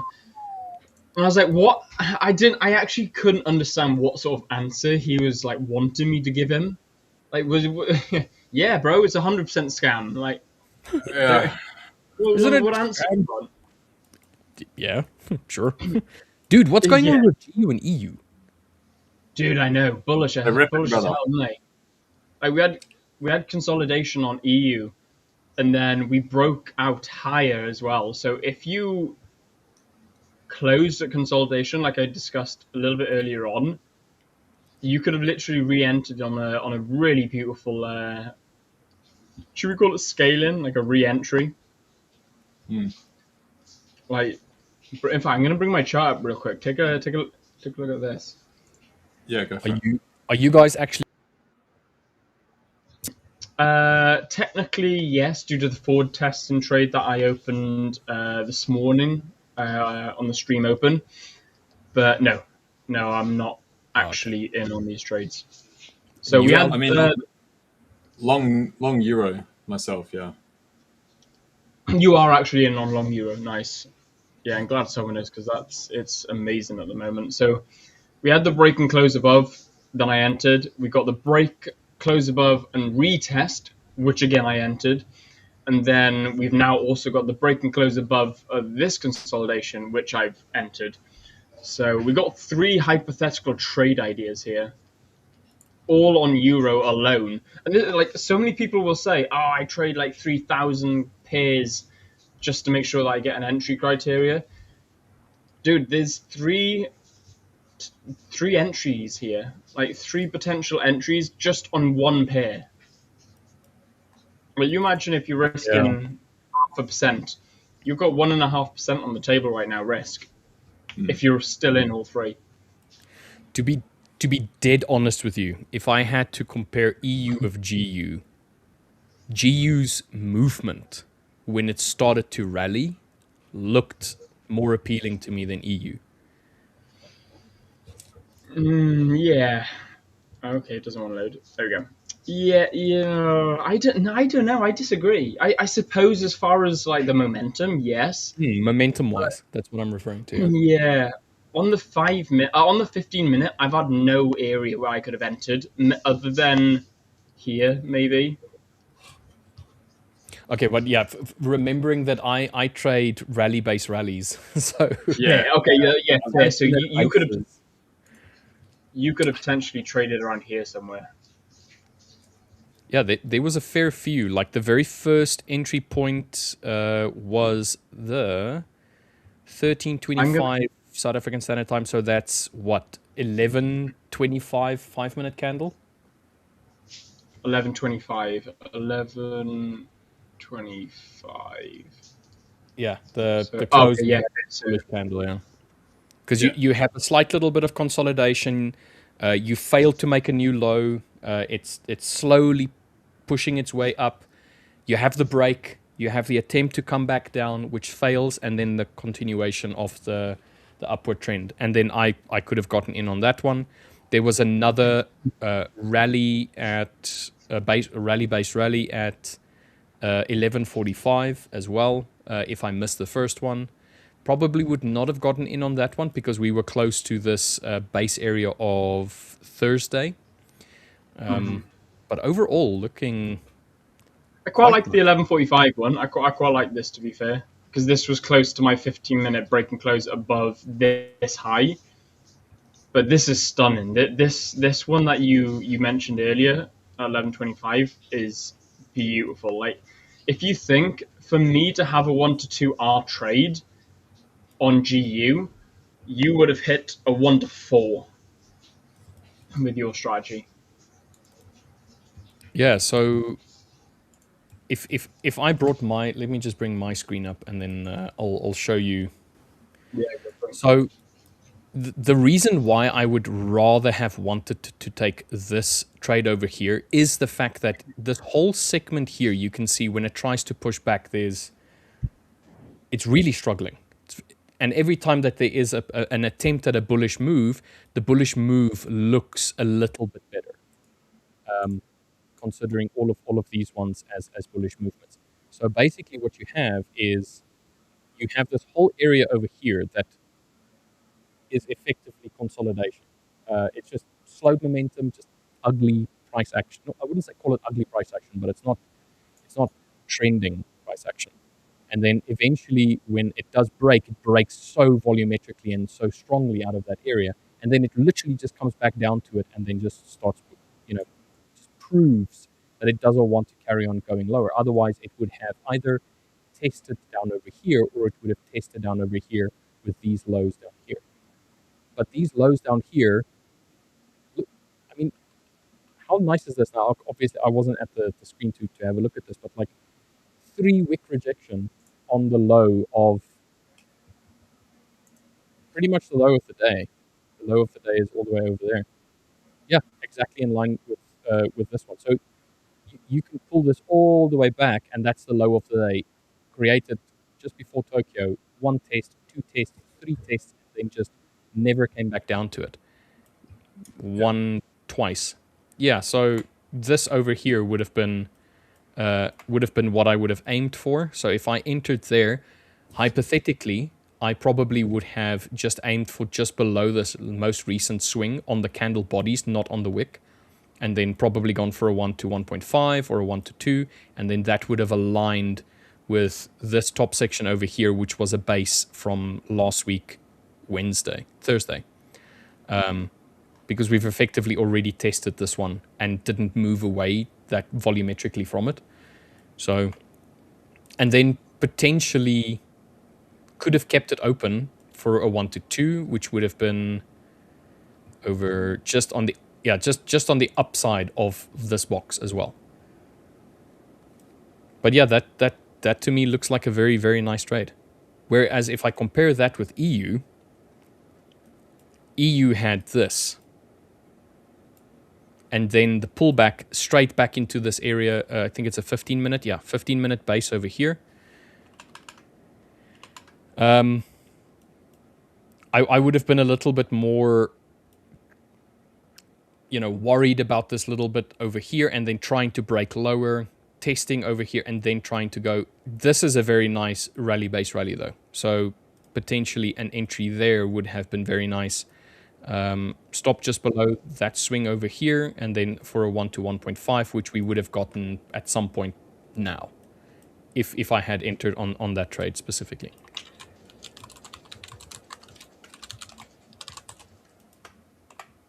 Don't know what you think about that one, LJ, because I know you would have gotten. Sorry, I was just sending a message there. Yeah, no, I like that. So I had some pound trades in from last Friday. I did exit them at the highs earlier through Asia though, because I do like what you're saying about the momentum for today.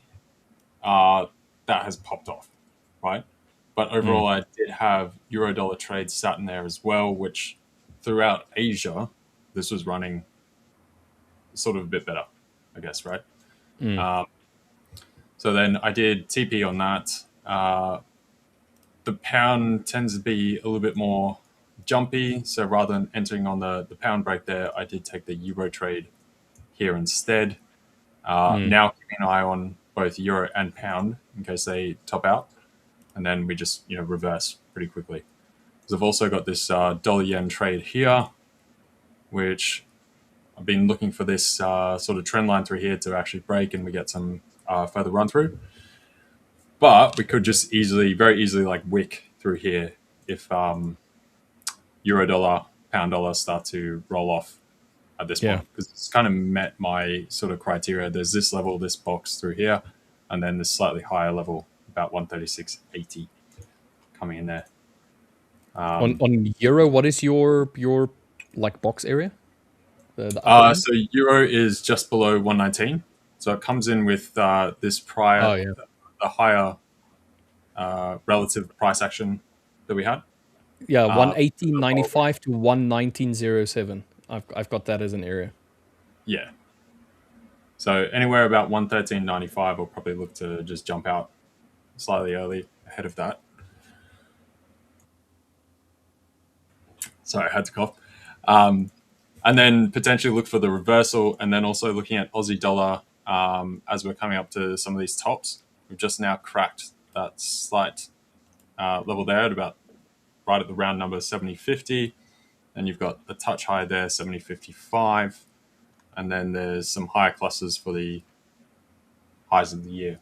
But I think we will probably top out at some point here, unless NASDAQ further runs off from this point. So NASDAQ, I'm also waiting to see in this cluster whether this actually tops out, come further back down. This is basically where the options level is today. Either we get the capitulation lower or run higher. Given the current structure, just looking at this on the 15, does look as though we'll get a run to the upside. And obviously the selling from last week was pretty overdone. It was very indiscriminatory as well. So yeah. And another thing for me as well is the fact that even though we've had that sell-off, for what was this? When did the sell-off start? We started the sell-off on Wednesday the 28th. We had some flatness over there, and then we had the 29th of January. We started with sell-off, tried to recapture, and then sell off again. However, this Friday reaction, last week Friday's reaction, seemed a lot stronger than any previous attempt to try and push back. Obviously, this Monday, the 2nd of February, was just an attempt to try and break this this downward draft that we had here.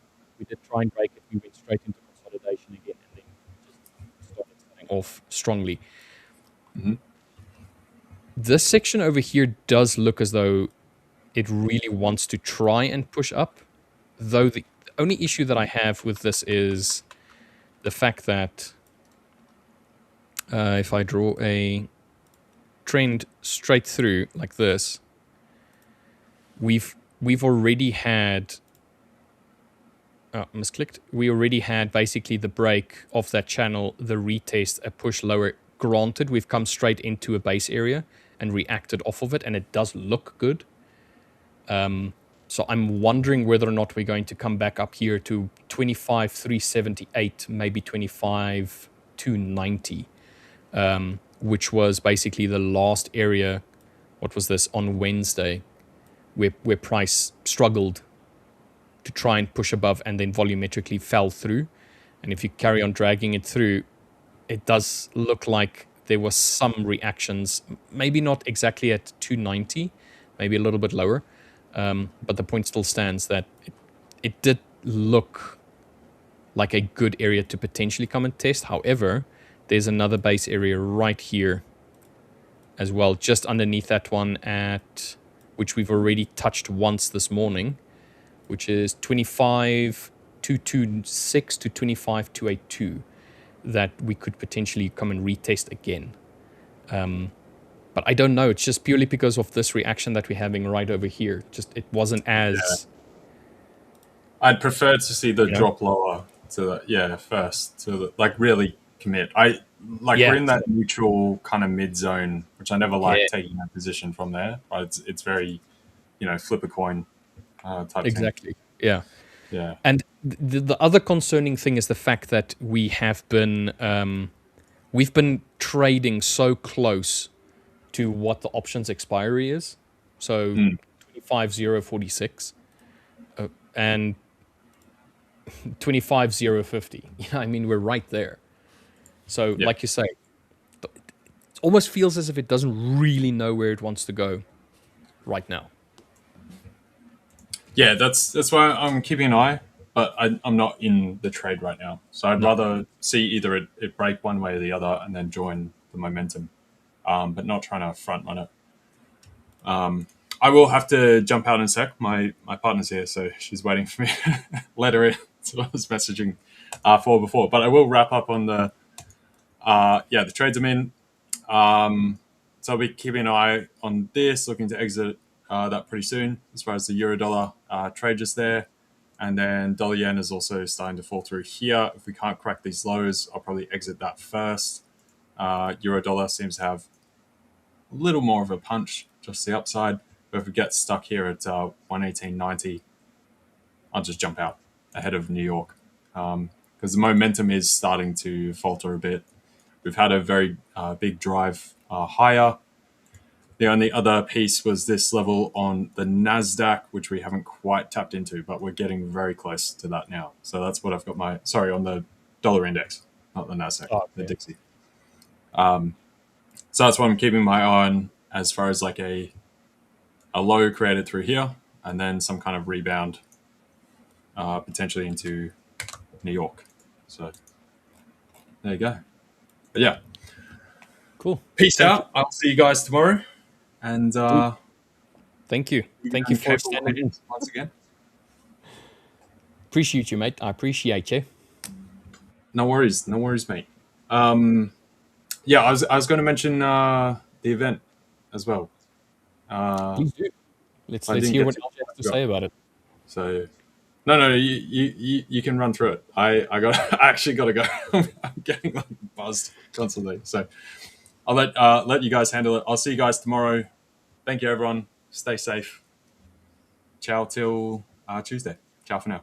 See you guys. Cheers, LJ. Have a good one, my friend. William. Yes, everybody, we have an event. We have an event. The event that we will be having is a very, very nice event. Let me bring it up so everybody can see it.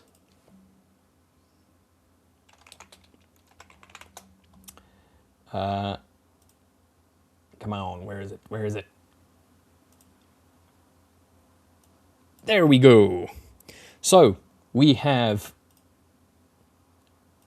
the 10-year anniversary event. If you guys go to the fivers.com 10-year anniversary, you will see this nice, lovely little video playing for us. This event that we have, we're going to be running it on the 17th. And we are going to have a bunch of awesome speakers, keynote speakers. We're going to have some awards that we're going to give out.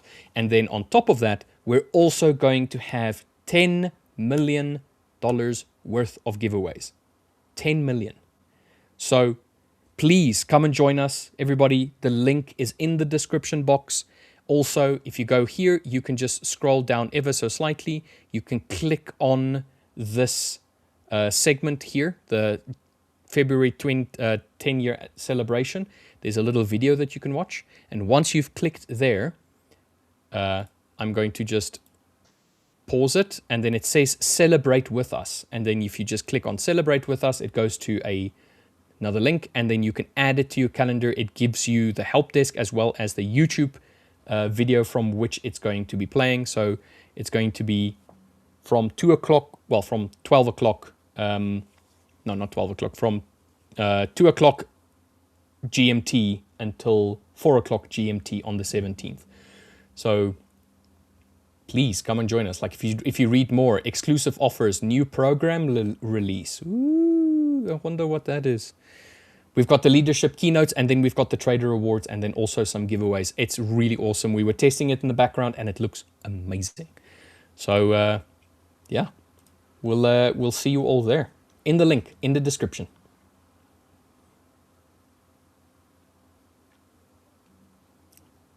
Are you there, Will? You're frozen on my screen.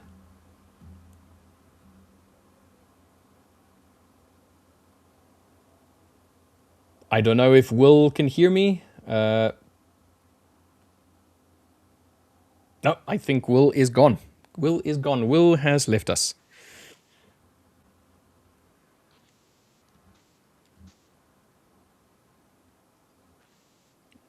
Will? Can you hear me okay? Oh, dude, there's massive lag. There's a lot of lag. Oh, really? Right, let me refresh my page. It should be working okay. Give me 2 seconds. I'll just refresh. I'm trying to hear you a little bit better now. Starting to hear you a little bit better. What was I going to say? So yeah, everybody just join us there on the 17th. Link is in the description. And if you would be so kind, please drop us a subscribe. We're trying to still get to 100,000 subscribers. We would really be eternally grateful if you guys can get us to 100k subscribers. Anyway, let's have a little on Monday the 16th of Feb. No, the 17th of Feb. Tuesday. It's on Tuesday. Tuesday the 17th. Link in the description box. Yo, you're back. Can you hear me okay now? Yes, now I can hear you. Perfect. Okay, awesome. That's awesome. Okay, fine. That was really weird, man. I don't know what happened there. Yeah, I don't know. Just maybe your stuff just refreshed. Possibly. Kidzone is asking, what is the difference between NASDAQ and NDX? NDX is NASDAQ. It's just shortened. I was going to say, I suppose maybe, I don't know, maybe it depends if you're a futures trader, like you've got NQL or NQ1 and stuff like that. Yeah, so If you're a futures trader, then NASDAQ's index. yeah. So it's But other than exactly that, they're all the same. So it's all just different ways of saying NASDAQ. yeah. NAS US 100, US NAS Tech. 100, Yeah. NQ, MNQ. Yeah, exactly. They're all the NASDAQ 100 tech companies, just different names. Theola saying thank you to LJ. Scribbles, good afternoon. Good afternoon, Scribbles. What's up, mate? Yo, what's good, Scribbles? How you doing, man? I don't know. Have we attended to this one? What is the best volume and trend indicator? I have been struggling with it. It should not be lagging. What do you mean it should not be lagging? Well, it's 100% definitely going to be lagging. Yeah. All indicators are lagging indicators. I mean, you do have like predictive indicators that aren't really lagging, but they're also not the most reliable in the world. But yeah, all indicators are lagging indicators pretty much.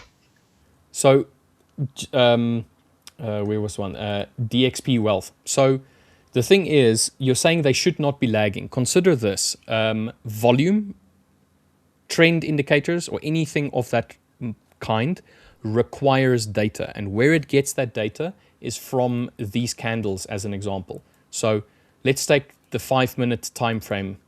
I'm just going to go to a cleaner chart so you can see it properly. And then I'm going to minimize that one and this one. All right, so this information here, you'll see on the right-hand side that there's a timer. So this 5-minute candle still has 2 minutes and 27 seconds before it closes. If I look at the inputs of this EMA, which is a trending indicator, it indicates directional, you'll see that it's got a source. What is the source that it's going to use to determine the plotting of the information? And the source here is the close. So what that means is this is going to move up and down, up and down, up and down the whole time, indicating a direction, but it will only be plotted and permanently plotted once this candle closes. So on the right-hand side, you can go to the object tree and data window. And if you go to the object tree of the data window, you will see the information as shown on the screen. So right now, the EMA, this 50 EMA is showing 0.77146. So where it's hovering is that amount. It will change the moment that this candle closes, and then it will plot it. So it's always going to be lagging in relation to the price itself as the price is being printed. And almost all indicators work on that premise. Even if I go and I make it the open, it will be on the open of the candle, and then it will still only print once the following candle has an open price. So it's always going to be reliant on price before the data gets printed.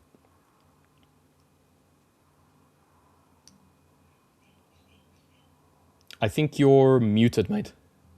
Oh, yeah, my bad. You do also have like non-lagging indicators, like leading indicators, but they're predictive indicators. They're not actually they're not going to show you exact data that's come out because, well, how would they? Because the data has not come out. So they're let's call them predictive indicators. They're not actually. I don't want to say they're not legitimate indicators because they are, of course. But they're a different form of indicator. The best indicator you'll have is a lagging indicator because it's exact data. The only difference is that it is past and it is already out printed data. But that's the most reliable data that you can get, or the most reliable indicator you can get. Yeah. So In my did you opinion, guys notice now that the EMA was on 177.146, and then the moment the candle closed, it now went to 177.138. So once again, it only plots the information once the data has been printed. So it can't be leading. It will be lagging because it needs this information to plot first before it draws its information in to plot the indicator. It's as simple as that. Yeah. Yeah, exactly. Also, have you checked out Eurozo again? What is going on? I'm just gonna bring my screen up real quick. Yo, dude, it's Like, go. if anyone... Oh, hang on. What's happened to my screen? Never mind. Right, let me. There we go. You should be able to see my screen okay now. You have to share it So first. this line, this line that you can see here is my 1 to 2, and that would be my minimum that I'd take out. So I'd be happy to take out at a 1 to 2. Now let's assume that you're crazy enough to risk 1% per trade. You'd be risking 3% right now overall. Let's assume they all hit a full TP. That's 4, 7, 9. That's 9.5% you'd gain just trading EU right now. So people out there that say, you can't be profitable with just one currency pair, I beg to differ, my friends. So Euro is incredible. it does look good. It really does look good. Here in the link, it says the 16th on Monday. No, I will show you. There it is in the link. There at the top, Tuesday, 17 February, 1600 to 1800 South African Standard Time. That is GMT plus 2. So for GMT, it is 2 hours earlier. It is 1400 to 1600 GMT. So it's in the link, the exact link that you guys can go and get straight from the anniversary screen. If you just say celebrate with us, it's right there. So just go and have a look, and then you will get the correct information. Yes. Indeed, Amundo. Dude, Euro is looking fine. It's looking pretty Mate, good. The question is now whether or not it's going to react at this area, but it's coming in hot. It is, yeah. It's coming in thick and fast, man. It's gonna run out of steam at some point. I reckon we got another 5-10 pips max. That's why I marked out the 1 to 2 hour area, because if I was in this trade, I think that's where I'd be taken out. Yeah, I'm seeing that it looks like it's slowing down a little bit now on the 15 minute. So on the 5 minute, it should be reacting the same way. The question is, are we going to start having this, or are we just going to have exactly what happened over here and just have 1 or 2 candles that's bearish and then start printing more bullish candles? Those are horrible candles that I've drawn there, but you get the point. I think we will have some bullish momentum still. I just don't think for that much longer. I reckon if anything now it's going to consolidate or just wick about. Gold had this upway trending channel, which eventually got broken. We came back down to test this last area for Tokyo, the low of Tokyo. Reacted off of that, came back into this breakpoint. So very interesting to see what's going to happen here now.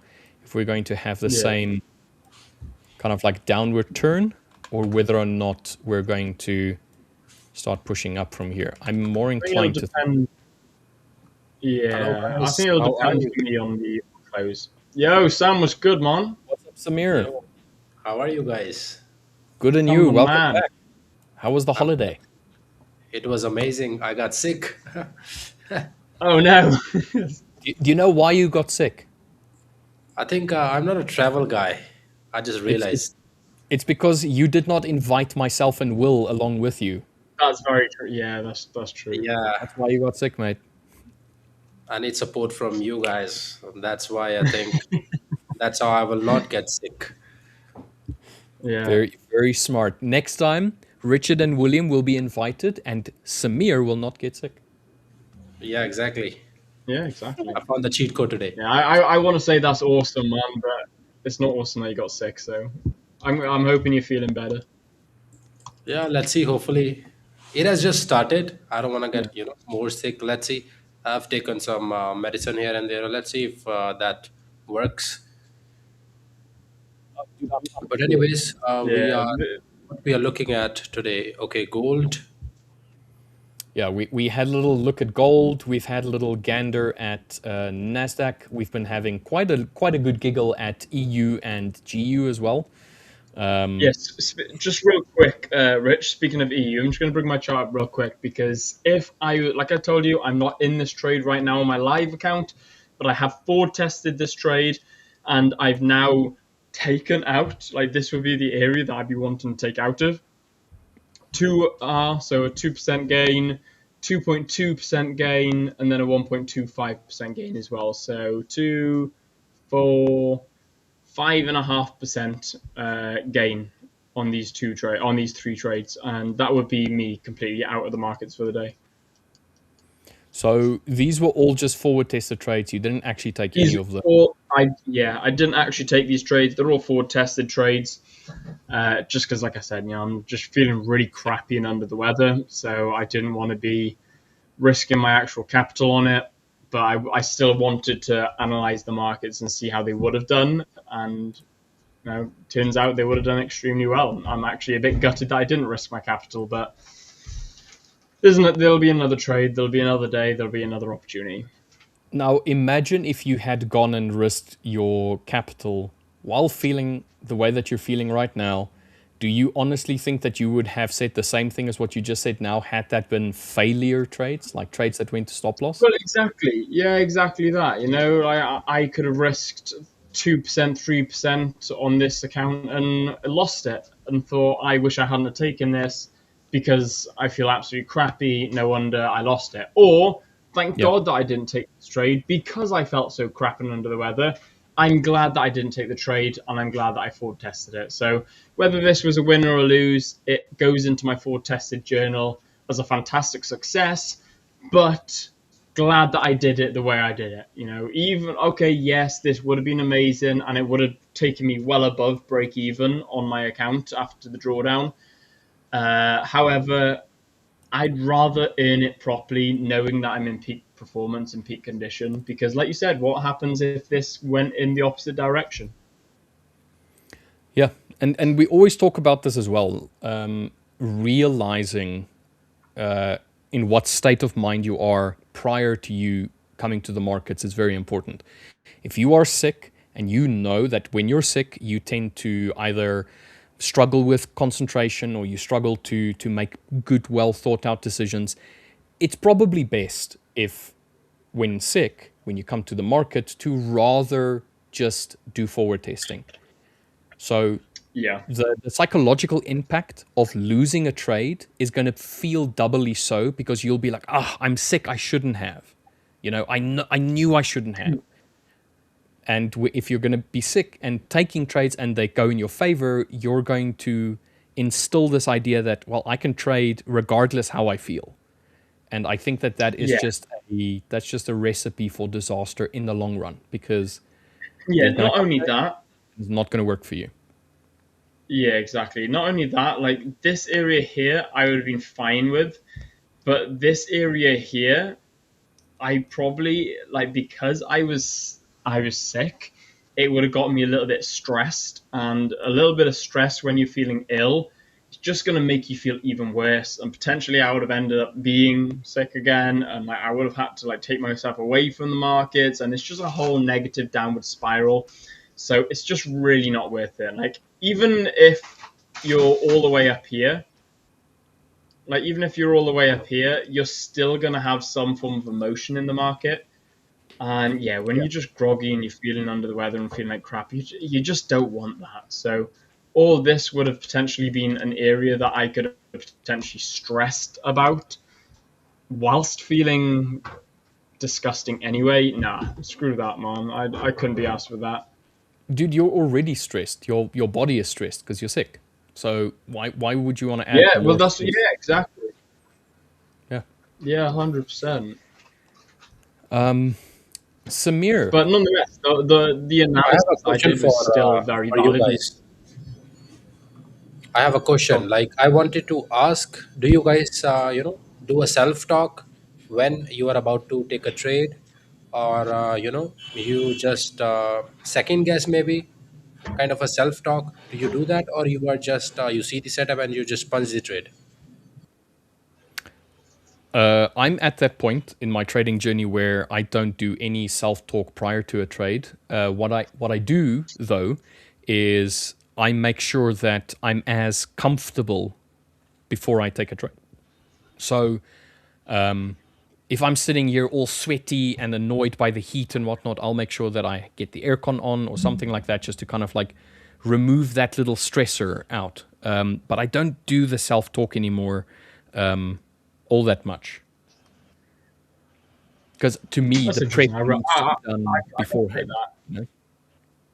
Yeah, I kind of know what you mean. Like you've done all that self-talk, you've done all the analysis that you should. Once you see the setup, it's just pull the trigger. You've already adjusted your scope, you've already adjusted your position, you've already sorted out your breathing. It's just a matter of pulling the trigger on the target. Yeah. However, I'm gonna contradict it. I love that theory and I rate what you do. However, I do a self talk. I do like a last minute check. I'll look over everything and I'll be like, right, Will, are you sure that this is the case? Are you sure that this is going to work? And are you sure that you've stuck to your plan? And are you 100% sure that it ticks absolutely everything, all the boxes that you want it ticking? And if that's like my last sort of self talk. And if that is the case, then boom, yeah, take the trade. All right. Fair. I Makes I sense. I I, just I like asked that. you guys because I was in a flight and I sat next to this guy, and he was a fundamental guy, and we just chatted here and there. Right? Then we came to a point where he was discussing about if we take any decision with little bit of cautiousness of or little bit of self talk, we do that before taking any decision. That particular thing will be in our favor most of the times, or the result may can be in our favor most of the times. I'm not saying 100% of the time, but this small thing can, I think, separate you in trading from being profitable to unprofitable. So I really like that conversation. So I just recall that thing. So I asked you guys about the self talk thing, and I think it is a big thing. Yeah, that's why I just asked you guys. Maybe it's the idea that if somebody is doing self-talk, they're doing reassurance. You're reassuring yourself of the decision that you're about to make. So you you do a double check. You make sure everything is in place. You haven't forgotten to adjust your stop loss, your lot size, and all of that, your risk. And then it's that reassurance, so that when the trade is ready to be taken, there's no hesitation. There's no, oh, I just need to make sure yet again, because you've already done all of those steps. So that could be one thing. And then the other thing could be if you're somebody that needs to kind of hype yourself up before you make a decision, that can help you by clarifying mentally what needs to be done and then setting a plan in motion and then doing it. So I rate that, because to me, trading is already difficult enough. Whatever you can do in order to simplify taking the trade, try and do that. Your analysis can be as in-depth and as crazy as you want it, but the physical taking the trade should not be a crazy thing. It should be very simple, ready, there we go. enter, stop loss, take profit as an example, and then you let it go. Because up until that point, you've done your analysis. Now you need to see whether or not your analysis plays out. So Yeah, just you've done all the try and hard part. It's just visualize. like you said, it's just a matter of pulling the trigger on it. Maxwell Bonnie is saying, thank you to the Fivers team. I purchased my first account today and I look forward to having a great journey with you. Maxwell Bonnie, we look forward to having you become a part of our journey and us being a part of your journey as well. And then maybe, just maybe, when we have more of these awards and interviews that Mr. William down here is the one that conducts them with successful traders, maybe, Maxwell, you're going to be one of them. Maybe. Yeah, So good luck. absolutely, man. Get yourself funded, get yourself a nice little payout under your belt, and let's jump on an interview. Look at that. Let's get you Look, on the at on you're Fiverr's inviting website. people. Look at you, my friend. Look at you. All right. EU and GU is definitely looking good, even though GU is slowing down ever so slightly in comparisons to EU. Where EU, I think, is it's right at that box that I marked up earlier, the 118.95 to 119.07. It's right there right now, but it hasn't really slowed down, has it? I haven't even checked these pairs in a very long time, EU and GU. I have just one pair now. I have eliminated NAS 100 also because I have noticed US 30 is giving me better results, and my win rate is good on US 30. So I'm just relying on my my data or my past experience. So I have eliminated NAS 100 also. Right now I'm just trading US 30, and my results has been really good, just trading this one asset or one pair, whatever you want to call it. I'm saddened by that, Samir. I'm saddened. You and I, we were the NASDAQ boys. We were a team. You and I, we were like this. And now you've But left me all alone. you, Now I'm the I only can NASDAQ. invite you to US 30. Yes, Oh, you want to just invite me to US 30? Okay. yeah, Okay, let's have a look at US 30. Do we want to bring up your screen, Samir? yeah, sure. I can share my view on US 30. There we All right. go. Right now we have my screen here. So I was waiting for this breakout for a very long time. I don't know how many days we spent like this. Probably like almost a month. We have spent consolidating over a month.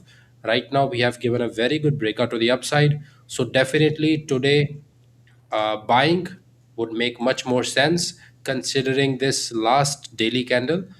Now, if you go to the 15-minute, as you guys already know, I do like to see market structure on the 15-minute. And right now, we definitely are trading to the upside, impulse, little bit of correction. I will consider this as a pullback. Maybe we can get a liquidity move and still we can trade to the upside. But my bias for today will be bullish based on the 15-minute impulses to the upside. And of course, we just broke out of this consolidation. So that is a good momentum right here. So today let's go for a my bias for today is bullish, and I have noticed we have also extended 30 minutes to our stream, I think. Or was it the same? What are you referring to, Samir? We have extended the stream timings, or is it the same? We've extended, but we've started an hour earlier. So instead of us starting at Okay, okay, 9:30, we're starting at 8:30 GMT. okay. But So we're still ending at the same time. all right, that's good. It's just 8 p.m. my time zone. This NYSE is gonna open, so 8:30 a stream will be over. So I think now I can do live trading here because our stream is here, in my trading time zone only. So hopefully you will see some live trades from my side. I can pull up my terminal today and let's see. I just got a fresh live account, so I'll be trading with you guys. Let's see how it goes. So Love. today, bias is bullish again, Beautiful. and live action you will see once the NYSE is there. I don't like to analyze my charts before that. I can just give you my views, my points, my fundamentals, what I use on a day to day basis. So I just rely on impulses and corrections. Let's see where we get the impulse, and then I will make my decision. And hopefully you will see the live action today. So yeah, so we have Victor here. Hello, Victor. How are you? Hola, Victor. Hello, hello, everyone. Samir, Will, Rich, Yo, everyone watching good, us. Victor. How are How you doing? are you all doing today? I'm We are I'm good. missing the bell. I'm doing Oh, I'm the missing bell. Victor and his Yes. bell. He's ringing the doorbell before he comes in. I'm missing that. Yeah. When Oh is that, yeah, Victor? fair. Yeah. Yeah. Maybe we'll reinstate He's that. he just walks in. He's got a key. Now you're late. It doesn't count. He's already in, and then he just reaches around, just like taps the bell. Ding. Yeah. So, have you guys caught any of the gigantic moves in EU or GU? It's been a juggernaut. It Yeah, has been he's quite the been. movement, hasn't it? It has. But It Friday, no, has very. Yeah. I trade here, but today, as I wait for my session, Mhm. so I'm just waiting for my session. Friday, I did took a trade right here. It was a buy trade, beautifully one to one secured, and yeah, let's see what we get today from my side. Yes, it sounds great. We'll check it out later on when we do the analysis of the pair where we expect price to go to, and why perhaps it is reacting as it is. Although why it sounds like weird, we're not trying to explain the reason, the causes behind the moves, but I mean through the eyes of the technical analysis, what is likely why through the structures, order blocks, and so forth. But so Samir, you're waiting for the NYSE open to look for an entry. Do you have a bias? Do you have a if you look at the I saw you were talking about the US 30, the Dow Jones breaking out. Will you be waiting for a complete break and retest, or in this case, a retest of that break, or are Well, you just ready to go anytime it makes a micro breakout after a pullback? I am more of a impulse and correction type of trader. If this type of similar move I got to the upside, for an example, something like this, then I will take the breakout of this, and I just place my stop loss below the 15-minute swing low, and I just go for one to one whatever my stop loss is. I don't care how many points it is. It can be 300, 200, 400 points. I just want to make sure my stop loss is at logical place. So that's how I'm trading, based on some trend lines, some correction patterns, and some market structure, which is definitely the basic market structure is bullish right now. If we go to the 15-minute, you can even zoom out.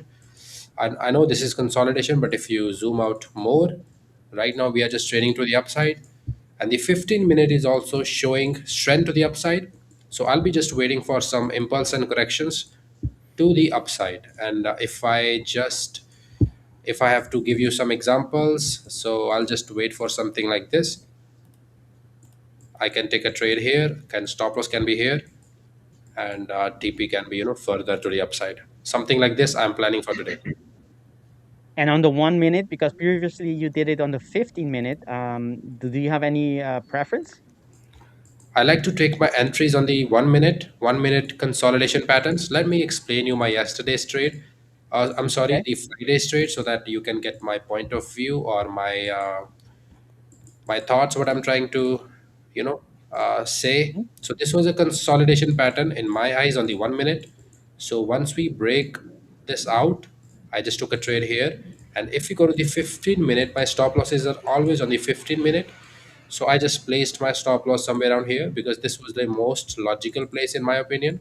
Even if price tried to retest this area, I'm still secured here. I've tried placing my stop losses a little bit tighter, but I haven't really found any success there. So this way works good for me.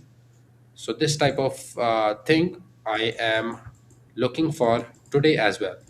But I think today we will get the impulse, and then I'll just wait for small correction, and then I will take the trade, something like this. And of course, my bias and my market structure is always on the higher time frame, which is 15-minute, or I think the last is 15-minute. 15-minute tells me everything because I have this 200 EMA also.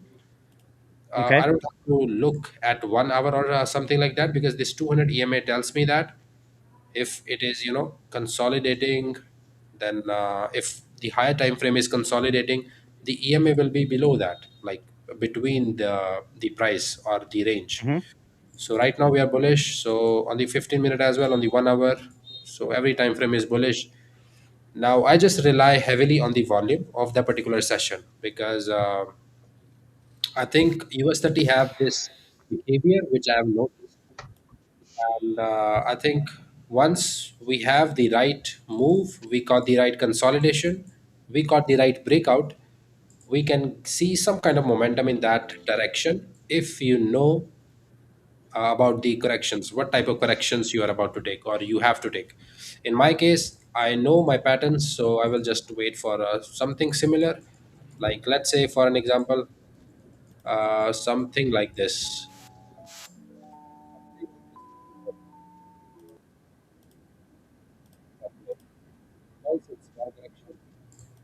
Something like this, Okay.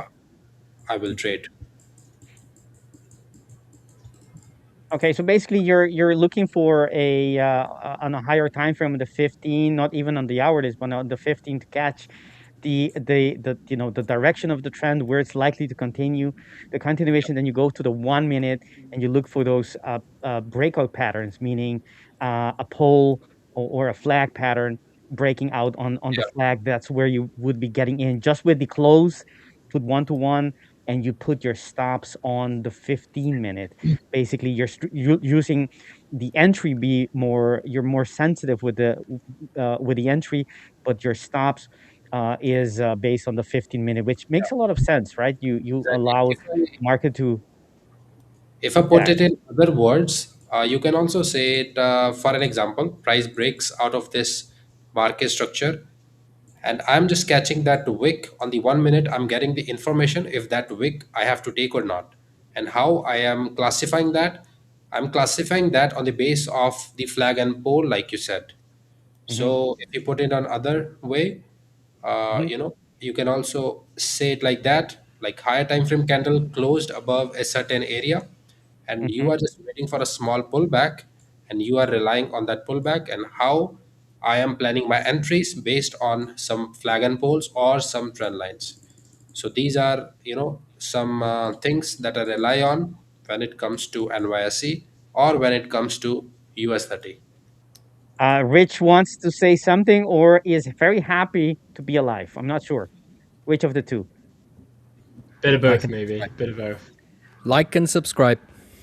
Oh, okay, okay. That's the universal uh hand gesture for like and subscribe. I understood. It's please, please, please, and thank you. Yeah, it makes a lot of sense, Samir. I like that.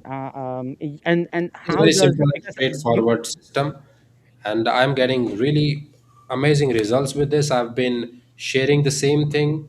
I think it has been 2 3 months. I'm coming to the stream, sharing the same system, and I have passed quite few challenges here and there, and I have received payouts from the same system.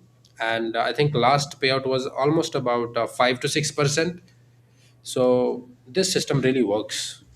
So I'm using this very simple impulses and corrections, EMAs, market structure here and there, just straight to the point. If that things happens, you take it. If that consolidation, like I'm saying, if that didn't appear, you just don't take the trade. and also, I think what you talked about very a lot of the time is that you stop, right? You just take one trade a day, whether it's a win or a loss.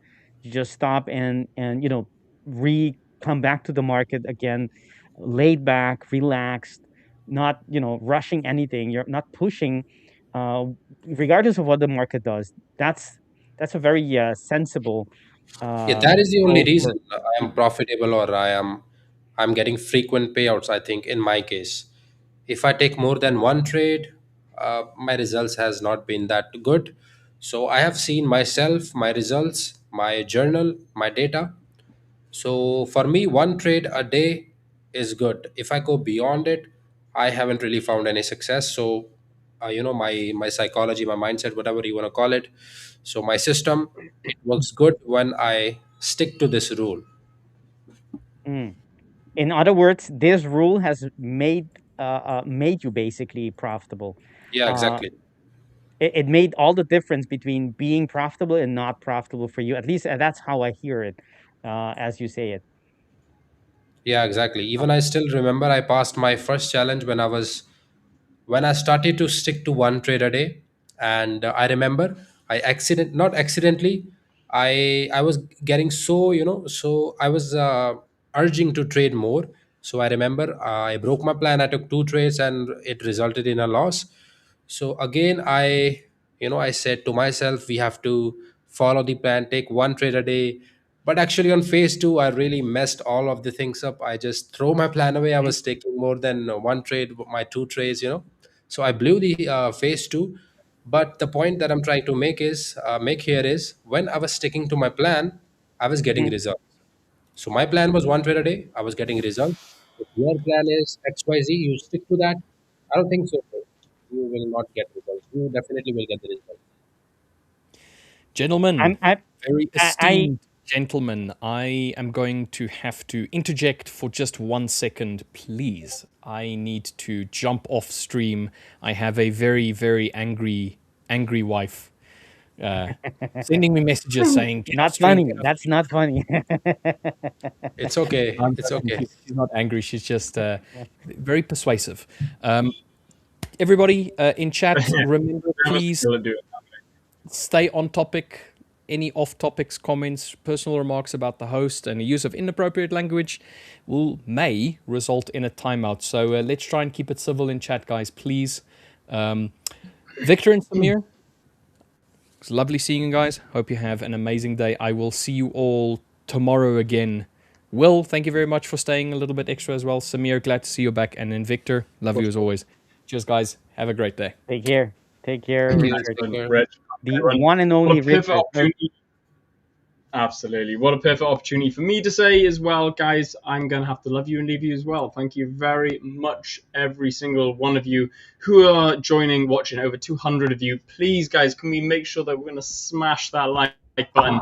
And if you haven't already, subscribe to the channel because we are edging ever so closer to that 100,000 subscriber goal.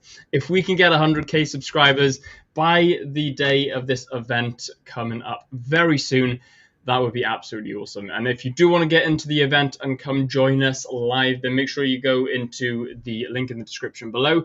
But for now, thank you very much, guys. I shall see you all tomorrow. Victor, Samir, see you later. Thank you. Thank Thank you, you, Will. Will, for keeping up the energy and take care. Bye bye. Have a good one. All right. So let's take a look at. Thank you, Will. Take care. Uh, all right. So let's move the things into perspective.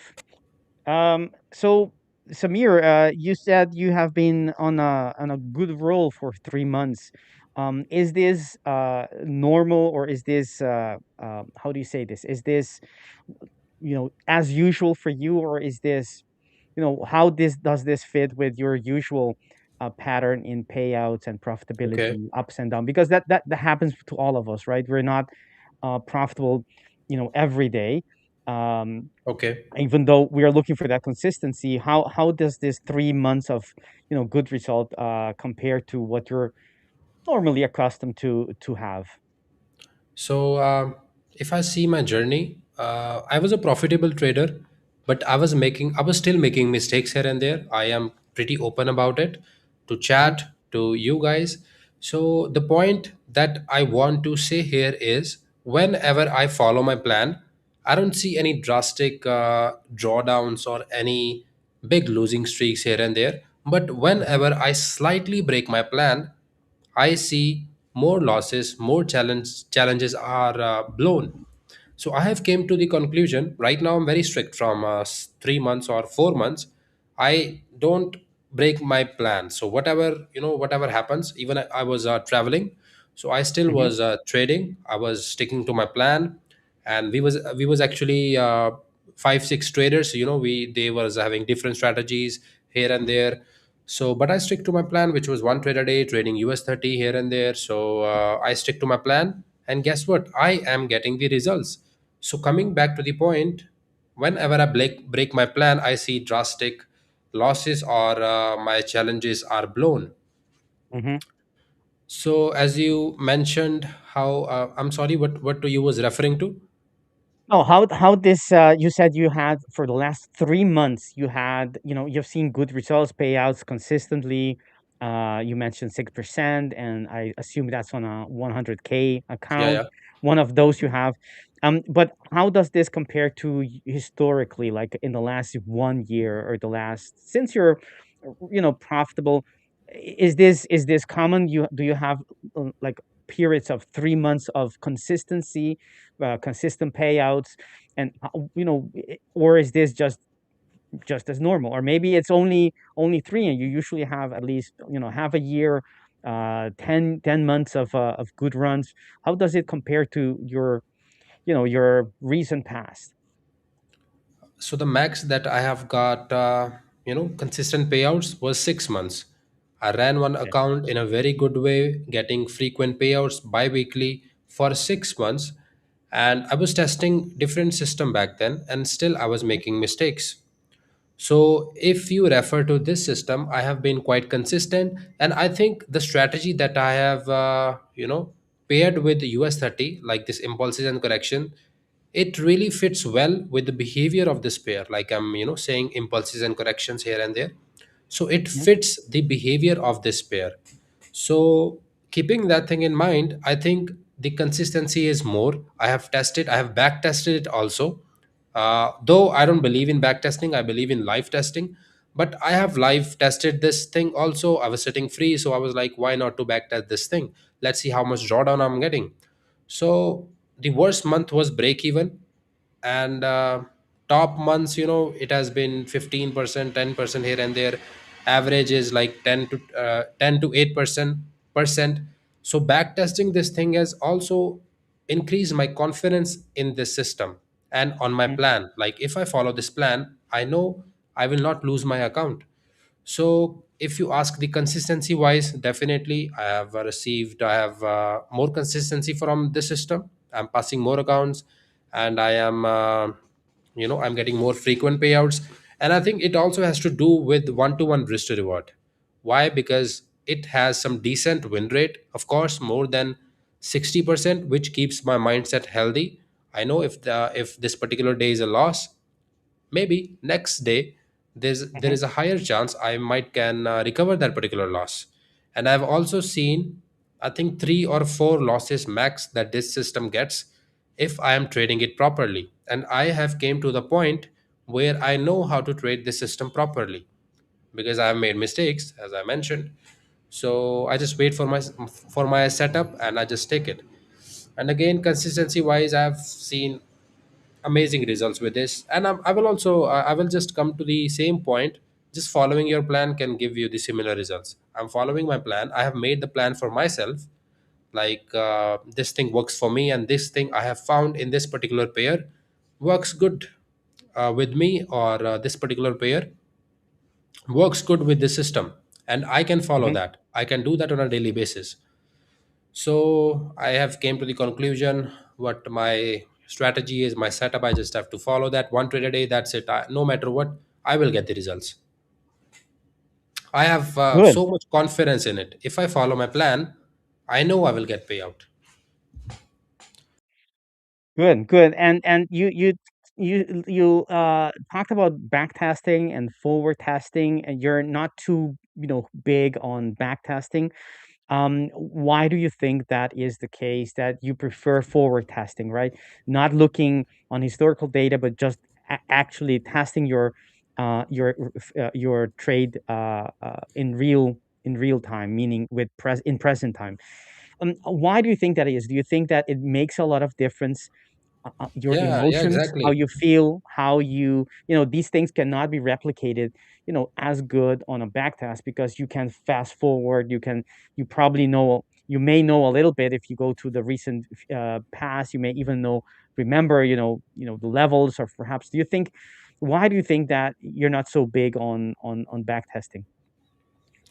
The reason that I'm not that big on backtesting is I believe the things done on paper is not that effective. The things done live is much more effective.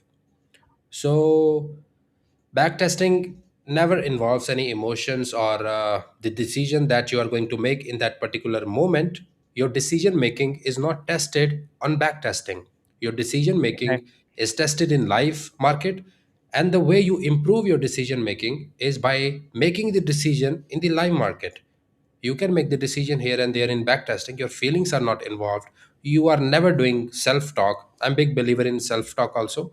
Even till date, whenever I have to take a position, I will do a self talk here and there. We was discussing about this topic, rich and will, and me, of course. So till the date, I do this self talk thing. If I have to take a trade, I still self talk. Is this my trade? Is this my setup? So back testing wise, your decision making will not improve. You still will. There is high likely you will make the same mistakes in live market that you are making in normal trading. Okay, so your decision making will get better by taking more decisions. You make more mistakes. Of course, live you have to act upon it. So this all trading thing is you just have to make your decision making strong. You just have to take the right decision in right time. And how can you do that? By taking the right decision in that particular moment. So I think this thing only can improve with the live actions. Backtesting can give you a little bit of confidence, but imagine that if you're testing a system live, like I have did, the amount of confidence that I have on my system is unbeatable. Backtesting will never give you that. Backtesting can give you a slight hope that okay, this system may can work. But if you test that system live, the amount of confidence that you will get will make you grow more in trading. So it's all about the confidence, and it's all about decision making. And I think two things is trading: decision making and confidence in yourself and in your system. Like even when you are in, you took a loss today, you have confidence in your system that tomorrow I know there is a chance I can recover that loss. If you get afraid, oh, today I took a loss, I don't know what is going to happen tomorrow, then there is a problem in your confidence. Then you don't know, you don't have the confidence in your system. And the back testing will not give you that. The live trading, taking decisions in the live market, will build that confidence inside you. So I will just like to say that these are few points. That's why I believe making decision in the live market is more better than relying on backtesting. Of course, if you're a new trader, you have to backtest, but take that same information that you have live. Now test this thing live for maybe 6 months, maybe 12 months, then see how your confidence will improve as you are growing, as you are making mistakes, you are realizing those mistakes, you are tracking your mistakes. So that's how I think you grow as a trader. You build that confidence, and you do the right things. Yeah, I understand what you say, and it resonates with a lot of people in the chat. They are, they're getting exactly what you're talking about. And what I hear is that to you, backtesting, or in general, backtesting is to check not necessarily your decision process, but more about the plan, right? The trade plan, the edge in the strategy without emotions, right? Emotions, they come in when we are actually executing the plan. But what you're saying is that to you, forward testing is actually the test whether or not you're gonna make it happen in the real in real time or going forward, because it's not only your strategy, which is fine in backtesting, but it's also the decision making process that's exactly what you were talking about, right?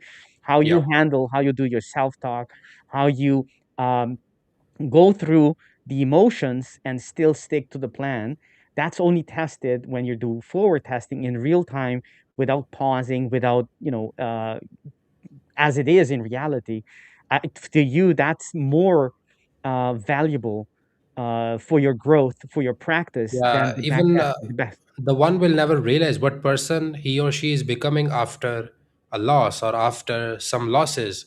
Because I remember when I used to take a loss, I was in different zone. I didn't even I was not in control basically.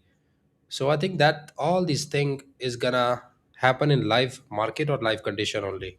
In backtesting, it is very fast. You cannot do the real test in backtesting. The real test is life, real markets. That's where you have to perform.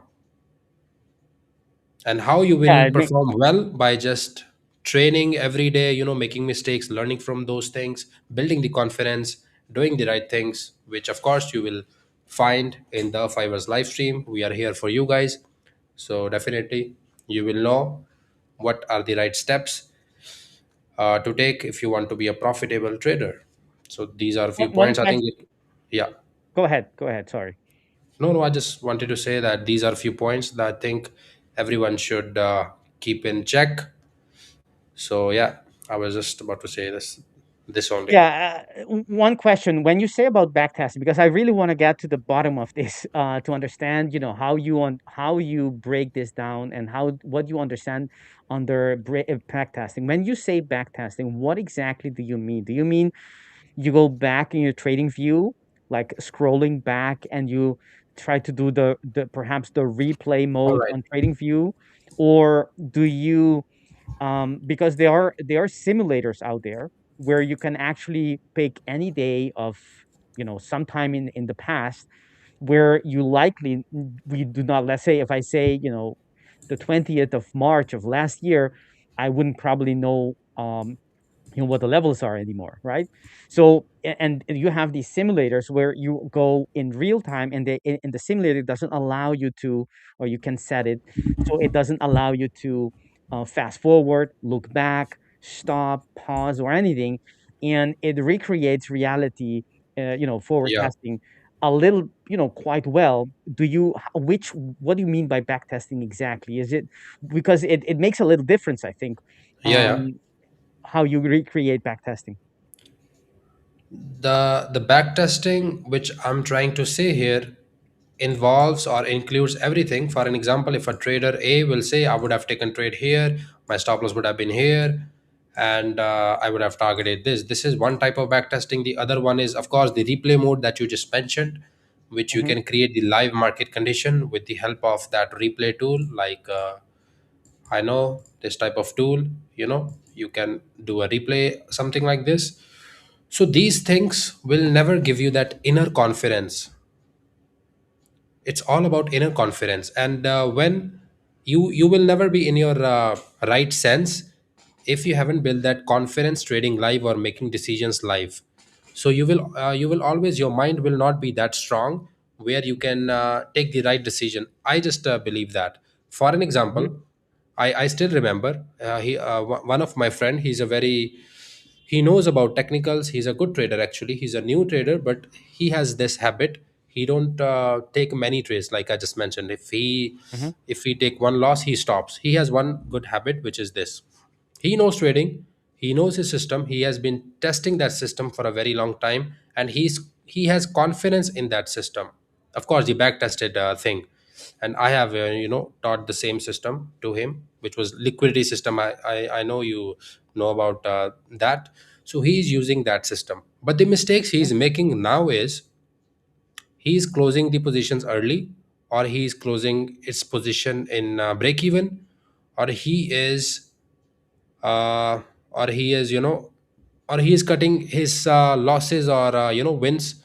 He's not just following the plan. What point I'm trying to make here is, So why he is doing the why he is doing this mistake? Because his experience, his decision making is not that strong. He has back tested that particular thing for a very long time. His confidence is there. I know he has the confidence, but his inner voice is not that strong. And why is that? Because he hasn't tested that system live for a very long period of time. Can be 1 year, 2 year, 3 years. Every trader is different. Some trader can catch the same confidence in 6 months. Some can take 3 years. So right now he's working on that. I'm sure he will get through that. And how he will get through that? By just taking more trades. Of course, not like 100 trades in a day. By just following his plan for a very long period of time, then he will be comfortable in that position. He will know that that particular thing is working. Then he will get that inner confidence. Backtesting will not give you that. Now he knows the system. He is clear about everything. He's following the risk management also. He's a good trader actually. But because he's a new trader, he don't have that experience. His decision making is not that strong. Hmm.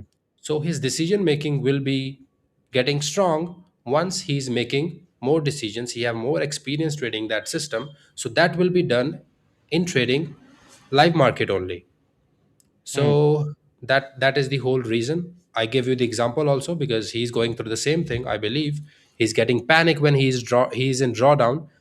So it means he's having some confidence issues. How he will gain the confidence? By just taking more decisions, by just getting comfortable, by just following the plan for 1 year, 2 year, 3 years. Then the plan will be in his blood. He don't have to do anything. Then his system will be automated. Nice, nice. So basically, you're saying every trader goes through a process of screen time of trading live that will cement their inner voice, not only their confidence but also their inner voice, which is to you essential for you know success. Yeah, exactly. Okay, I like that. Like that. That's very insightful. Thank you, Samir. Everyone watching, this is the live trading room of the five first. We would like to, invite you to, if you like the conversation, if you like what Samir is sharing today, if you think that makes a lot of sense, or you're just curious and you think, hey, I think there is something here. I'm not too sure what it is, but I think this is something that could help me. Please hit the like button, subscribe to the channel, and see how watching other traders, following our conversation, because we are no, this is not scripted. It's just live. We just talk about our experience. We share and we try to sort of ask each other a question to understand each other better. Although I may already understand Samir to some extent, but I on purpose ask these questions so you guys understand. And why is he doing this? Why is he saying about self talk, and what is self talk? What is backtesting to him? What is referring to that was so important in his growth, in his progress as a trader. Samir from India, being very quite profitable in I like that, getting some nice payouts. Not gonna mention the exact amounts, but I mean, if you follow, you get a picture. Samir has been mentioning a couple of things. You get a picture more or less what we're talking about. Very good stuff, Samir, and that's why people like watching our stream when you are on. Samir, someone asked you something about let's see, a stop. Yes, I can see. Hey Samir, can the volatility when NYSE open blows through your stop loss? So that is why I keep my stop losses very wide. So what do I mean by that? For an example, I take a trade here with of course the confirmation. I don't care if my trade is I'm catching the impulse at last. I want my confirmation. That's how I will get involved in the trade. So for an example, I got a breakout right here. I can see here. So I will keep my stop losses at a very logical place. For an example, this was a logical place to me. Why? Because this was the last area which was a demand area in my eyes. So I will keep a very logical stop loss. So if price gets to that area, my whole analysis is invalidated, and I'm not hoping anymore. You can say it that way. Like yes, price may can reverse from here, may can reverse from here. So if I'm out, my analysis is completely invalidated. So Mm. how I am saved from this volatility or whatever volume you can say? So I just keep my stop losses white. So that is the only reason why I keep my stop losses very wide. I know people are referring to very huge impulses on these indices. So how I trade is just keep the stop loss very wide. So that's how you can do it. I know I'm I think showing. do Yeah, you get slippage? Because I think having white makes a lot of sense because there is that opening range that is quite wide for very little time. It goes up and down and travels up a relatively large number of ticks or points. But do you get like slippage? Is that something? Do you get filled at levels that beyond your yeah, yeah, stops? Because of the that's the opening range. The opening bell is basically the one of the most volatile moments of the day. yeah, Sometimes, exactly. not always. Do you get does your stop loss still protect you if you're talking about long distant stop loss, not too close Yeah, yeah. by? Is it enough to always be taken out at the stop and not further? Okay, so this particular scenario or this particular example that I took on Friday, in this particular market condition, my entry was just at the market open. But this type of scenario, I don't get every day. So if I show you Thursday, I think this is the Thursday. Yeah, I remember. I think I took a shot here. If you can see, I took Hmm. this consolidation. And Hmm. if you observe, this is not at the opening bell. So most of my trades are not at opening bell. So I wait for price to settle. So that's how I am protected with slippages. These type of entries I don't get on a daily basis, and these type of entries, if I get the entry at the right time, then I will enter. Let's say if I am opening my MT5 and I'm setting my lot sizes here and there, if Hmm. the price is here, of course I'm sacrificing my risk to reward. Already it is 1 to 1 and I'm using my bigger stop losses. So in this case, these type of market conditions where I'm not getting filled at my price or near my price, maybe like 2 3 points here and there I can handle. But if price is way too above, then I just skip the trade. And the opening bell, I know it is very volatile. So how I am saved, I just wait for price to settle. This was a very good, I think, sell I took. Let me see. Yeah, I took this sell. I remember. I think on Tuesday I took a loss. I took 2 losses and 3 wins or 4 wins on last week. I still remember. Yeah, or maybe 1 loss. I have to check my terminal. So yeah, Good stuff, man. And the market has been good. I mean, if you look at last few days in gold and the equities, but especially in gold, it's been crazy. So lots of volatility. Probably that is also one of the reasons why you're getting these great moves that run and that once broken they continue to move in the direction yeah, that you exactly. lead because of that volatility, because of that risk in the market and people getting jittery and scared and so on. All right, so let's take a look Yeah, at I would like to cover one last point. I have been a very aggressive strategy hopper in past, and because of that I have never enjoyed this type of market where my TPs are getting hit frequently. okay. So if you are not a strategy hopper, I think this type of moment you will never face when you are getting more wins. So I think that is also the point that I just wanted to share with our viewers here. So strategy hopping means you are testing a new system and market condition is new every month or every 2 3 months here and there. So that can impact your results. So please focus on one strategy, and with time you are gonna get better only. Just give it time. That's it. Mhm. Good. You mentioned that you did I hear you correctly? You said the strategy you have been aggressively strategy hopping Yeah, I before, was a big strategy hopper. and Yeah, every and day new strategy. My and dreams are building new strategies. actually okay, all right. That's quite aggressive. So but you said that you uh, someone like you who was the way you were before, aggressively hopping from strategy to the other, does that I'm not too sure I understand what you meant about not enjoying winning streaks, because did I understand that, or is it the opposite? Maybe I didn't hear it I know. correctly. I just I was sharing that these type of market condition when your strategy is working very in a very good way. Yes. Like for an example, if you're a breakout trader and gold was really going to the upside only, and you can, Mm. if you're a strategy hopper and let's say you take one losses, I still remember I took two losses. Next day, what is the new strategy? I took two losses. This system is not working. Ah, I was something someone like that. So this type of trader can never enjoy the market condition which gold gave us. So he's he has built that habit. understood. I have built that habit. Understood. Okay. Every after every two losses, I lost the belief in that system.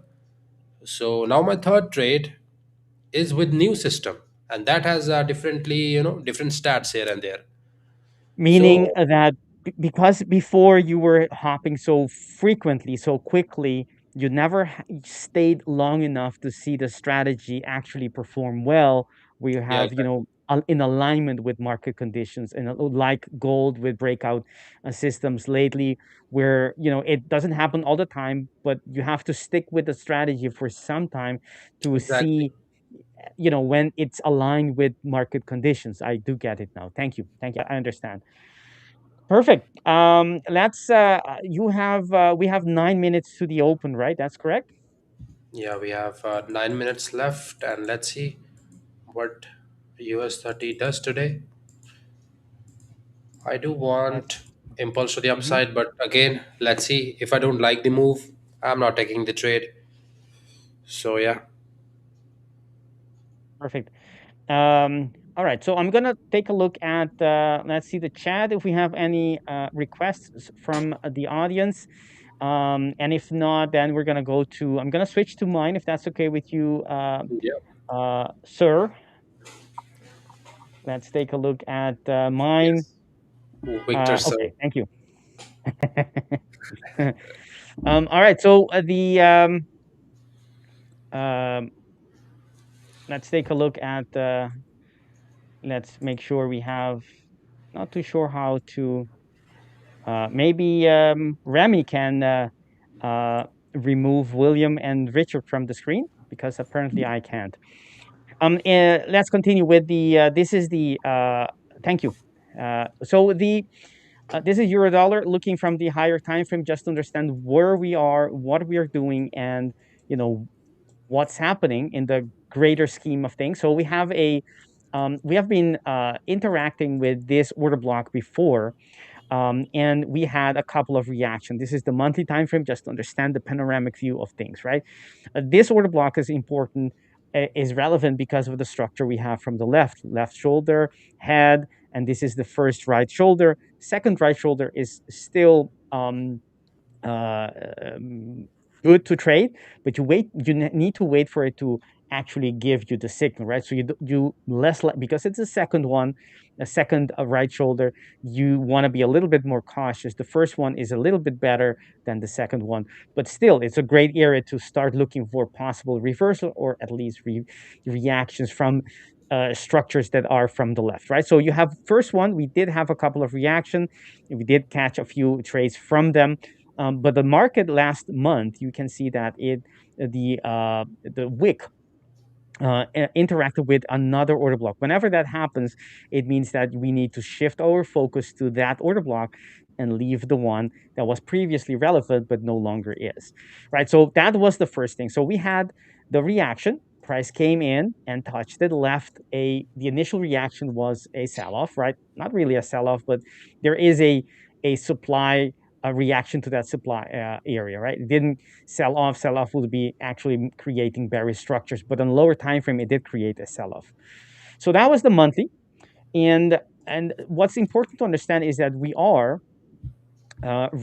did reach the monthly by from another monthly bullish structure. It's fresh, it's new, it's not as visible and relevant as the structure from the left.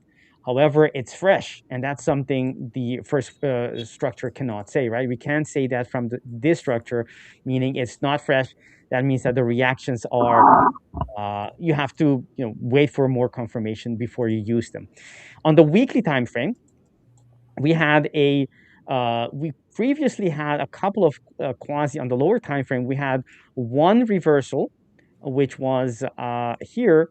I'll tell you guys on the daily to see it. There is a quasi actually in this direction, right, where the entry was in here, but there was also a quasi. Maybe I should go to the daily to show what I mean. So there were two quasis at play, and I like when the market give these these opposing structures, right? So that's the quasi established downtrend, and it goes down to the entry order block for the move out. Let me create that bigger so you guys see all the details for those who have perhaps a smaller screen. So that makes a lot of sense. But we also had from the left, we had a bearish order block, right? And that was basically this that we broke out of, right? So we had two structures equally. One was with the trend, and the other one was without. So we had two structures, a bearish one and a bullish one. Whenever we have that on the same time frame, you have to look for other indicators, other things outside a higher time frame, perhaps, or other indication why which one has the bigger probability of succeeding, right? And one thing we had, of course, was the market structure coming from below, right? We had an intact uptrend that made one being a little bit more likely to succeed against the other. So we came from this position on the daily time frame where you have both daily quasis, which are very powerful patterns to trade on a lower time frame if they're on the daily, and one of them broke, which was what we had here. When was this? This was the end of last month. And after that, basically, it was the market telling us that we're getting ready for the continuation, right? The follow through movement after breaking out of this consolidation we've been in since the last 6-7 months so far. So we broke out, meaning that we're getting ready. And the question to me was, where can we catch? When can we jump on this bandwagon? And we had one idea. It's still active, but it's not. Price is not actually using it currently, which is the quasi that I just explained or show you guys. This is the break of the neckline. That's the neckline, the head, the left shoulder breaks it. It comes back to one of the order blocks. There was another one, but this is one of them, and then has this move. So that move. Hold on, guys. I'll have to take a pause. Hold on.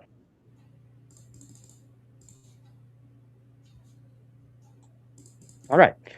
So as I said, so the completion of that pattern meant that we were looking at taking out that level. And that happened very beautifully, very impulsively, just like you would expect when a quasi works. This is how the quasi pattern, when it reacts from one of these entry order blocks, when it's going to go, it doesn't need convincing. It's going to be very convincing by its own, and it's going to move very rapidly in the direction, right?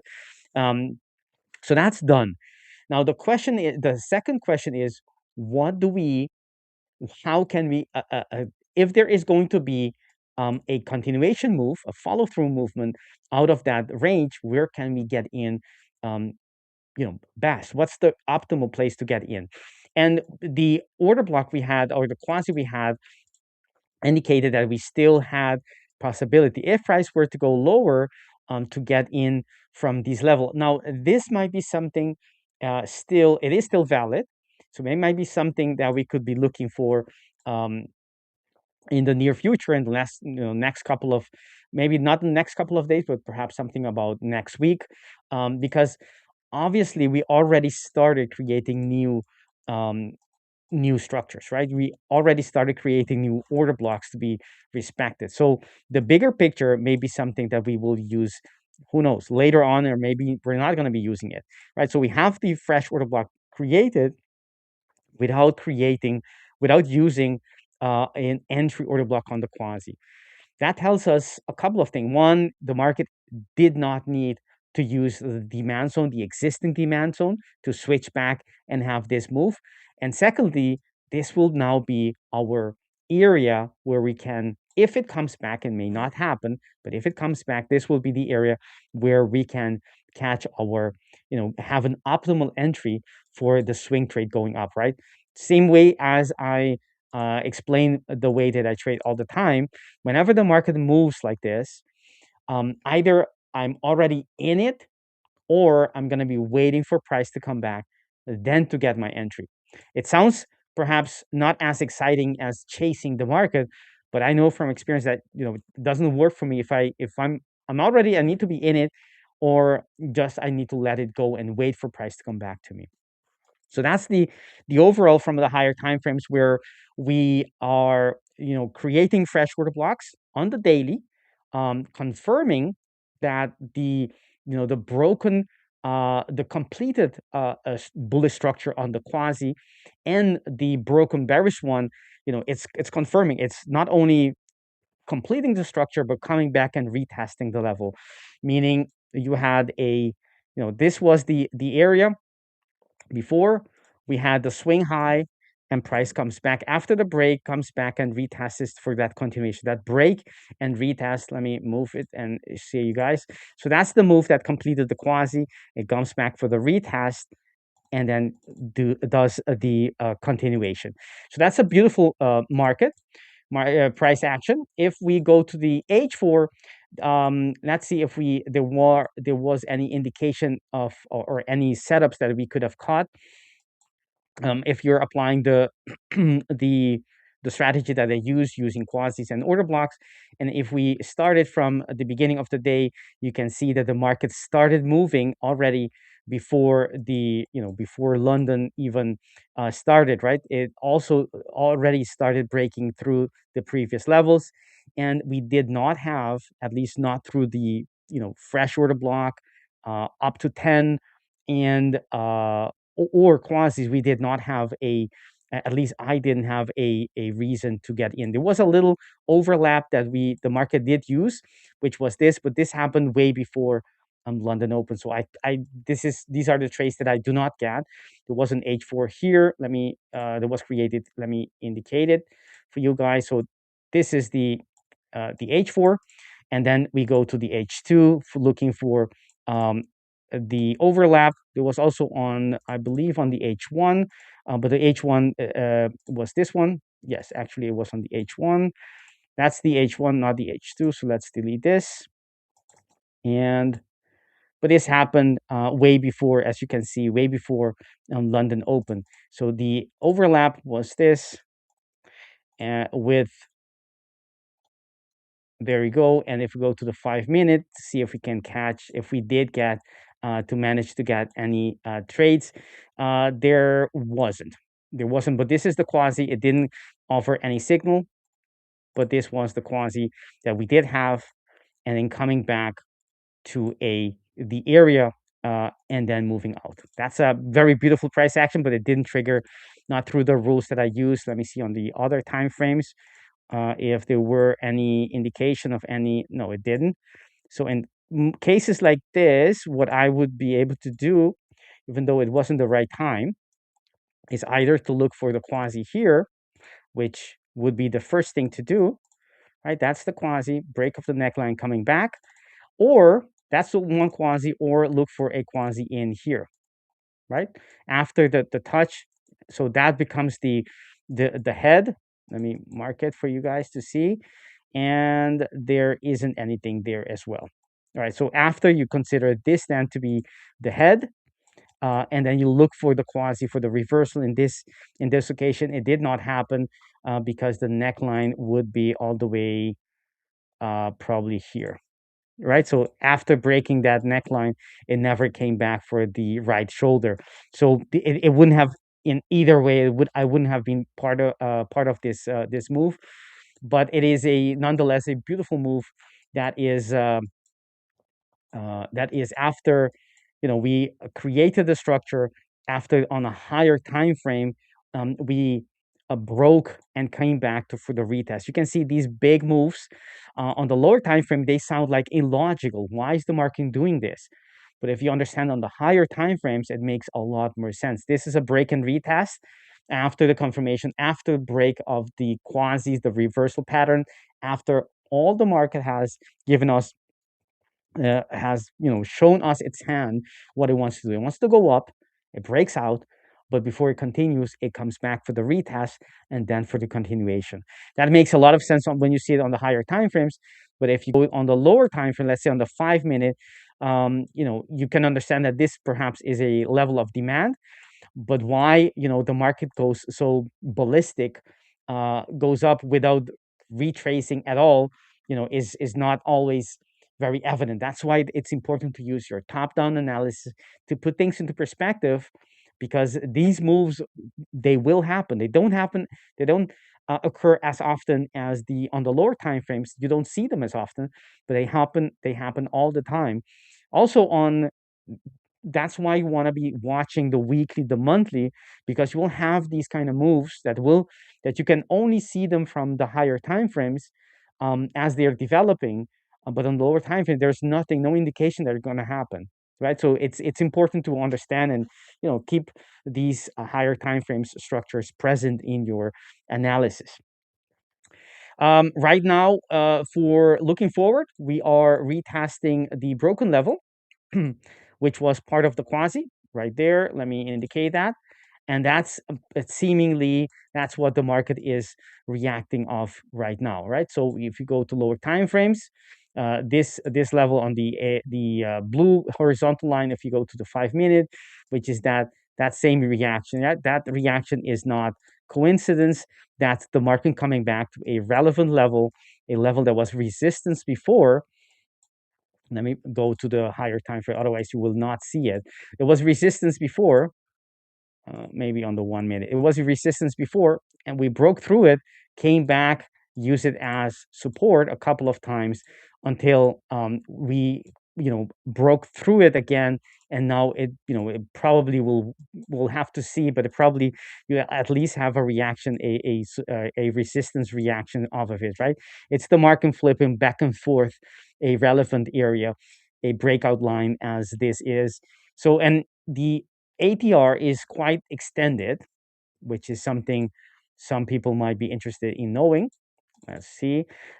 Currently the ATR is sitting at 79.1. That's the average true range, and the current daily candle is at 108.3, meaning we are what? We are 25%, even more than that, almost 30% above the 100%. And there's no news today, right? That's important to know as well.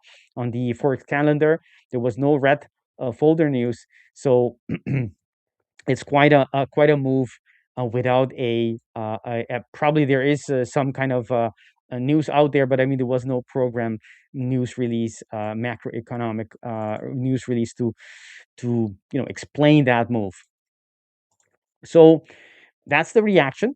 And to me, as I said at the beginning, I'm either in the move already, and I wasn't, because it happened, the quasi happened before London, before I start trading, or I will be waiting for price to come back, understanding that the market is, ready to move on, to push forward, to have the follow through movement on the dailies.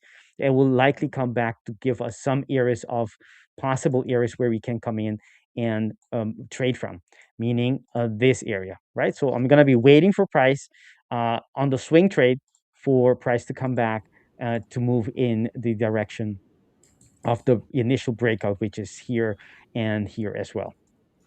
That's my view, my take. So I did not take any trades on EU, even though it's very beautiful, very impulsive, but I stick to the plan. That's how I know to keep profitable. It's not about excitement. It's not about, you know, you know, dopamine hits, right? It's not about enjoyment. It's about following your plan, and your enjoyment should come from the process, following the process, not from excitement. It's not about betting or catching the move uh, if it's not part of your trade plan. All right. Let's take a look at the chat. DJ is with us. Thank you for being here. You have, let's take a look as well. Outside bar. I typically talk about outside bar, not inside bar. Maybe it's a Freudian slip that I said inside bar, but I'm actually part of the system that I trade is quasis and order blocks, and the order blocks can be created by either engulfings or outside bars, not inside but outside bars. And I'll give you an example. Perhaps this is when I may have said inside bar, but this is the case. See this is a very beautiful example where you have an outside bar, meaning the candle number 2, the second one, the one that I'm indicating here, travel outside of the range, the high of candle number 1 and the low of candle number 1 as well, the high and low, and it close outside. That's an outside bar. That's my definition of it. That is the definition. And you can see how the market, not always, but a lot of the times, an outside bar is, can be very, very powerful indication of what the market's intention is, right? Because it's also trap traders. It's also one side taking control, but also trap traders. Whenever these highs and lows are being taken, that those are automatically, there will be the traders trapped in those directions until it closes and then takes off. This is a very peculiar, huge move after an outside bar, but it doesn't surprise me. We see that a lot of the times happening. You can see it here as well. That's another outside bar. After that move, we had many candles moving in that direction. So it's a one of those candlestick combinations that I like trading. So Samira, the open is already in 11 minutes away.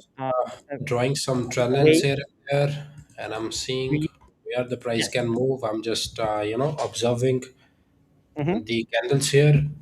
So if I just talk to the charts right now, what chart is trying to tell me? Let's go to the 1 hour.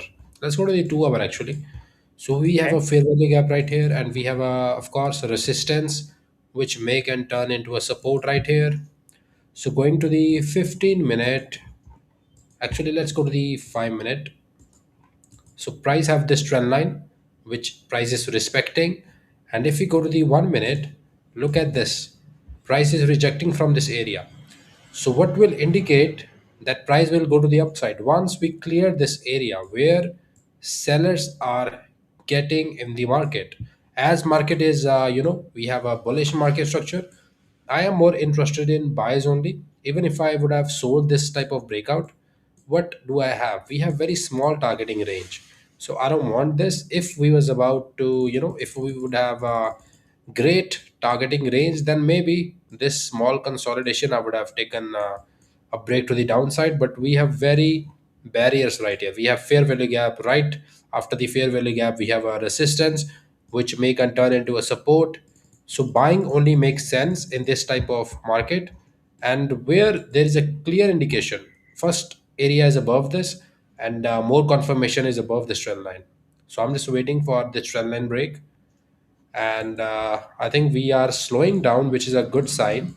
So once we break this, we have a clear indication that here there was sellers, but now buyers are taking place. So I definitely will be taking buys right here. Stop loss placement can be 1.180 points, and target is 1 to 1, which is around this high, which is a good target. So let's see how it performs. If we completely melt to the downside, I am okay with that. Today is not my trading day. Charts didn't print it what I liked, or what I was planning. So I'll just completely avoid this trading day. I just want to break out above this area.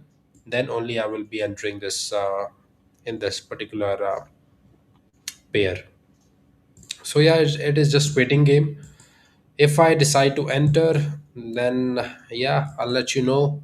But if we close above, I'm gonna enter. So you can assume Do you if have we, a yeah, time stop for your signal? I mean, a close above you said on some time frame makes you want to enter. Does it have to happen before a certain time? I think the 2 hour time window is a really good time window because we still have the volume, which is called pre-market volume, if I'm not wrong. So 2 hours coming into the NYSE is good.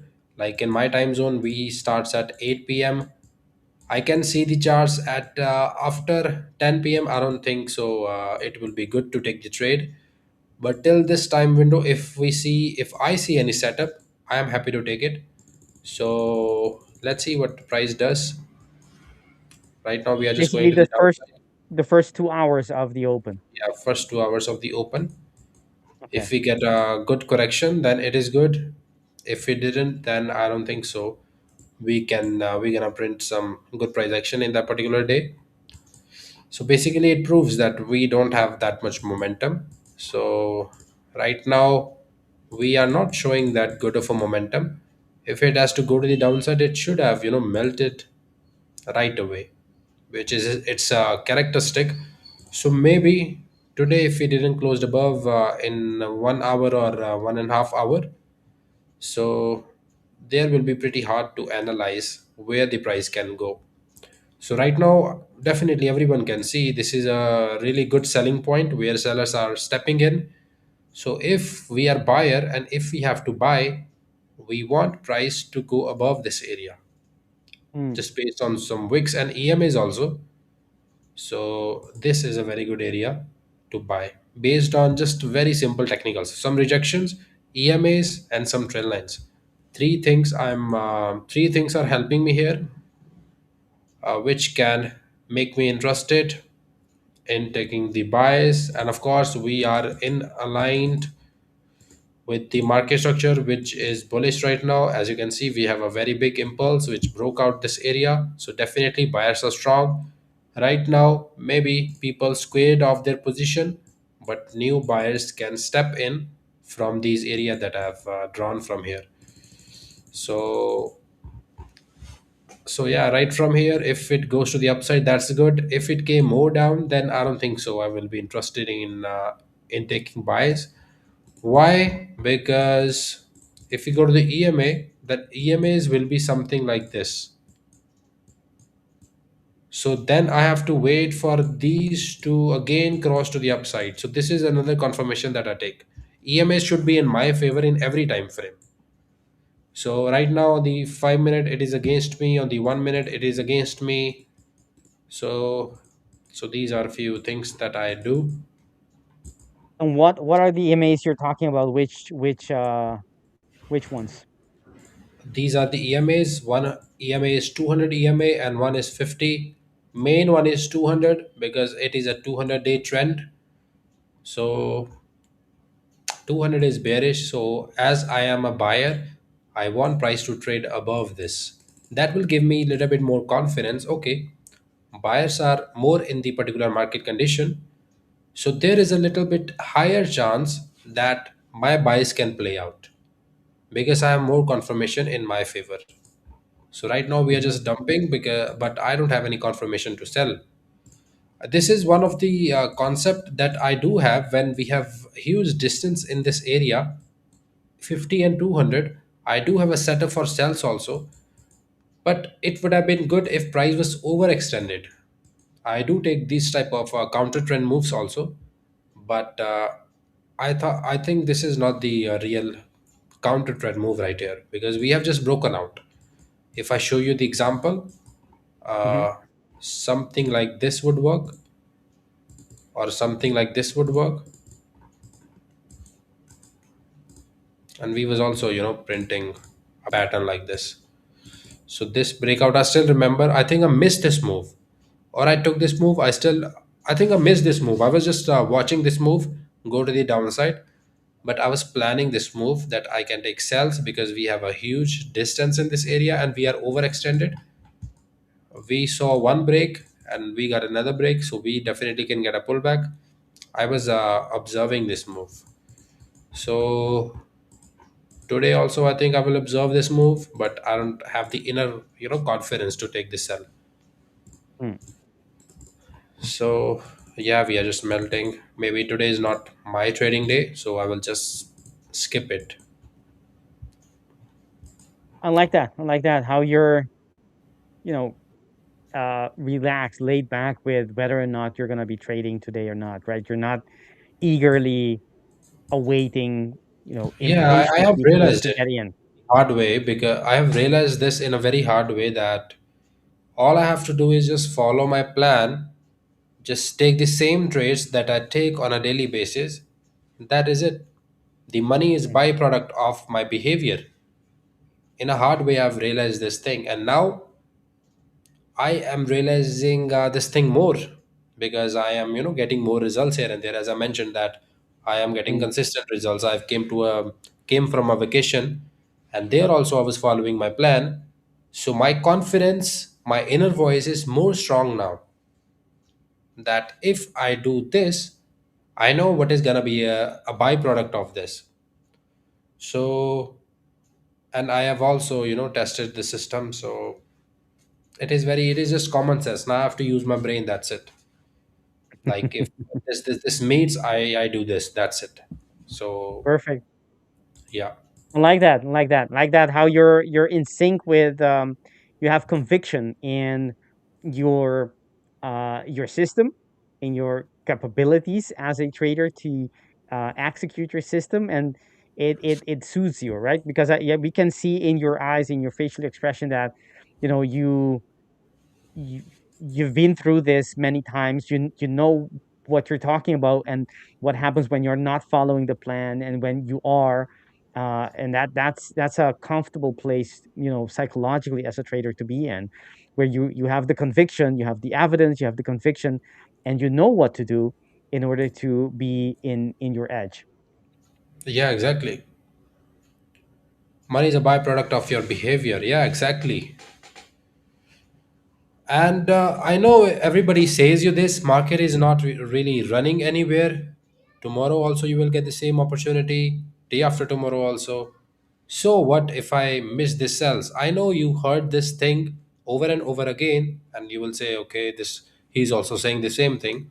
But what can I say, other than this particular thing when there is nothing? This Yeah. is the thing, it is very simple actually. But again, Mhm. our brain thinks that there is a lot of complications that have to do that.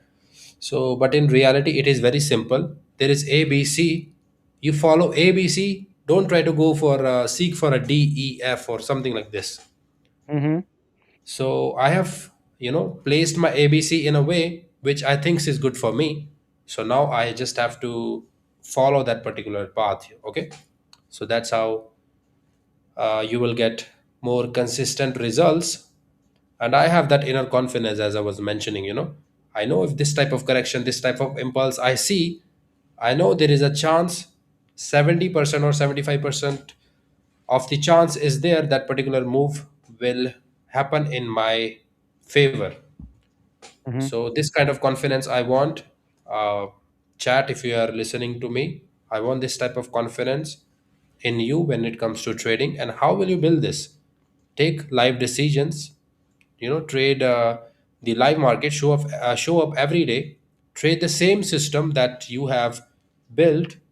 Trade the same trading plan. I think that's how you will get the inner confidence when you are comfortable. I'm just seeing the move to the downside. I know I could have taken the sell, but I don't want to take this sell. I don't want to make the money this way. I want to be in sync with the market, and the market is right now was to the upside. And today I think I'm not gonna get any trade today. So yeah. When Samir says Chad, he's talking about the audience, not Chat GPT, just for Yeah. everyone to understand correctly. Chat audience. Yeah. No, I'm just kidding. We have Dave, our colleague, esteemed colleague here. Dave G is with us in the audience in the chat, talking about BTC. Let's take a look at BTC. Let's look at BTC. All right. So what Dave is talking about, that we were talking, who wasn't talking about Bitcoin lately, right? We were all Bitcoin is one of just like gold, and one of those pairs that everyone mentions. We broke a neckline, right? This is the head, left shoulder neckline. Market broke the structure, which is not a good thing for if you're holding Bitcoin.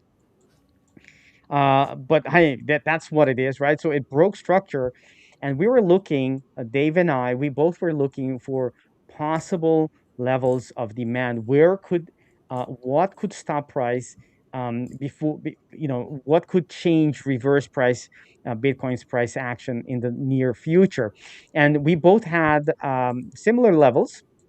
One of those that I had was actually the two areas that I have as possible areas that could change price of gold are these two entry order blocks on the quasi, which is from that point, um, and it goes all the way up, comes back, and we could likely see, or we should watch if there's going to be a reversal. Let me put it that way: if there is going to be a reversal, these two areas are likely candidates for price to use to reverse from. So we have tapped into first, so that's the one that we're currently looking at.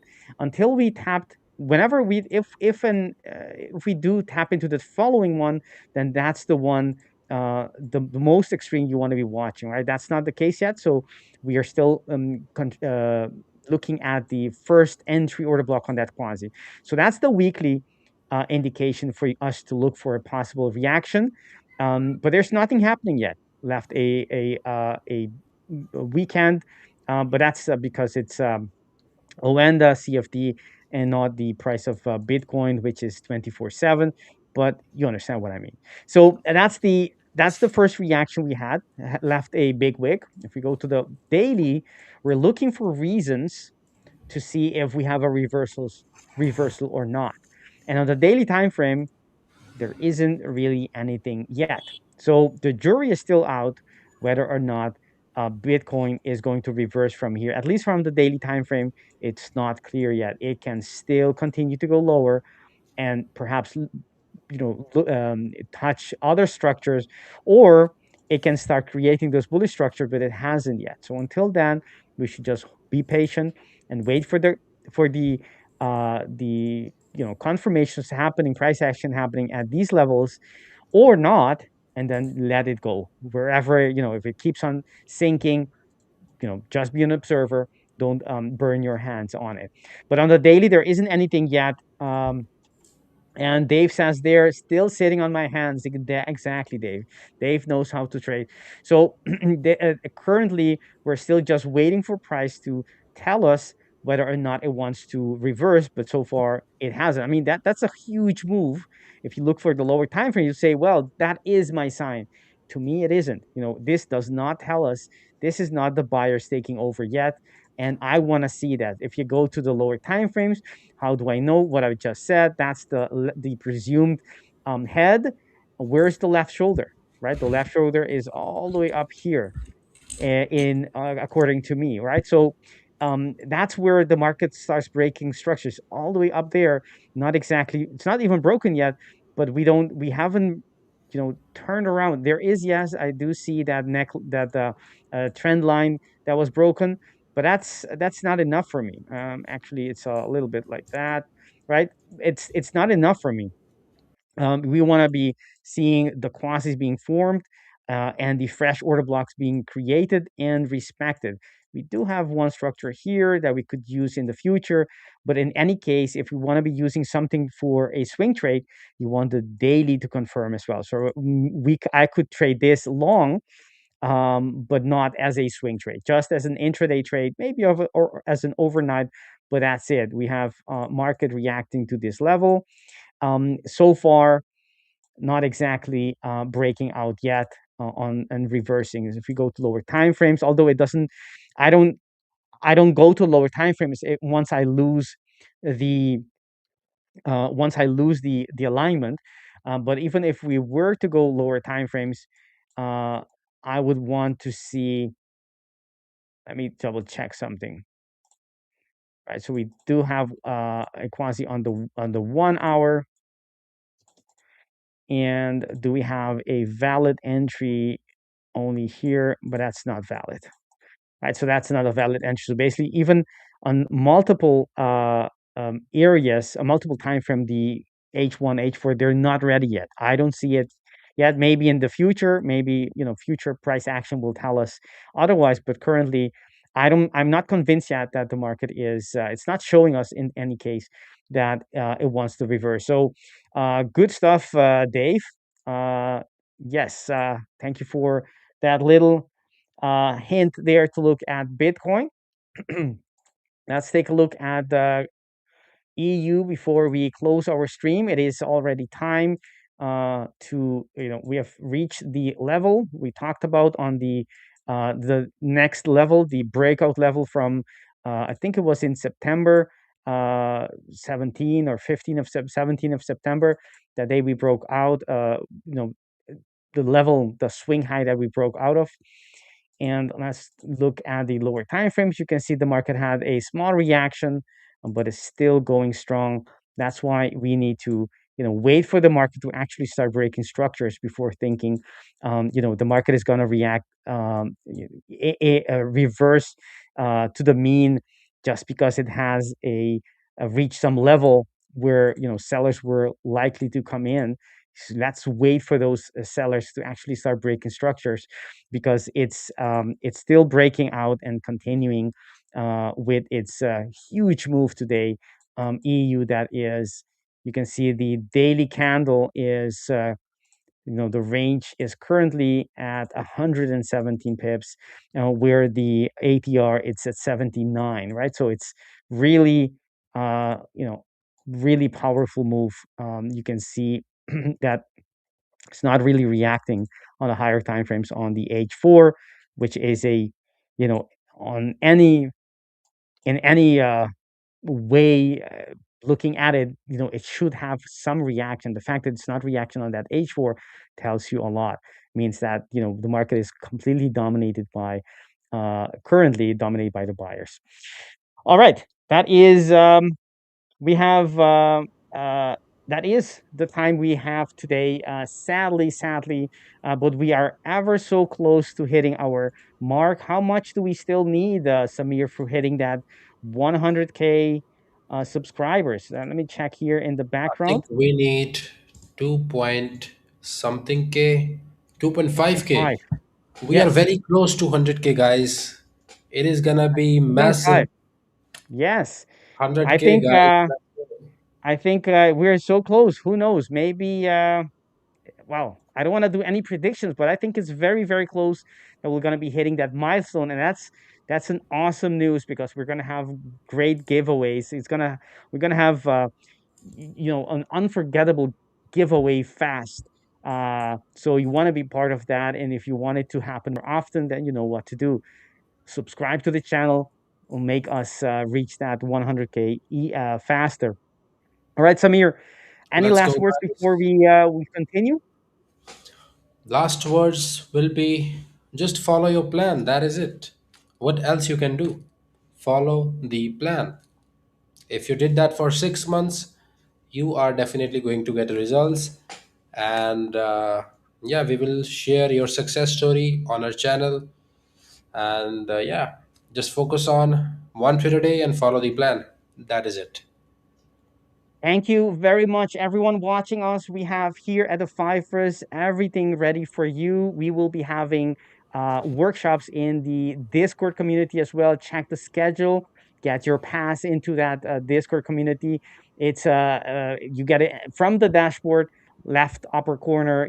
Buy an account, you get it. get in, you enjoy the bass community in for traders. Period. That's our session for today. I invite you all to join us again, same time, same place tomorrow. Take care. Bye bye. Bye bye, guys.